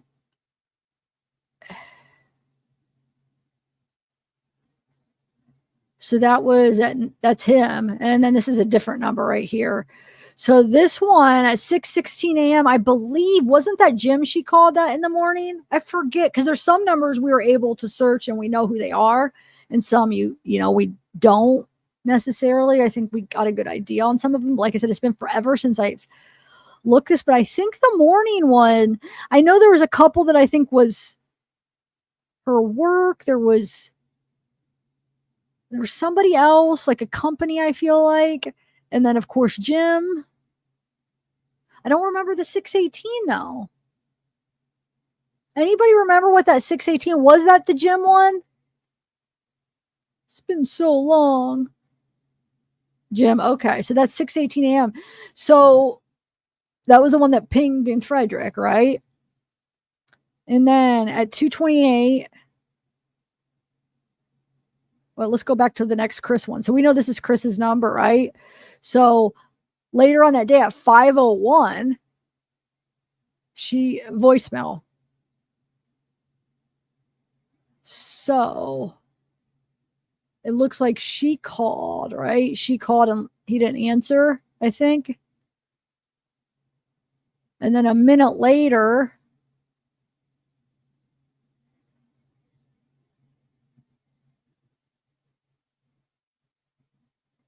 that might be the one where you could see him answer. Remember, you could see it on the body cam at that time. I did a video on it where if you match up the times and you see he's outside by the garage and he looks at the phone, and then it looks like he almost hangs up real quick, and then he picks up real quick and he says, I had to call you back. And we realized by the timing that was actually NK. You guys remember that, right? We should watch that video. So that's probably these two, I'm guessing. And then we have one at 9:48 p.m. So this would have been, now we don't have no body cam of that. 50 minutes. So they talk for 50 minutes. And then remember, they did a FaceTime, I think, that night too. So they talked more than what's going to show on this, right? Because I don't think that would show on, would that show on here? Or would it? Actually, it might now, but I don't know. I think back then it would have been separate. Now they have like everything together, but they never used to have everything together. You know what I'm saying? Now you could be on it and like the FaceTime is like in the phone contact. Like with the, you see what I'm saying? I don't think it was like that. Do you guys know? I think that was separate, but yeah. So 50 minutes, 52 minutes. So she talked to him. So at 9:48 to almost 10:38. So they took like a half hour break, calls back, talks another 52 minutes. And then hold on. And then we have to go to the other phone bill. So let's go to the other one, August 13th. So it picks up at 12:08. Yes, 31 more minutes. That's Chris's number again. So this is all that night after the murder. I know, like we've all went over this a million times, but I haven't in a couple years. So I like to, hopefully it'll be a refresher to everybody. I'm talking really close into, oh my God, I had my mic turned all the way up, the gain. You guys, that probably sounded, I had my mouth right up to it and this knob got turned. Was that really loud? Oh, wait a minute.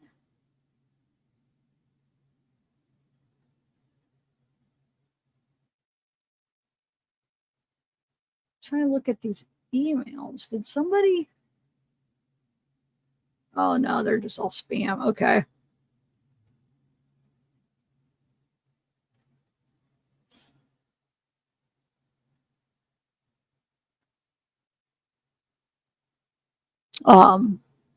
Sound check. No, it wasn't. It will be on when it uploads.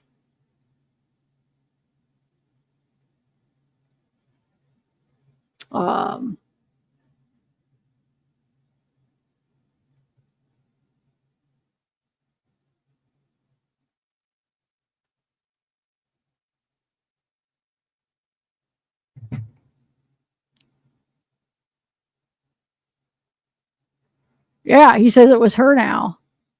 Oh, you were here yesterday, right? Are you just answering somebody? Okay. So then we have, so these are all him, right? Then 1:51, 8 minutes, and then 2:06 a.m., 1 minute incoming. So he calls her and then calls her right back. So maybe something happened in 11 minutes. Yeah. And then when's the next time? That might be the last call because then he gets arrested. So that day before she goes in, she didn't talk to him that day. She wanted to talk because he had to go get up early. He picked up his dad at the airport. Freaking goes in to do the polygraph. He's gone all day. She does the interview that next day. So yeah.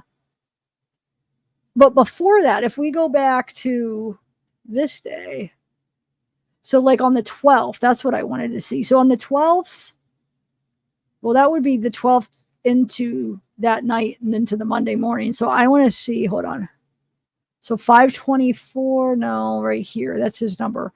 So 8:46. So that Sunday morning, she talked to him for 30 minutes. So that would be, the morning before the murder.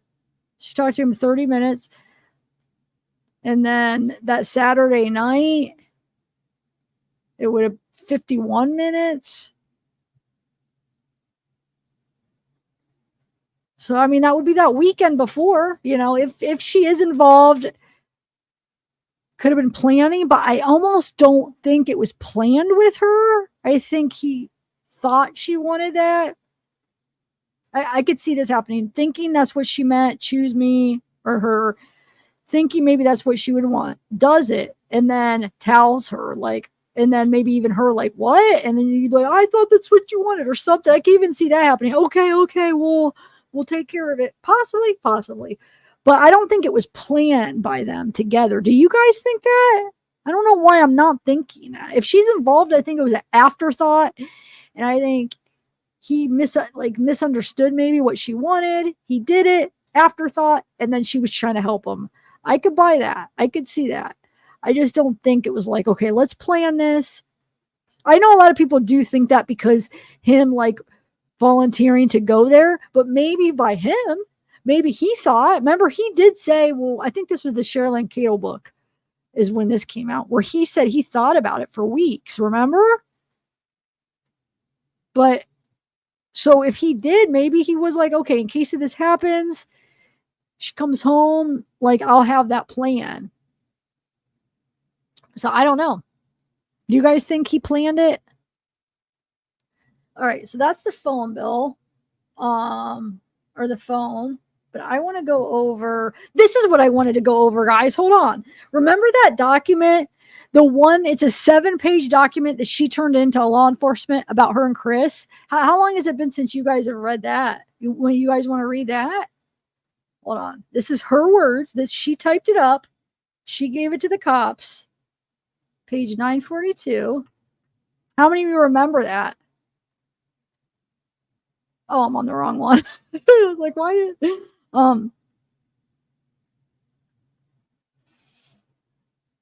you guys remember it? Oh, really? Okay, good. I like when somebody hasn't. I like when it's new to some people.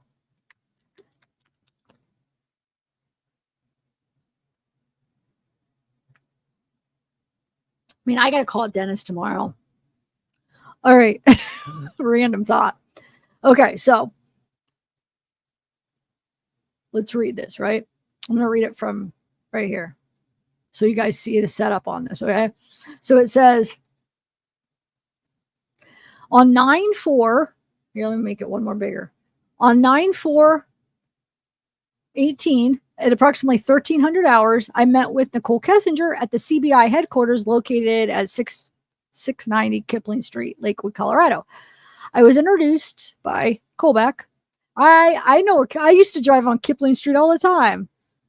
That was like one of the roads, like, I lived like Northwest Denver. Yeah, like Westminster, Lakewood. Yeah, I was on Kipling so many times. I'm very familiar. Anyway, I was actually at that police station before. I swear to God. I was at that police station inside. Anyway, so CBI headquarters located at 69 Kipling. I was introduced to S.A. Colback, who had interviewed her several times previous to my introduction. I advised Nicole that I am now her point of contact regarding this case, and that Colback would attend other cases. So now Colback's gone. Colback was the one in there. But now at 9/4, he's saying, now I advised her I'm the point of contact, whoever this is. Who is this? What's his name? I don't know. I don't remember. Does anybody remember that guy? Anyway.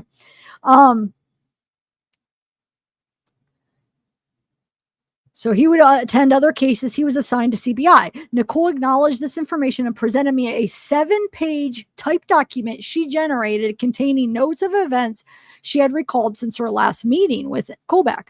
The events documented reportedly occurred between 6:25 and 8:13. Okay, so this is like her timeline of them being together, you know. I advised Nicole I would review the notes she provided me along with the reports and recordings from all the previous interviews and contact her with any follow-up questions. Nicole acknowledged my statement and our meeting ended shortly after. Colback agreed to complete a follow-up interview with Nicole's friend and provided me with reports. While at the CBI headquarters, I took custody of Nicole's phone, which she had previously surrendered to S.A. Colback. I placed the cell phone into evidence and entered the CBI chain of custody. Okay, here we go. So here's her typed document that she turned in, right? So approximately 6:25 or 6:26, 2018, in person, asked Chris Watts when he and Shanann Watts had decided to separate. He told me late March, early April 2018. I asked if he still lived with her, and he told me yes. Said that when he was home, he slept in a different room, and when she was gone, he would occasionally sleep in the master bedroom. But not frequently because the bed was uncomfortable. I asked why he had decided to separate from Shanann. Chris told me Shanann was bossy. I asked what he meant by bossy. Chris responded that she was controlling, said that they really don't argue much, though. Said that once, many years ago, he attempted to stand his ground with her, and she told him, "Get out of my house," and made him leave for a night. Chris said that he tried to avoid arguments ever since then. Said that now, if him and Shanann disagreed, she would make nasty comments to him, and he would just ignore them. I asked if she talked like that in front of his kids. He said, yes, my kids started to repeat her words, and that is why I wanted the separation. Asked him what he said to his kids when they repeated Shanann's words. Chris said he would tell his children that it was not nice to say that to anybody. I asked if Chris I asked Chris if Shanann was bossy in front of his friends. Chris said that Shanann was all about appearances in all aspects of her life, and that in front of her friends, she was occasionally bossy, but she would turn into kind of a joke so that it was more discreet. Sorry, I'm not reading this good. Oh, I'm having trouble. Okay. I asked him how long the communication breakdown between them had been going on. Chris said 6 years, and that the last year or two were the worst. I asked him if he tried to communicate to her how it made him feel when she said mean comments to him. He said he tried to talk to her many times, but it fell on deaf ears. I asked Chris if they attempted to go to counseling to fix their problems. Chris said no. Chris then said that some nights he would still currently hang out next to the bed in the master bedroom with her and would try to talk to her or spend time with her till she fell asleep. Chris tells me that the other reason he was separated is because Shanann hated that he liked to work out and eat healthy. Said that before they decided to separate, Shanann would get mad at him if he tried to go for a run at night once the kids were in bed. Said that Shanann felt it took away from time they should be spending together. Chris said that it was frustrating because when he would try to hang out with her, she didn't pay attention to him and would talk on the phone and scroll through social media instead. Chris said that many times he would try to talk to Shanann and would not acknowledge him. Shanann wouldn't acknowledge him and instead would reply with, "Were you talking to me? Because I wasn't listening to you." That would be... Chris told me that Shanann had asked me numerous times to take pictures of them pretending to run together so that she could post it on social media, but she wouldn't actually go for the run with them. Well, said he started waking up early to lift weights because it was something he did every day, and he didn't want his routine to interfere with his time with his kiddos.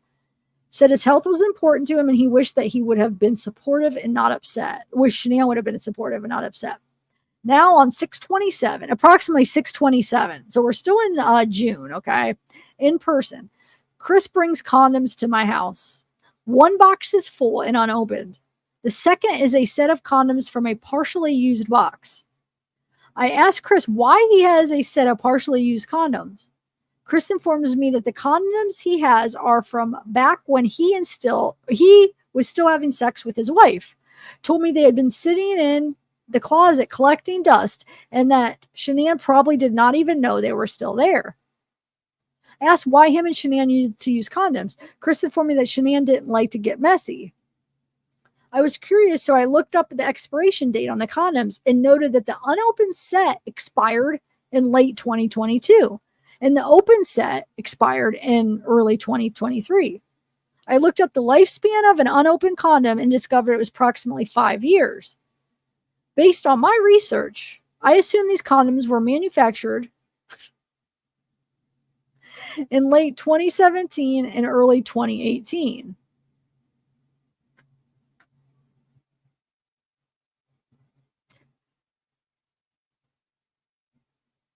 So wait, she doesn't go into... So she's basically trying to figure out, did he lie about having sex with her? Like that, like, oh, I didn't have sex with her for like, how long did he say? Oh, I forget, whatever he said. And then she's trying to be like, wait, if he got him here, this many are gone. He's lying. I forget what he said, what she said. When last time they had sex.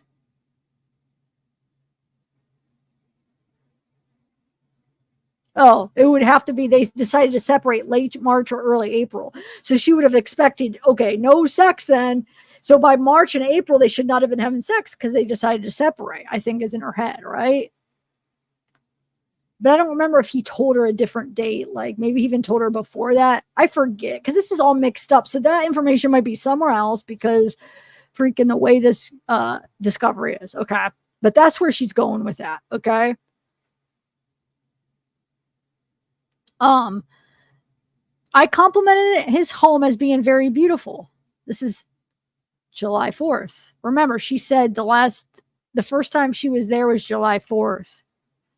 And then the other one, I think, was the 14th. Okay, I think that if I'm remembering right. So she complimented his home as being beautiful. Chris said that he always wanted a smaller ranch-style home. Chris said that Shanann insisted on a big house because she liked to throw parties and make it look like they had everything. I asked him what type of parties. Chris shook his head to the left and right and said, just expensive parties. Chris then tells me that they had a house built and only part of the design that they had any, or only part, the only part of the design he had any say in was the stonework and the paint color on the exterior of the house. Chris said his mortgage was $2,800 a month and he was tired of being housebroke. I asked why it was so expensive. Chris said that about $500 of the $2,800 was homeowner's insurance. Stupid. That homeowner's insurance, that is stupid. So 7/14 in person. Went to his, I remember the date right. Yep, 7/14. Went to his house to drop him off after we visited the Shelby Mustang Museum in Boulder. While at the house, I felt uncomfortable as if I did not belong there. He had a built beautiful life and made it me think that there was still a chance for him to fix things with his wife. I told him that I did not think it was fair to Shanann or to me that he was trying to live two lives by being in a relationship with both of us at the same time. Said that I think he either needed to fix things with her and let me go, or he needed to move forward trying to finalize his divorce.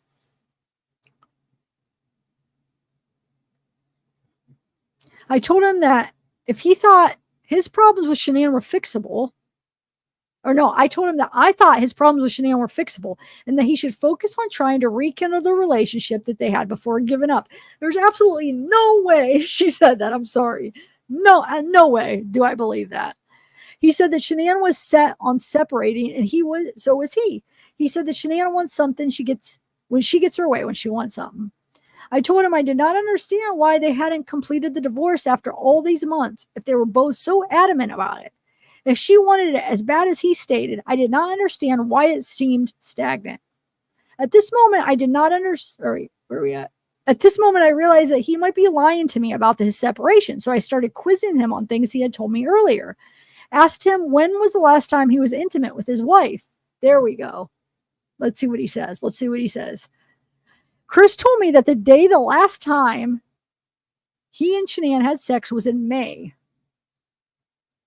But he told me on an earlier date that the two had not been intimate since March or early April. I asked Chris if he used protection when he slept with her because he stated on an earlier date that he used condoms when they had sex. He told me that he had not used protection. I asked him if he was lying about this separation, and Chris said no.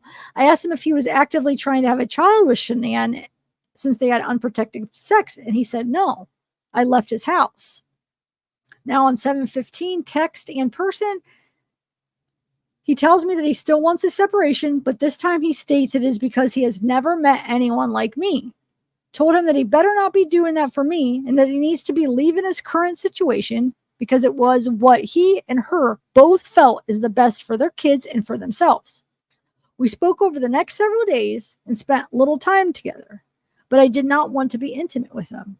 I kept telling him that I thought he really needed to fix things with her and not to worry about building a relationship with me anymore. Told him that I had been asked out on 2 dates since I had known him and that I didn't go on either one and I was stood up. Told him that he took the respect and trust from our relationship because I felt like he was lying. We attempted to have sex for 4 times that evening and he seems mentally interested but physically cannot perform. I asked him what the problem was several times and he kept telling me nothing was wrong. I told him he was quiet that day and it seemed like he had something on his mind. I asked him if he was bothering, what was bothering him had to do with the convo that occurred the previous weekend. Chris said yes, told me that initially he was mad that I had been asked out on dates, but then felt that he couldn't be mad because that would make him a hypocrite. Said what was really bothering him was that I kept asking him to try to fix things with Shanann. Chris told me that he would attempt to fix things with her when he was in North Carolina and that he didn't want to talk about it anymore while he was at home. The sex from then on for the rest of the relationship was greatly reduced from 3 to 4 times daily to 1 time, maybe twice a day, and was not intimate when it occurred. Sex no longer happened every day, but we still frequently. Do you think he said, okay, do you guys think that she said to fix it with your wife or not? What do you guys think? Like, I mean, obviously, I don't think she wanted him to, but do you think she was like playing mind games and said that or no? Oh, hey, She Builder.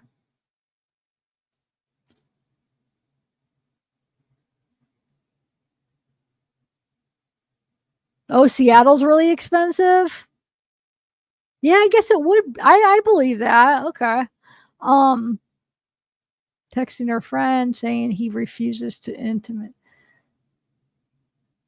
And Shanina's texting her friend saying he refuses to be intimate and is concerned. Yeah. Oh, yeah. Yep.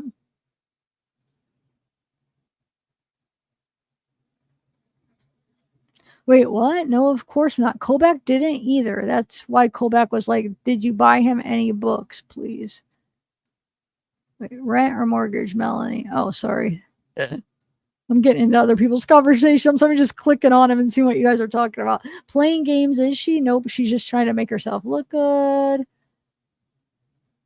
What's up, She Builder? She Builder. Did she use money from the sale to pay off some mortgage on the Charlotte house? And I guess that's why Chris took the mortgage on the Saratoga house. Oh, yeah, that's right. They were, right? I think after she went to the house, I think for sure, I think 100% that's when she saw pictures, either not pictures. Or maybe like the picture or the video or something. I think she saw something in the room, baby stuff, something that she saw that day when she went over that showed that Shanina was pregnant. Because remember, he said but this was from the Cheryl and Cato book. Remember, she said she came down the stairs and was all upset. And then there was something that came out later about her. They were talking about the baby, right? Remember? And then she was sitting out in the car crying. And yeah, I think 100%. That's when I shouldn't say 100%. I don't know. I shouldn't say 100% of stuff I don't know for sure. But I think a good chance that's when she found that out. But do you see how she could just sit there in that interrogation and lie? Like when he asked her, did you know she was pregnant? Like she almost sounded believable when she's like, no, not at all. Like she's like actually on something, she's like a good liar. You know what I'm saying? She's not that bad of a liar, in my opinion. Like I feel like she does it so much that she's not that bad. The only reason she's bad is because she gets caught, like she can't keep him straight. But I'm saying like when she lies, I feel like it doesn't show a lot as much as other people. Like she could just like lie and it's like she's still so relaxed about it. But yet, because there's so many lies, I mean, we're catching them interview to interview, but I feel like physically she's good at it. Does that make sense? Did this behavior panel did a body or yeah, did they do one behavior panel on Nicole? I'd like to see. Why do I think they did a while ago, right?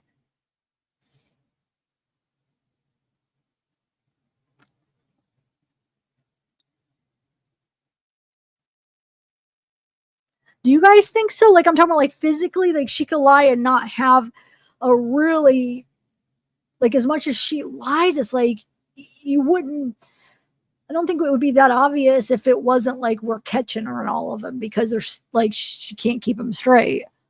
Body, yeah, I want to see if they did it and see how much. I'm sure they were able to see it because there's little things that you can't hide everything. But I wonder how much they were able to catch on that, like her lying. I'm going to have to check that out. Okay. So conversation with Chris was in North Carolina. Okay. So now this conversation in North Carolina, Chris tells me that he had a conversation with his buddy Mark, who lives in San Diego.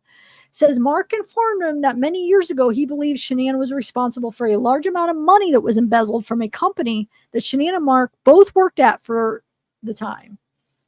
But the company was never able to prove who did it.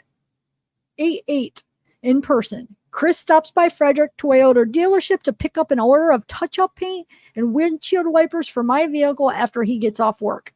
I pre-ordered the paint several weeks earlier. He brings them to my house sometime between 3 and 4:30 that day. Isn't this the day that he's late for the ultrasound? Because he's over there stopping, picking up paint for NK. He's late, remember? Pretty sure that's the day. If I'm remembering right. Saturday, 8/11. Chris told me he didn't have any extra money for a deposit on an apartment. I told him that apartments nowadays were so expensive for rent that the damage deposits have been to be fairly cheap because otherwise people can't afford moving costs. He said that every time he got paid, he just watched his bank dwindle down. Said he wished that he had a way to prevent his disposable income from being spent. I told him that it is possible to divide paychecks into multiple bank accounts, but that if he is considered doing that, he would need to make sure he was responsible and that his mortgage and kids and his standard monthly bills were covered first. Told him that if Shanann ever wanted child support, he would still be required by law to show proof of that income, even if it was a second account. I suggested that if he decided to do that, perhaps just contribute a small amount that wouldn't impact his current living situation, but would give him a cushion for the first month's bills when he transitioned to an apartment. But that was his discretion. 8/13. Suggested the bank account idea again after he told me he thought Shanann was gone for the night at a friend's house. Asked him if any money was missing from their bank account. Chris said no. 8/14. Chris told me he opened up a second bank account so he could start saving for an apartment. This is after the murder. 8/14.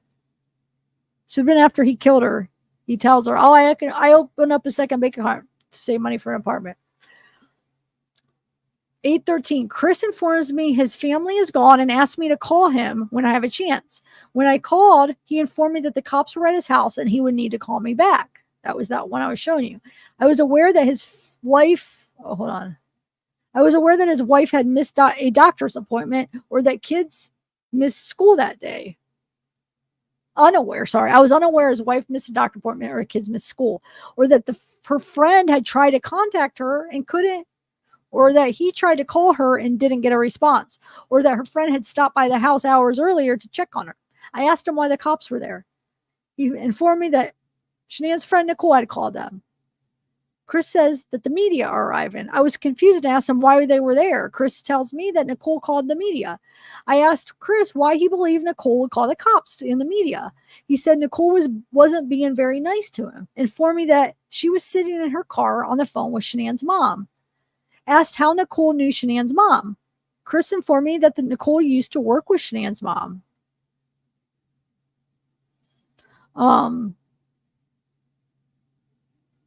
I asked if he thought maybe Nicole was the friend that was helping Shanann get away for a day. Chris said no. Why would Nicole be helping Shanann if she was the one who called the cops? I suggested maybe it was a throw them off for trail. He did not agree. Chris asked me if he should talk to the media. I initially said no. Then I suggested if he decided to speak to them that maybe he could ask Shanann to bring his kids back.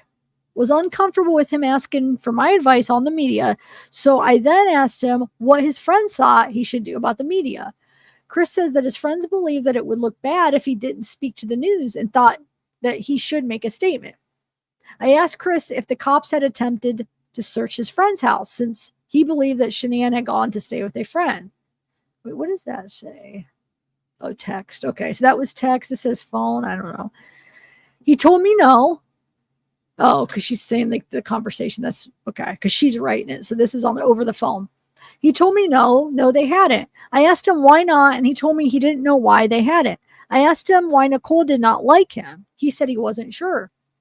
I asked Chris if Nicole was married and how well he knew Nicole and her husband. He informed me that he didn't know her husband hardly at all. I again suggested that maybe Nicole was the one who was helping Shanann to hide from him for a while. Chris said maybe, but he didn't really seem like he was entertaining the idea. Asked him if he thought she was with another man. He said it was possible, but he didn't think so.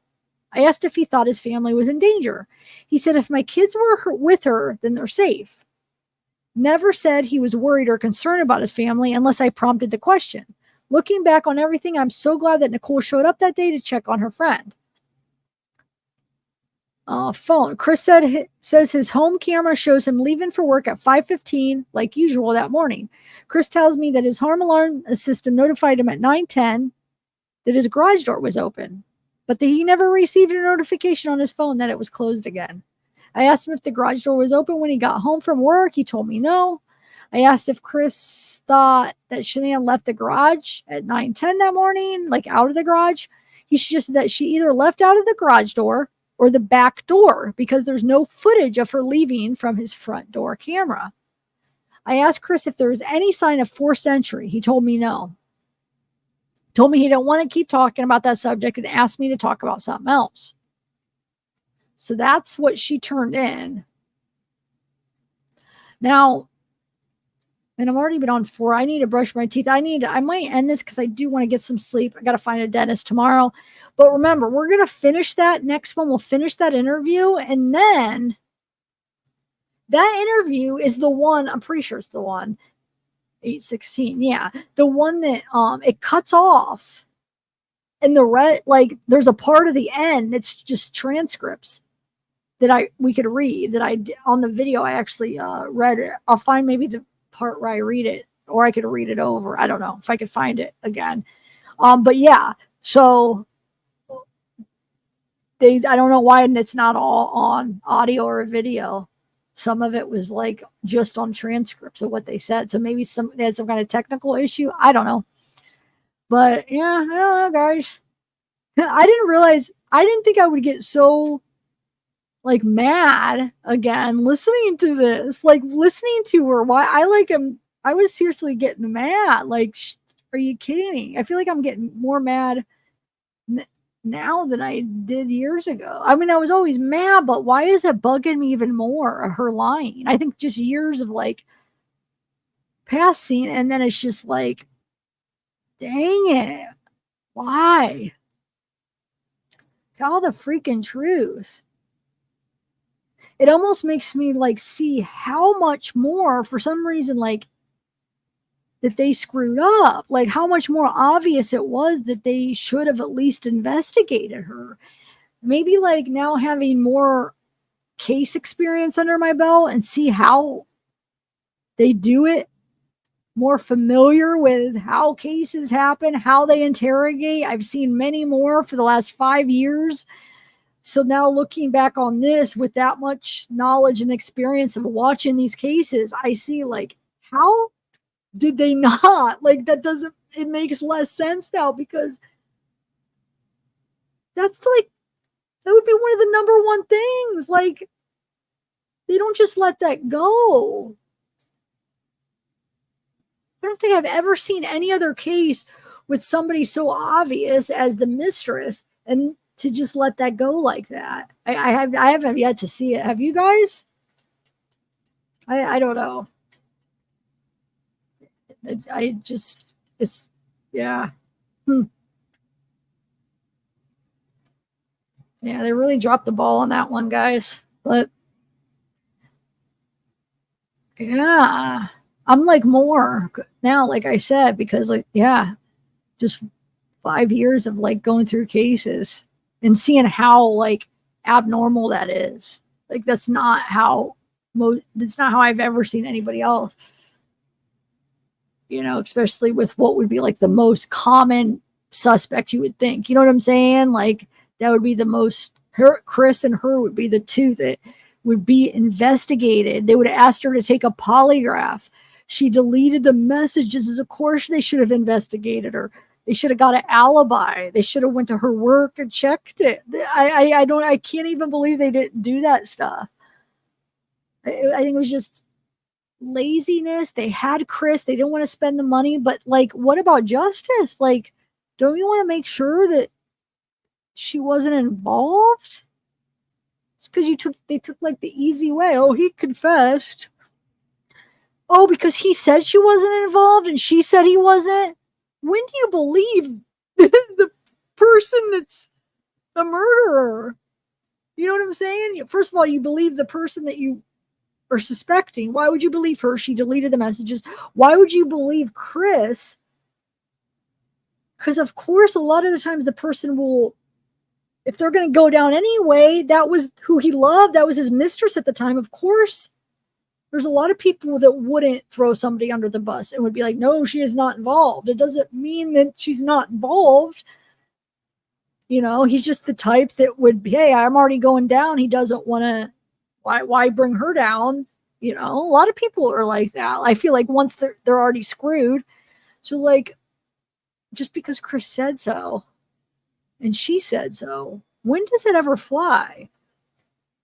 No interrogators just like, oh, you said that, okay, and you said that, leave Jim alone, and you did, oh, those were just raunchy pictures, okay, yeah, you're good.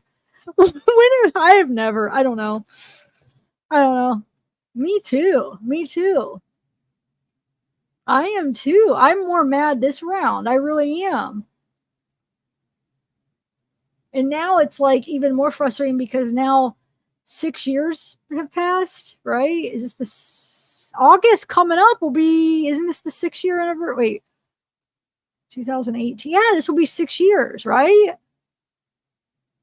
Yeah. So it sucks because it's like now any evidence, I mean, they could have got surveillance, traffic cameras. They could have tried to see where she went. Got if there's any surveillance at her work or somewhere near it. They could have talked to the employees. What time did you see her? What did she leave? Like now people aren't going to remember. Yeah.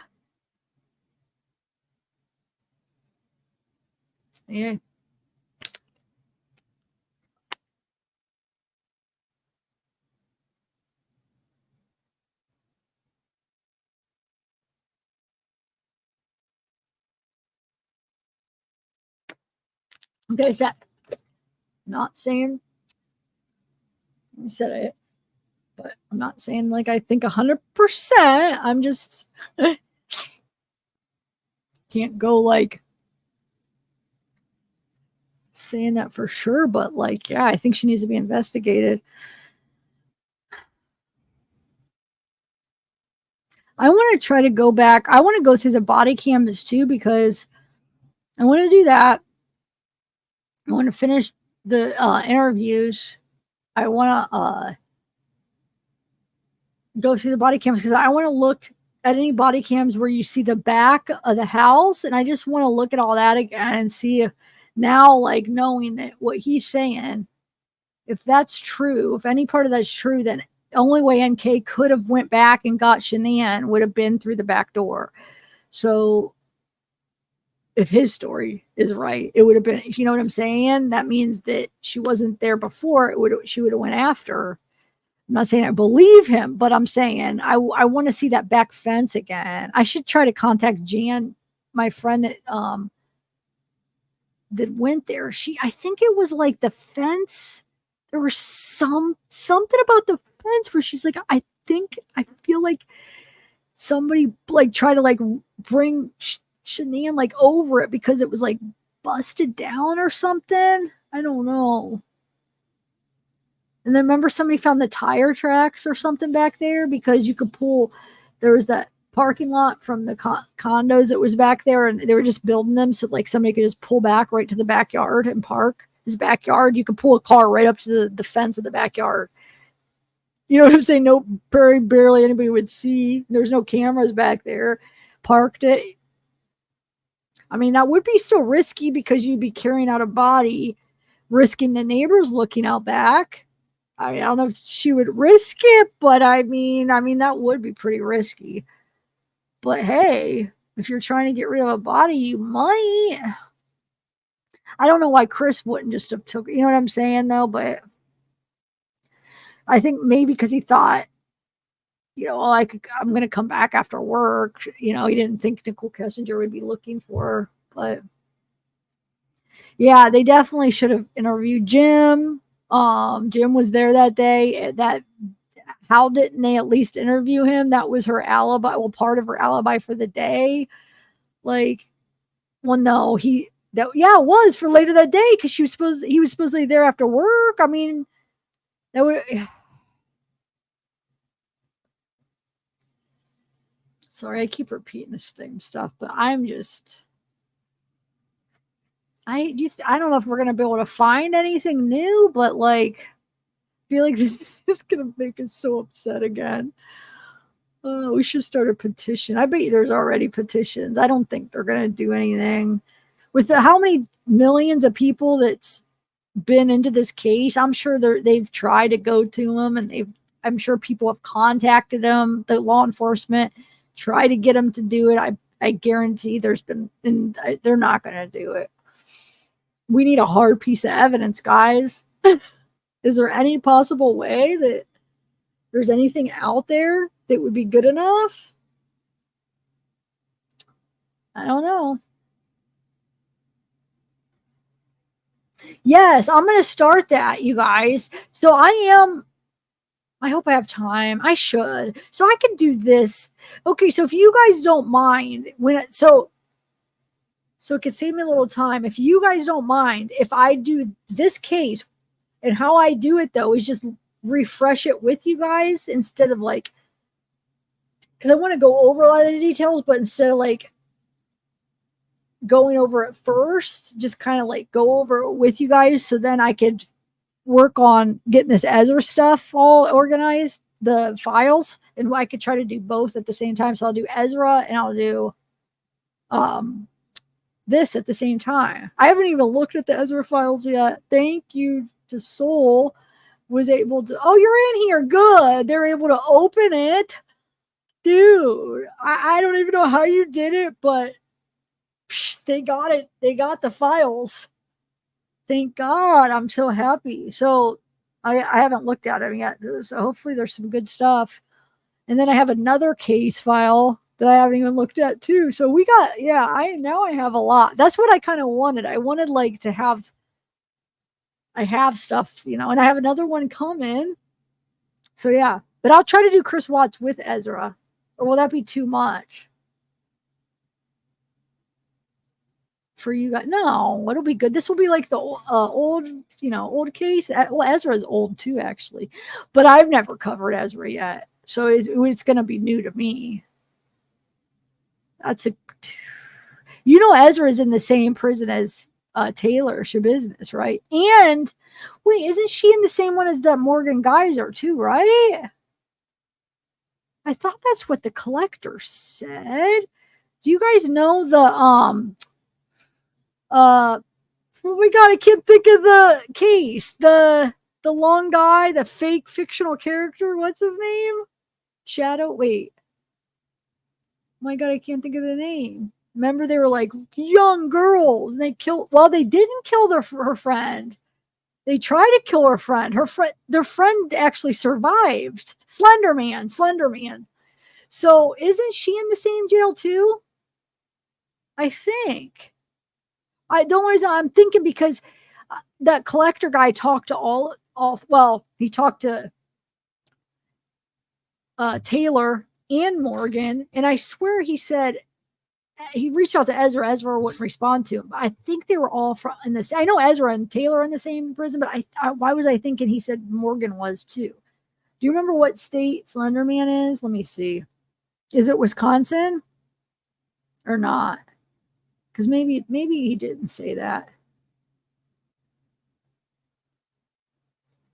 I'm gonna look it up. Hold on. Her name's Morgan Geyser. I'll see where she's at. No, she's not in the same one. Okay. I don't know why. Maybe I just thought it because those 3 people he reached out to, I thought they're all from the same one. No, she's not in the same one. She's in Winnebago. What? Winnebago Mental Health Institute. Hold on. Let me look at this. Maybe make sure I'm seeing this right. So hold on. That's an interesting one. I watched like those interrogations and looked into that like just on my own time. I should cover it sometime. It's definitely, I'm sure you guys know about that case, right? She might get out though soon, right? Isn't she supposed to? She tried and she got denied the last one, but I mean, she got another one soon, I think. So I think it's only a matter of time that she'll be out, to be honest. I mean, she's definitely going to have a life ahead of her, which I don't know if that's fair or not, but I don't know if the other girl got out because she was so young when it happened,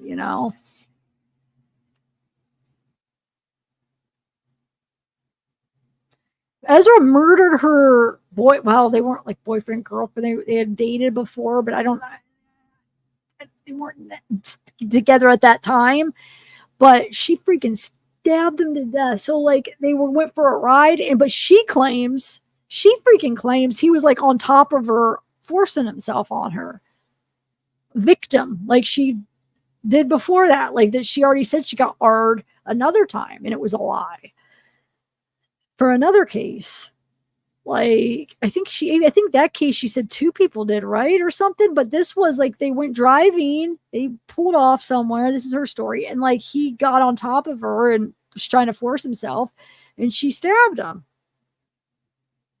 and then she ended up, what did she call it? I'm trying to think how that happened with the cops, but that one I still have to learn a lot. But I did watch the trial, but years ago.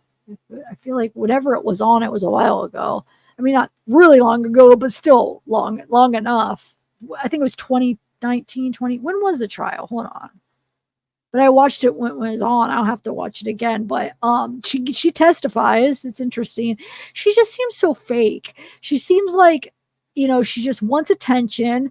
She's one of those people that's like trying to be cool and like do the cool thing and like try to sound cool, look cool in like almost like a unique way. I don't know how to describe her, but it's just almost, it comes off fake to me. Like it's like she's trying too hard to be something different. She seems pretty smart, but almost like she knows that she's trying. I don't know what the right word for that is, but I don't care for her, to be honest. I really don't. What do you guys think of Ezra?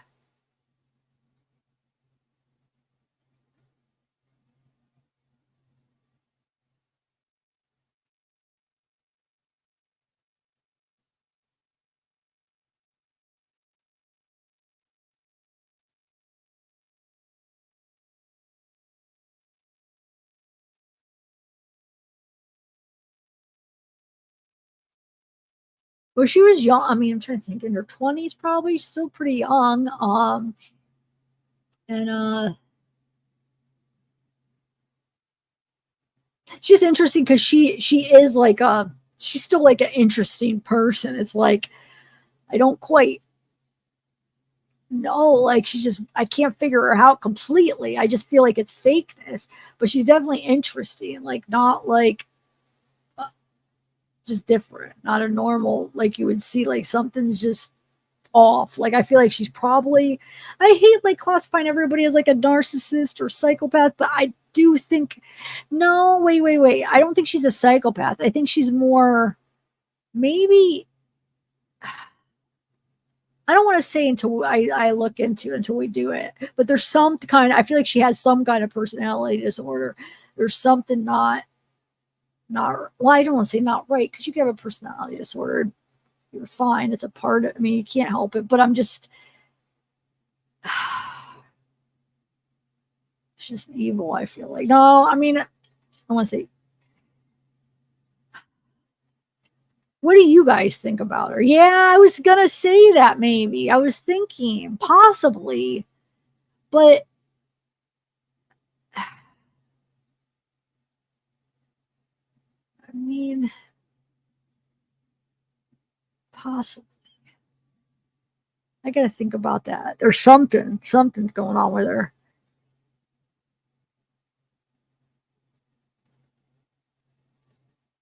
Okay, I have a question. Who doesn't know about that? Who like, yeah, tell me if you don't know anything about the Ezra case.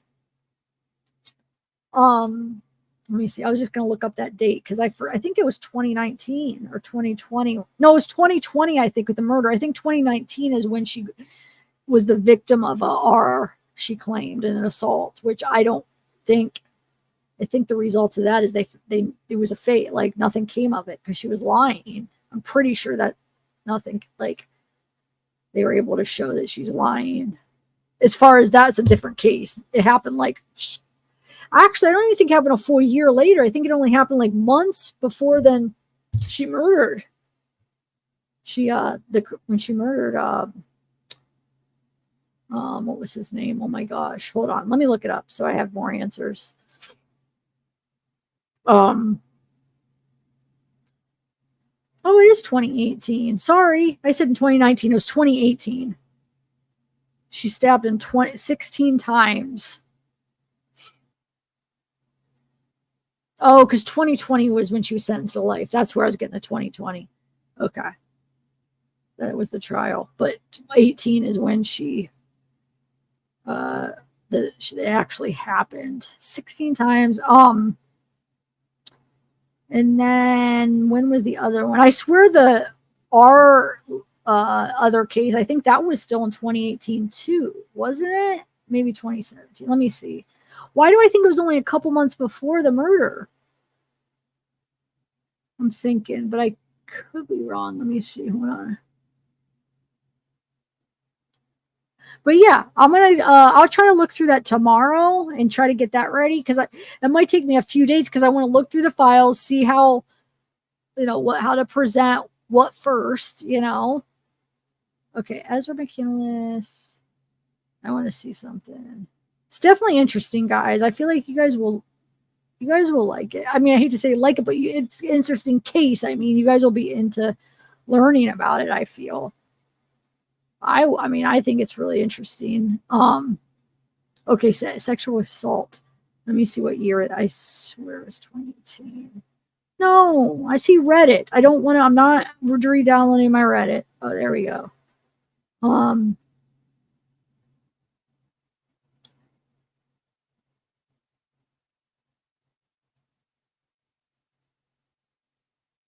Yeah, here's the sexual assault. Hold on, here's the entry. Let me see something.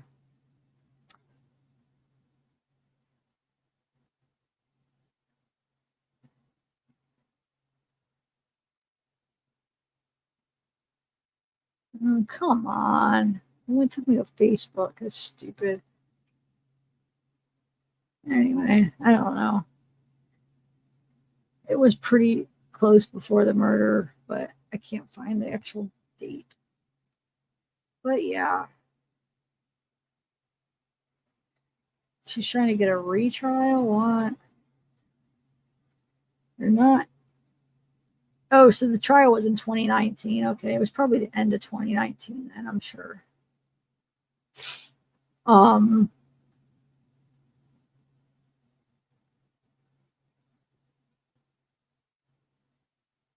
To put on a show at the trial.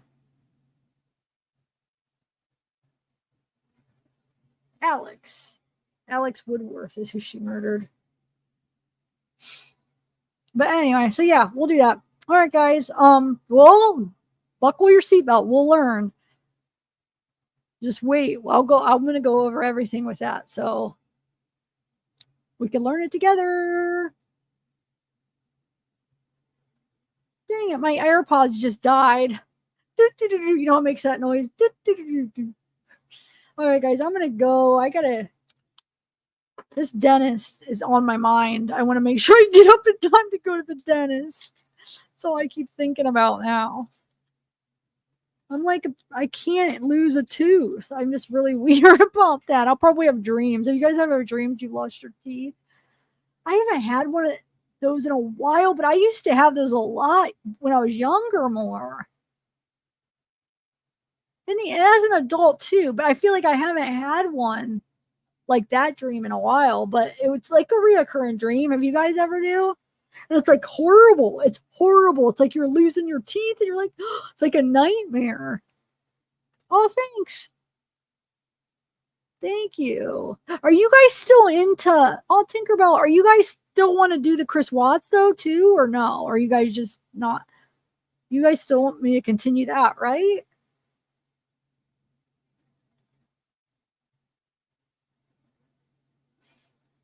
Oh wait, what's going on? All right, guys. So thanks. Bye, Melanie. Bye, Angie. Bye, Tori. Thanks. I'm gonna have to find a dentist. Look how red my nose looks. I look like Rudolph. I hate how it does that sometimes. It's like just red. Everything's just normal, and then it's red nose. Looks so weird. Oh my god. Anyway, I gotta find a dentist because I don't have insurance, so I have to find a dentist that takes like my last dentist did a thing where they take it like you pay like maybe $25 a month, or you just pay something a month and it includes like cleanings and like maybe just cleanings and exams, but then you have to, and then it covers a certain percentage of like other stuff. But I'm gonna have to do it. So I want to find a dentist that just does that, even though it does. I mean, it's not that high of a percentage, but like I need my teeth fixed. I might not even. I mean, I've thought I've had cavities before and went in, and I haven't. So maybe it's not, but I do need a cleaning. I swear it is though. Sweet. I hope not, but I swear. But I just want to get it checked, and then just in case. So yeah, I don't like the dentist I went to though, because I have a question. Nowadays, when you guys get your teeth cleaned, do they just use water and just, because this dentist that I went to like last year or whatever, I don't know if you remember me talking about it, they use like really cold water to clean your teeth. First of all, it doesn't feel good. Usually I like cleaning my teeth. I usually enjoy it for some reason. I know it's weird, but I hate it. They use this freezing cold water against your gums. Hate it. And that's how they get it off. And they only like maybe pick a little bit. And then when she was showing me things, you know how you'll get like, just like coffee stains or something, just like little spots where when they clean your teeth, they should clean that, right? And when they were showing me things and I was like, what's that? And they're like, oh yeah, we just keep that there. And I'm like, no, like any other cleaning, they take it all off. Like I could buy a kit, and I used to buy a kit and it just scrapes right off. Like you just get those tools. And I'm thinking like, you're that lazy? Like, no, I want a full cleaning. First of all, I don't want this cold water on my gums. Can you just clean teeth? Like get the stains off? They're acting like what doesn't hurt. Like we just need to get the other stuff. No, I want it's not like I'm not saying it's like, you know what I'm saying? You guys know what I'm saying? Like you just get like from just like little things. I hope I'm making sense. And then you go to go clean it and they take it all off, right?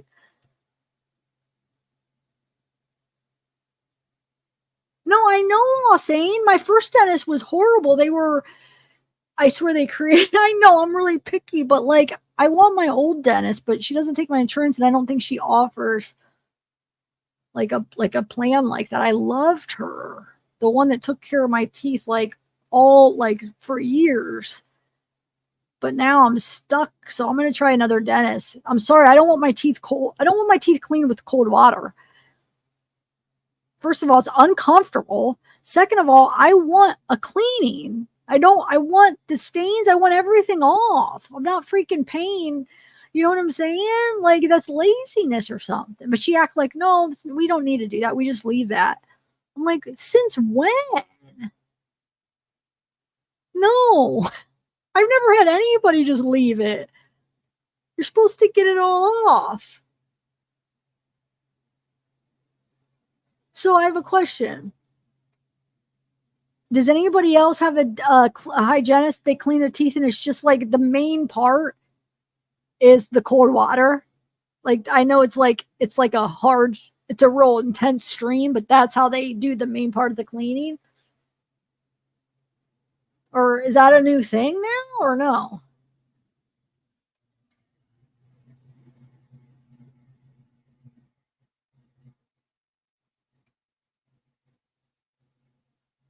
No, they don't leave. No, no, no. They know that's what they get. They get the tartar and plaque. I'm talking about, like, I don't know if you're a coffee drinker, but you'll get like just like a little bit of brown or whatever. Not like my teeth are fine, but like a little bit like I just got a kit, but the kit, because I was like, I'll do it myself.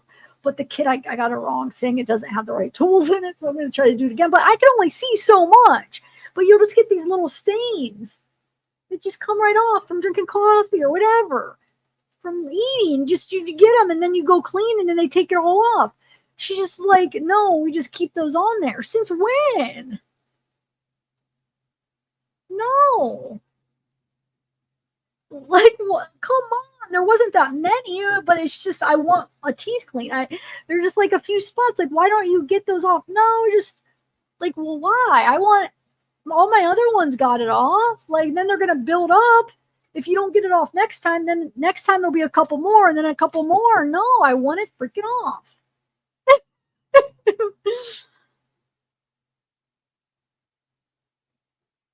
They get the staining, they call it scaling.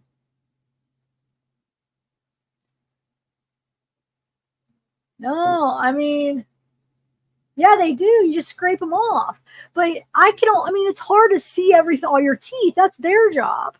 So like I said, I'm going to try to do myself, but I ordered didn't have this one tool, like, because I've got it before when I didn't have done it, like, was broke, and I did it myself.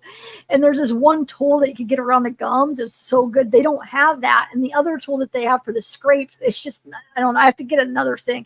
And it's got this thing where it's like, it turns on. I just want the little simple tools. So I need to try to order a different one. But yeah, I don't want to go and pay out of because it's going to be expensive. She messed up. Oh, do you know what else that dentist did? Remember I told you, I think she hit a nerve. So she gave me a shot, like I had a cavity filled on this side. And I hate how she was giving me a shot. She kept it in there freaking forever. Anyway, like the needle, and like 10 minutes. It's like, what are you doing? I kept moving the cheek, and it's like, just give it to me. But anyway, so first of all, she gave me 3 shots on that side. But the one time she gave it to me, it felt like it was going through my tongue on the other side. And I'm thinking, oh, it was the weirdest feeling. And I told you guys about it, remember? And you said she probably hit a nerve. That freaked me out. I'm not going back to her. Like, what if she hits a nerve next time and like it does something serious? It was the weirdest feeling because it felt like the needle was poking through my tongue, and it wasn't. It was on my cheek. But because she hit a nerve, it felt like it was coming all the way through my tongue in. But I know she wasn't, because I kind of like moved it. I'm like, why does it, like, that's not my tongue. I was so confused. Why does it feel like that's going through my tongue? And then you guys said she probably hit a nerve. Well, no, I'm not going there again. No, I never had a root canal. I've never had one. I had a crown because I chipped my tooth, but I didn't need a root canal. I've never had a root canal. I've just had cavities. But yeah, so first of all, the cold water, I don't want a cold, that's not how and especially if you have to use water, can you just use room temperature water? It was freezing. My teeth are sensitive. It was uncomfortable. Second, like, you hit a nerve. Okay. Sorry, I'm not okay with that. The crown I had to go back for because I had a toothache for like 2 or 3 months. I thought for sure I couldn't even chew on my one side. Okay, I had to go back. She redid stuff, and still, like, a couple months, I thought I'll never be able to chew on my right side again. So the left side was a cavity, and then I had the chipped tooth over here. So not only was I sore over here because she hit the nerve and gave me 3 shots, and just my mouth was the sorest from what she did, right? And then over here I couldn't chew because the crown for months, it was just, and then it gave me like not only could I not chew, it hurt. Like my ear, everything like hurt over here. I've never had that. No. I'm sorry. I'm on the wind down, guys. I'm sorry. That's why. But yeah, so that's why I'm asking. So you guys, she should be scraping the stains then. You're right, right? No, your guys' don't just keep them. Okay. I thought so. Well, then I'm not. Yeah. Yeah, no. Why do I want a freaking cleaning.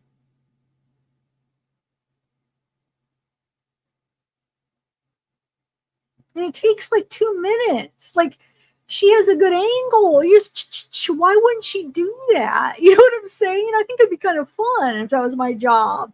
I'd be like OCD getting every little thing. Like, why the heck wouldn't you just make my teeth look all nice and get everything off? You know? Yes, I think I am. I think I am. I am. I just hope I could find one that I like that place because they did a plan and you don't have to have insurance, but I just hope I could find one that does that. Another one. But actually, when I did go there, I did have insurance, but I knew they had a plan. But my insurance, it kept putting me on hold. Like, it had like this waiting period. It was like 12 months waiting period. I was like, I got it so I could get my teeth fixed. I have to wait 12 months for my cavity. So I was like, I have to pay. And my crown, I couldn't wait a year. 12 months waiting period. Like, are you kidding me?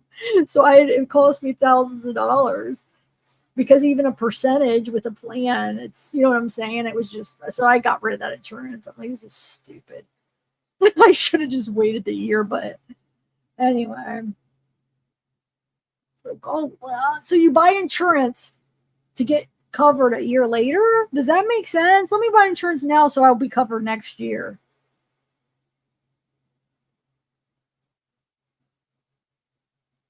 You know? Like, yeah, I need cover next year, so let me get this 12 months before. It's so stupid. Yeah, I'm not happy with that whole thing. But anyway, I found one I'm going to call tomorrow. They had really good reviews, so I hope they take some kind of plan. I just definitely want a cleaning, and then see why it hurts right here.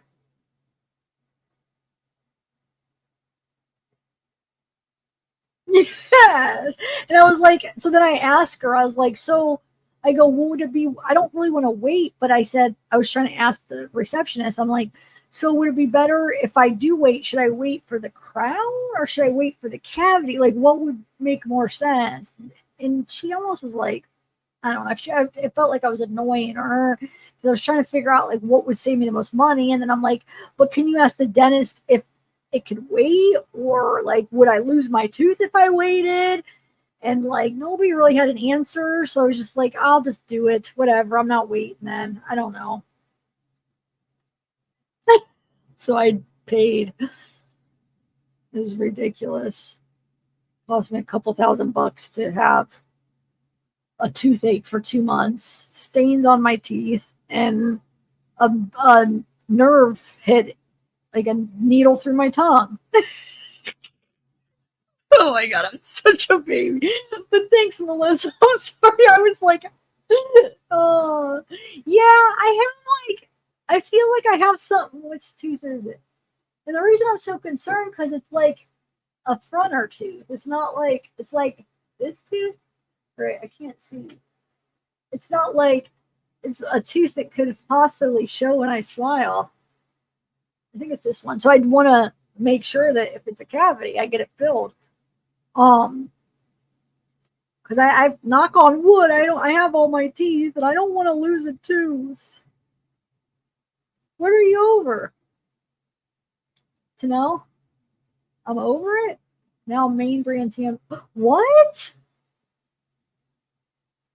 Wait, tell me about it. Which ones can I get? Are you serious? Does it say it on the box? Wait, I know. I always wondered, like, honest to God, when I'm in there buying those in the store, I'm always wondering, like, Okay, this is something that, women use a lot of. Like, wonder if there's like if any of them could like cause, I don't like to say the C word. I don't know. Jinx. But like, wonder if there's anything in them. Because you know how you find out like years later, oh, baby powder or this cancer. I'm like thinking like, wonder if it's better to buy name brand or not. So I swear to God, I've thought that. And I was like, nah, I'll just buy what I like the best. But what to know? Which ones? Because I'll buy. Does it say it on the boxes, or how do we figure this out? Because I don't want to use those.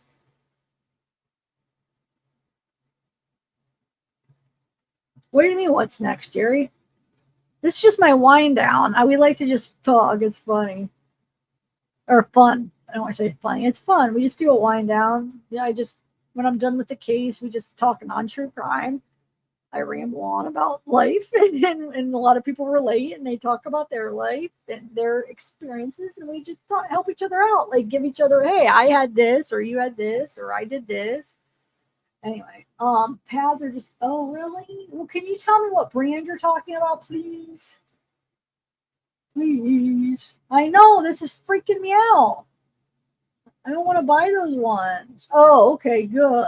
Okay, Jerry, I thought you were okay. You're fine. I thought you were saying like, like it was annoying, but if I make you laugh, that's all. I like making people laugh, but I'm not trying to necessarily make you laugh. But it doesn't bother me when people laugh, even when I'm not trying to be funny.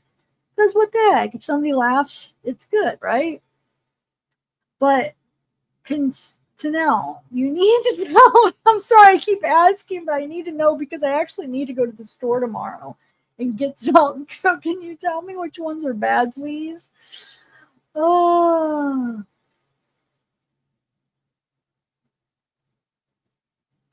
Sleep deprived, getting it. Yes. Baby Hooker or Debbie Hooker. Really? Wait, she's saying name brand. You're saying organic. Soul, what do we have left? What do you mean? Can you help? What organic? Why? I guess we can't use any. I guess we have to go to those reusable rubber freaking ones. I never tried one of those, but that just doesn't seem like, I don't know. I'm scared to use one of those. I don't understand how it doesn't like tip. Or not tip, but like, I don't know. I don't know if I like that. Where do you put him, Mel? If you don't put it inside, where do you put him? I don't know any other place to put him. Yeah, the cups. Oh, I've seen them in stores. I always like, how many times I've picked it up and like, and I've like, in my head thought about, okay, should I? No, and I always put it back.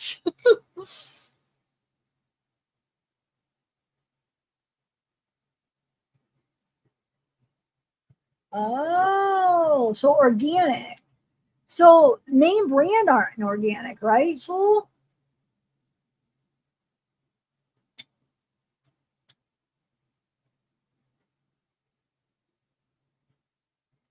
good. I'm glad. I guess the cups are probably the only because everything's bad we do. So you just have to try to pick the least baddest, or the least bad. Well, what do you use, Mel? What are we supposed to use? You just bleed out. Like, I don't understand if you don't use any. If you don't use pads and tampons, do you just like, I couldn't do that. You just stay in those days and not go anywhere and then wear a diaper? I'm confused. What do you do?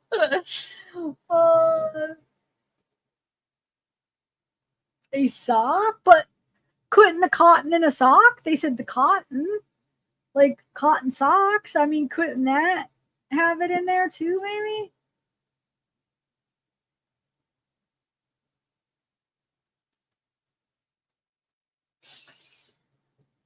Oh my God. All right. Speaking of that, I need to go to the bathroom. All right, guys.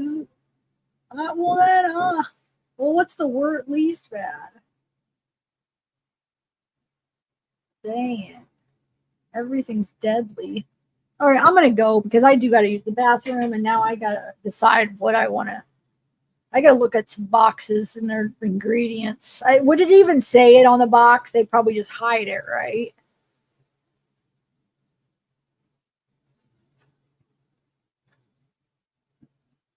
Okay. But how do we know if it's organic? Does it say? I don't know. Does it say non-or? My head hurts. My head hurts. Period said nope, I'm out. Yeah. All right. Good night, guys. Good night, Justice.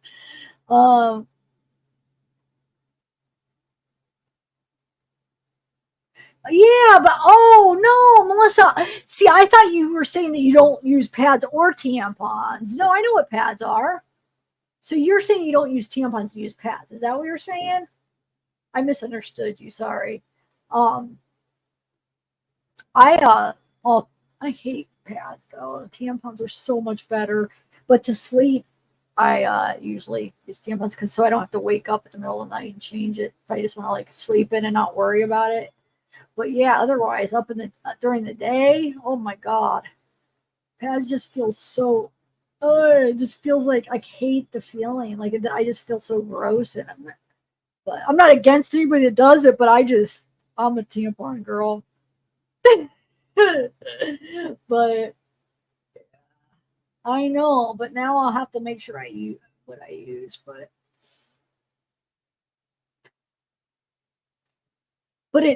But then if you take it out though, I don't know what period panties are. I never had those. What is it like disposable panties? Huh. I want to look that up, but I do got to go to the bathroom, guys, and I'll have to look that up though. They are healthier? Okay. Yeah, I guess because they're not like inside. I guess even if they were bad, it wouldn't be as intrusive. So dang it, maybe I'll start if I don't go anywhere, maybe I will just start doing that. but then it's okay. Live longer or be miserable. I don't know. Okay, period. Okay, so wait, period. I don't understand what you mean, period panties.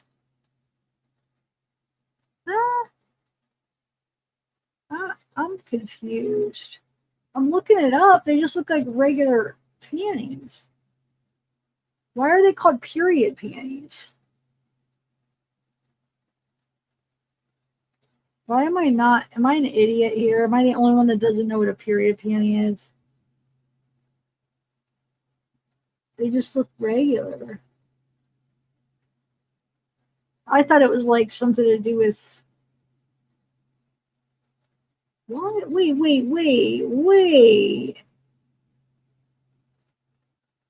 What?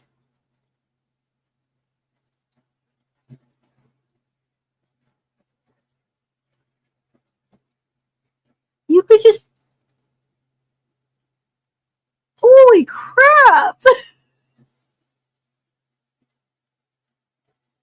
I just learned something new. What?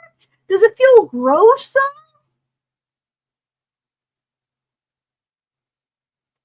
You don't like. I'm confused. Then how do you wash them? You just put them in the washer?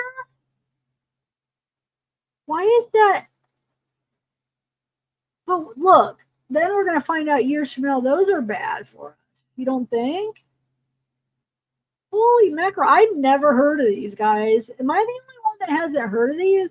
I wouldn't trust. Oh my god! I'd have to like get used. I'd have to like see that they work like for. I'd be nervous, but I guess I would have to try it out. Whoa! Maybe I'll buy some. I never knew these things existed. Huh? But then you could only wear them for what? How? Like, is there a certain time that you have to like switch them every couple of hours. I mean, how does that work? I'd have to look, but wow, okay. Really? But then you just wash them in the washer? Why does it seem gross to me? Like, not, you know what I'm saying? Like, then where does all that go? Do you throw anything away inside? You know what I'm saying? Or it just stays in your... I'm sorry, I'm probably grossing you guys out. Is there something inside that is disposable? You like take it out, throw it away, and then you wash the panties? Or is it all built in? Does that make sense? I am so confused because it doesn't even look like there's anything there. Whoa, all right. No, look at them. They look like regular underwear, Soul. There's no big bulky pad. It's just underwear that somehow absorbs it all. I don't understand how that works. So how many in here wear those? I'm like, I am so behind in times. Put a 1 if you wear them in here. I want to see how many people wear them. Put a 1 if you wear them, and if you've worn them before. I'm gonna order some. I'll try it. I'll definitely try it. It's worth a try. I had no idea when you guys were saying that. I'm like, what are you talking about?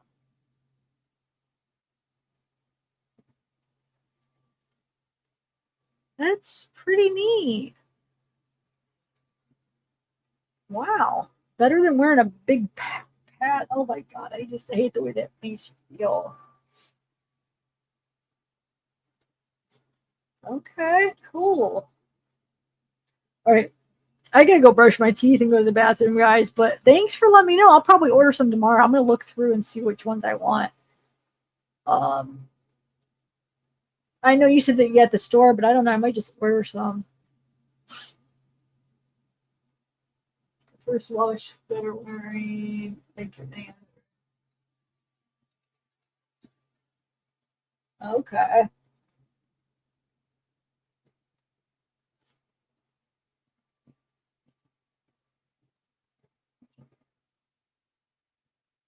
That's so cool.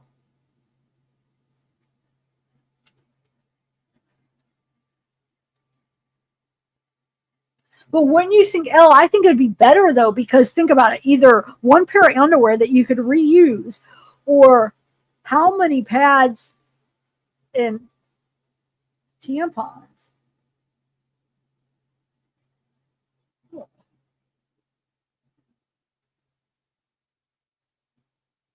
What is that? All right, guys.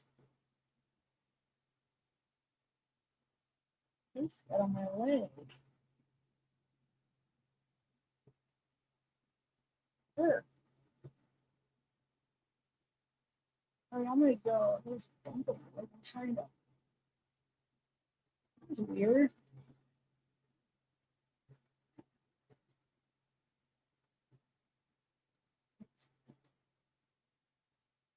All right, I'm gonna go, guys. All right, bye, everybody. Yeah, cool. All right, bye, everybody. Thanks for hanging out. I'll let you know about the dentist, and I'll try to get the Ezra stuff looked over, and then, yeah, I'll continue this too. Lots. I'll do a double case, or I'll do both. Bye, everybody.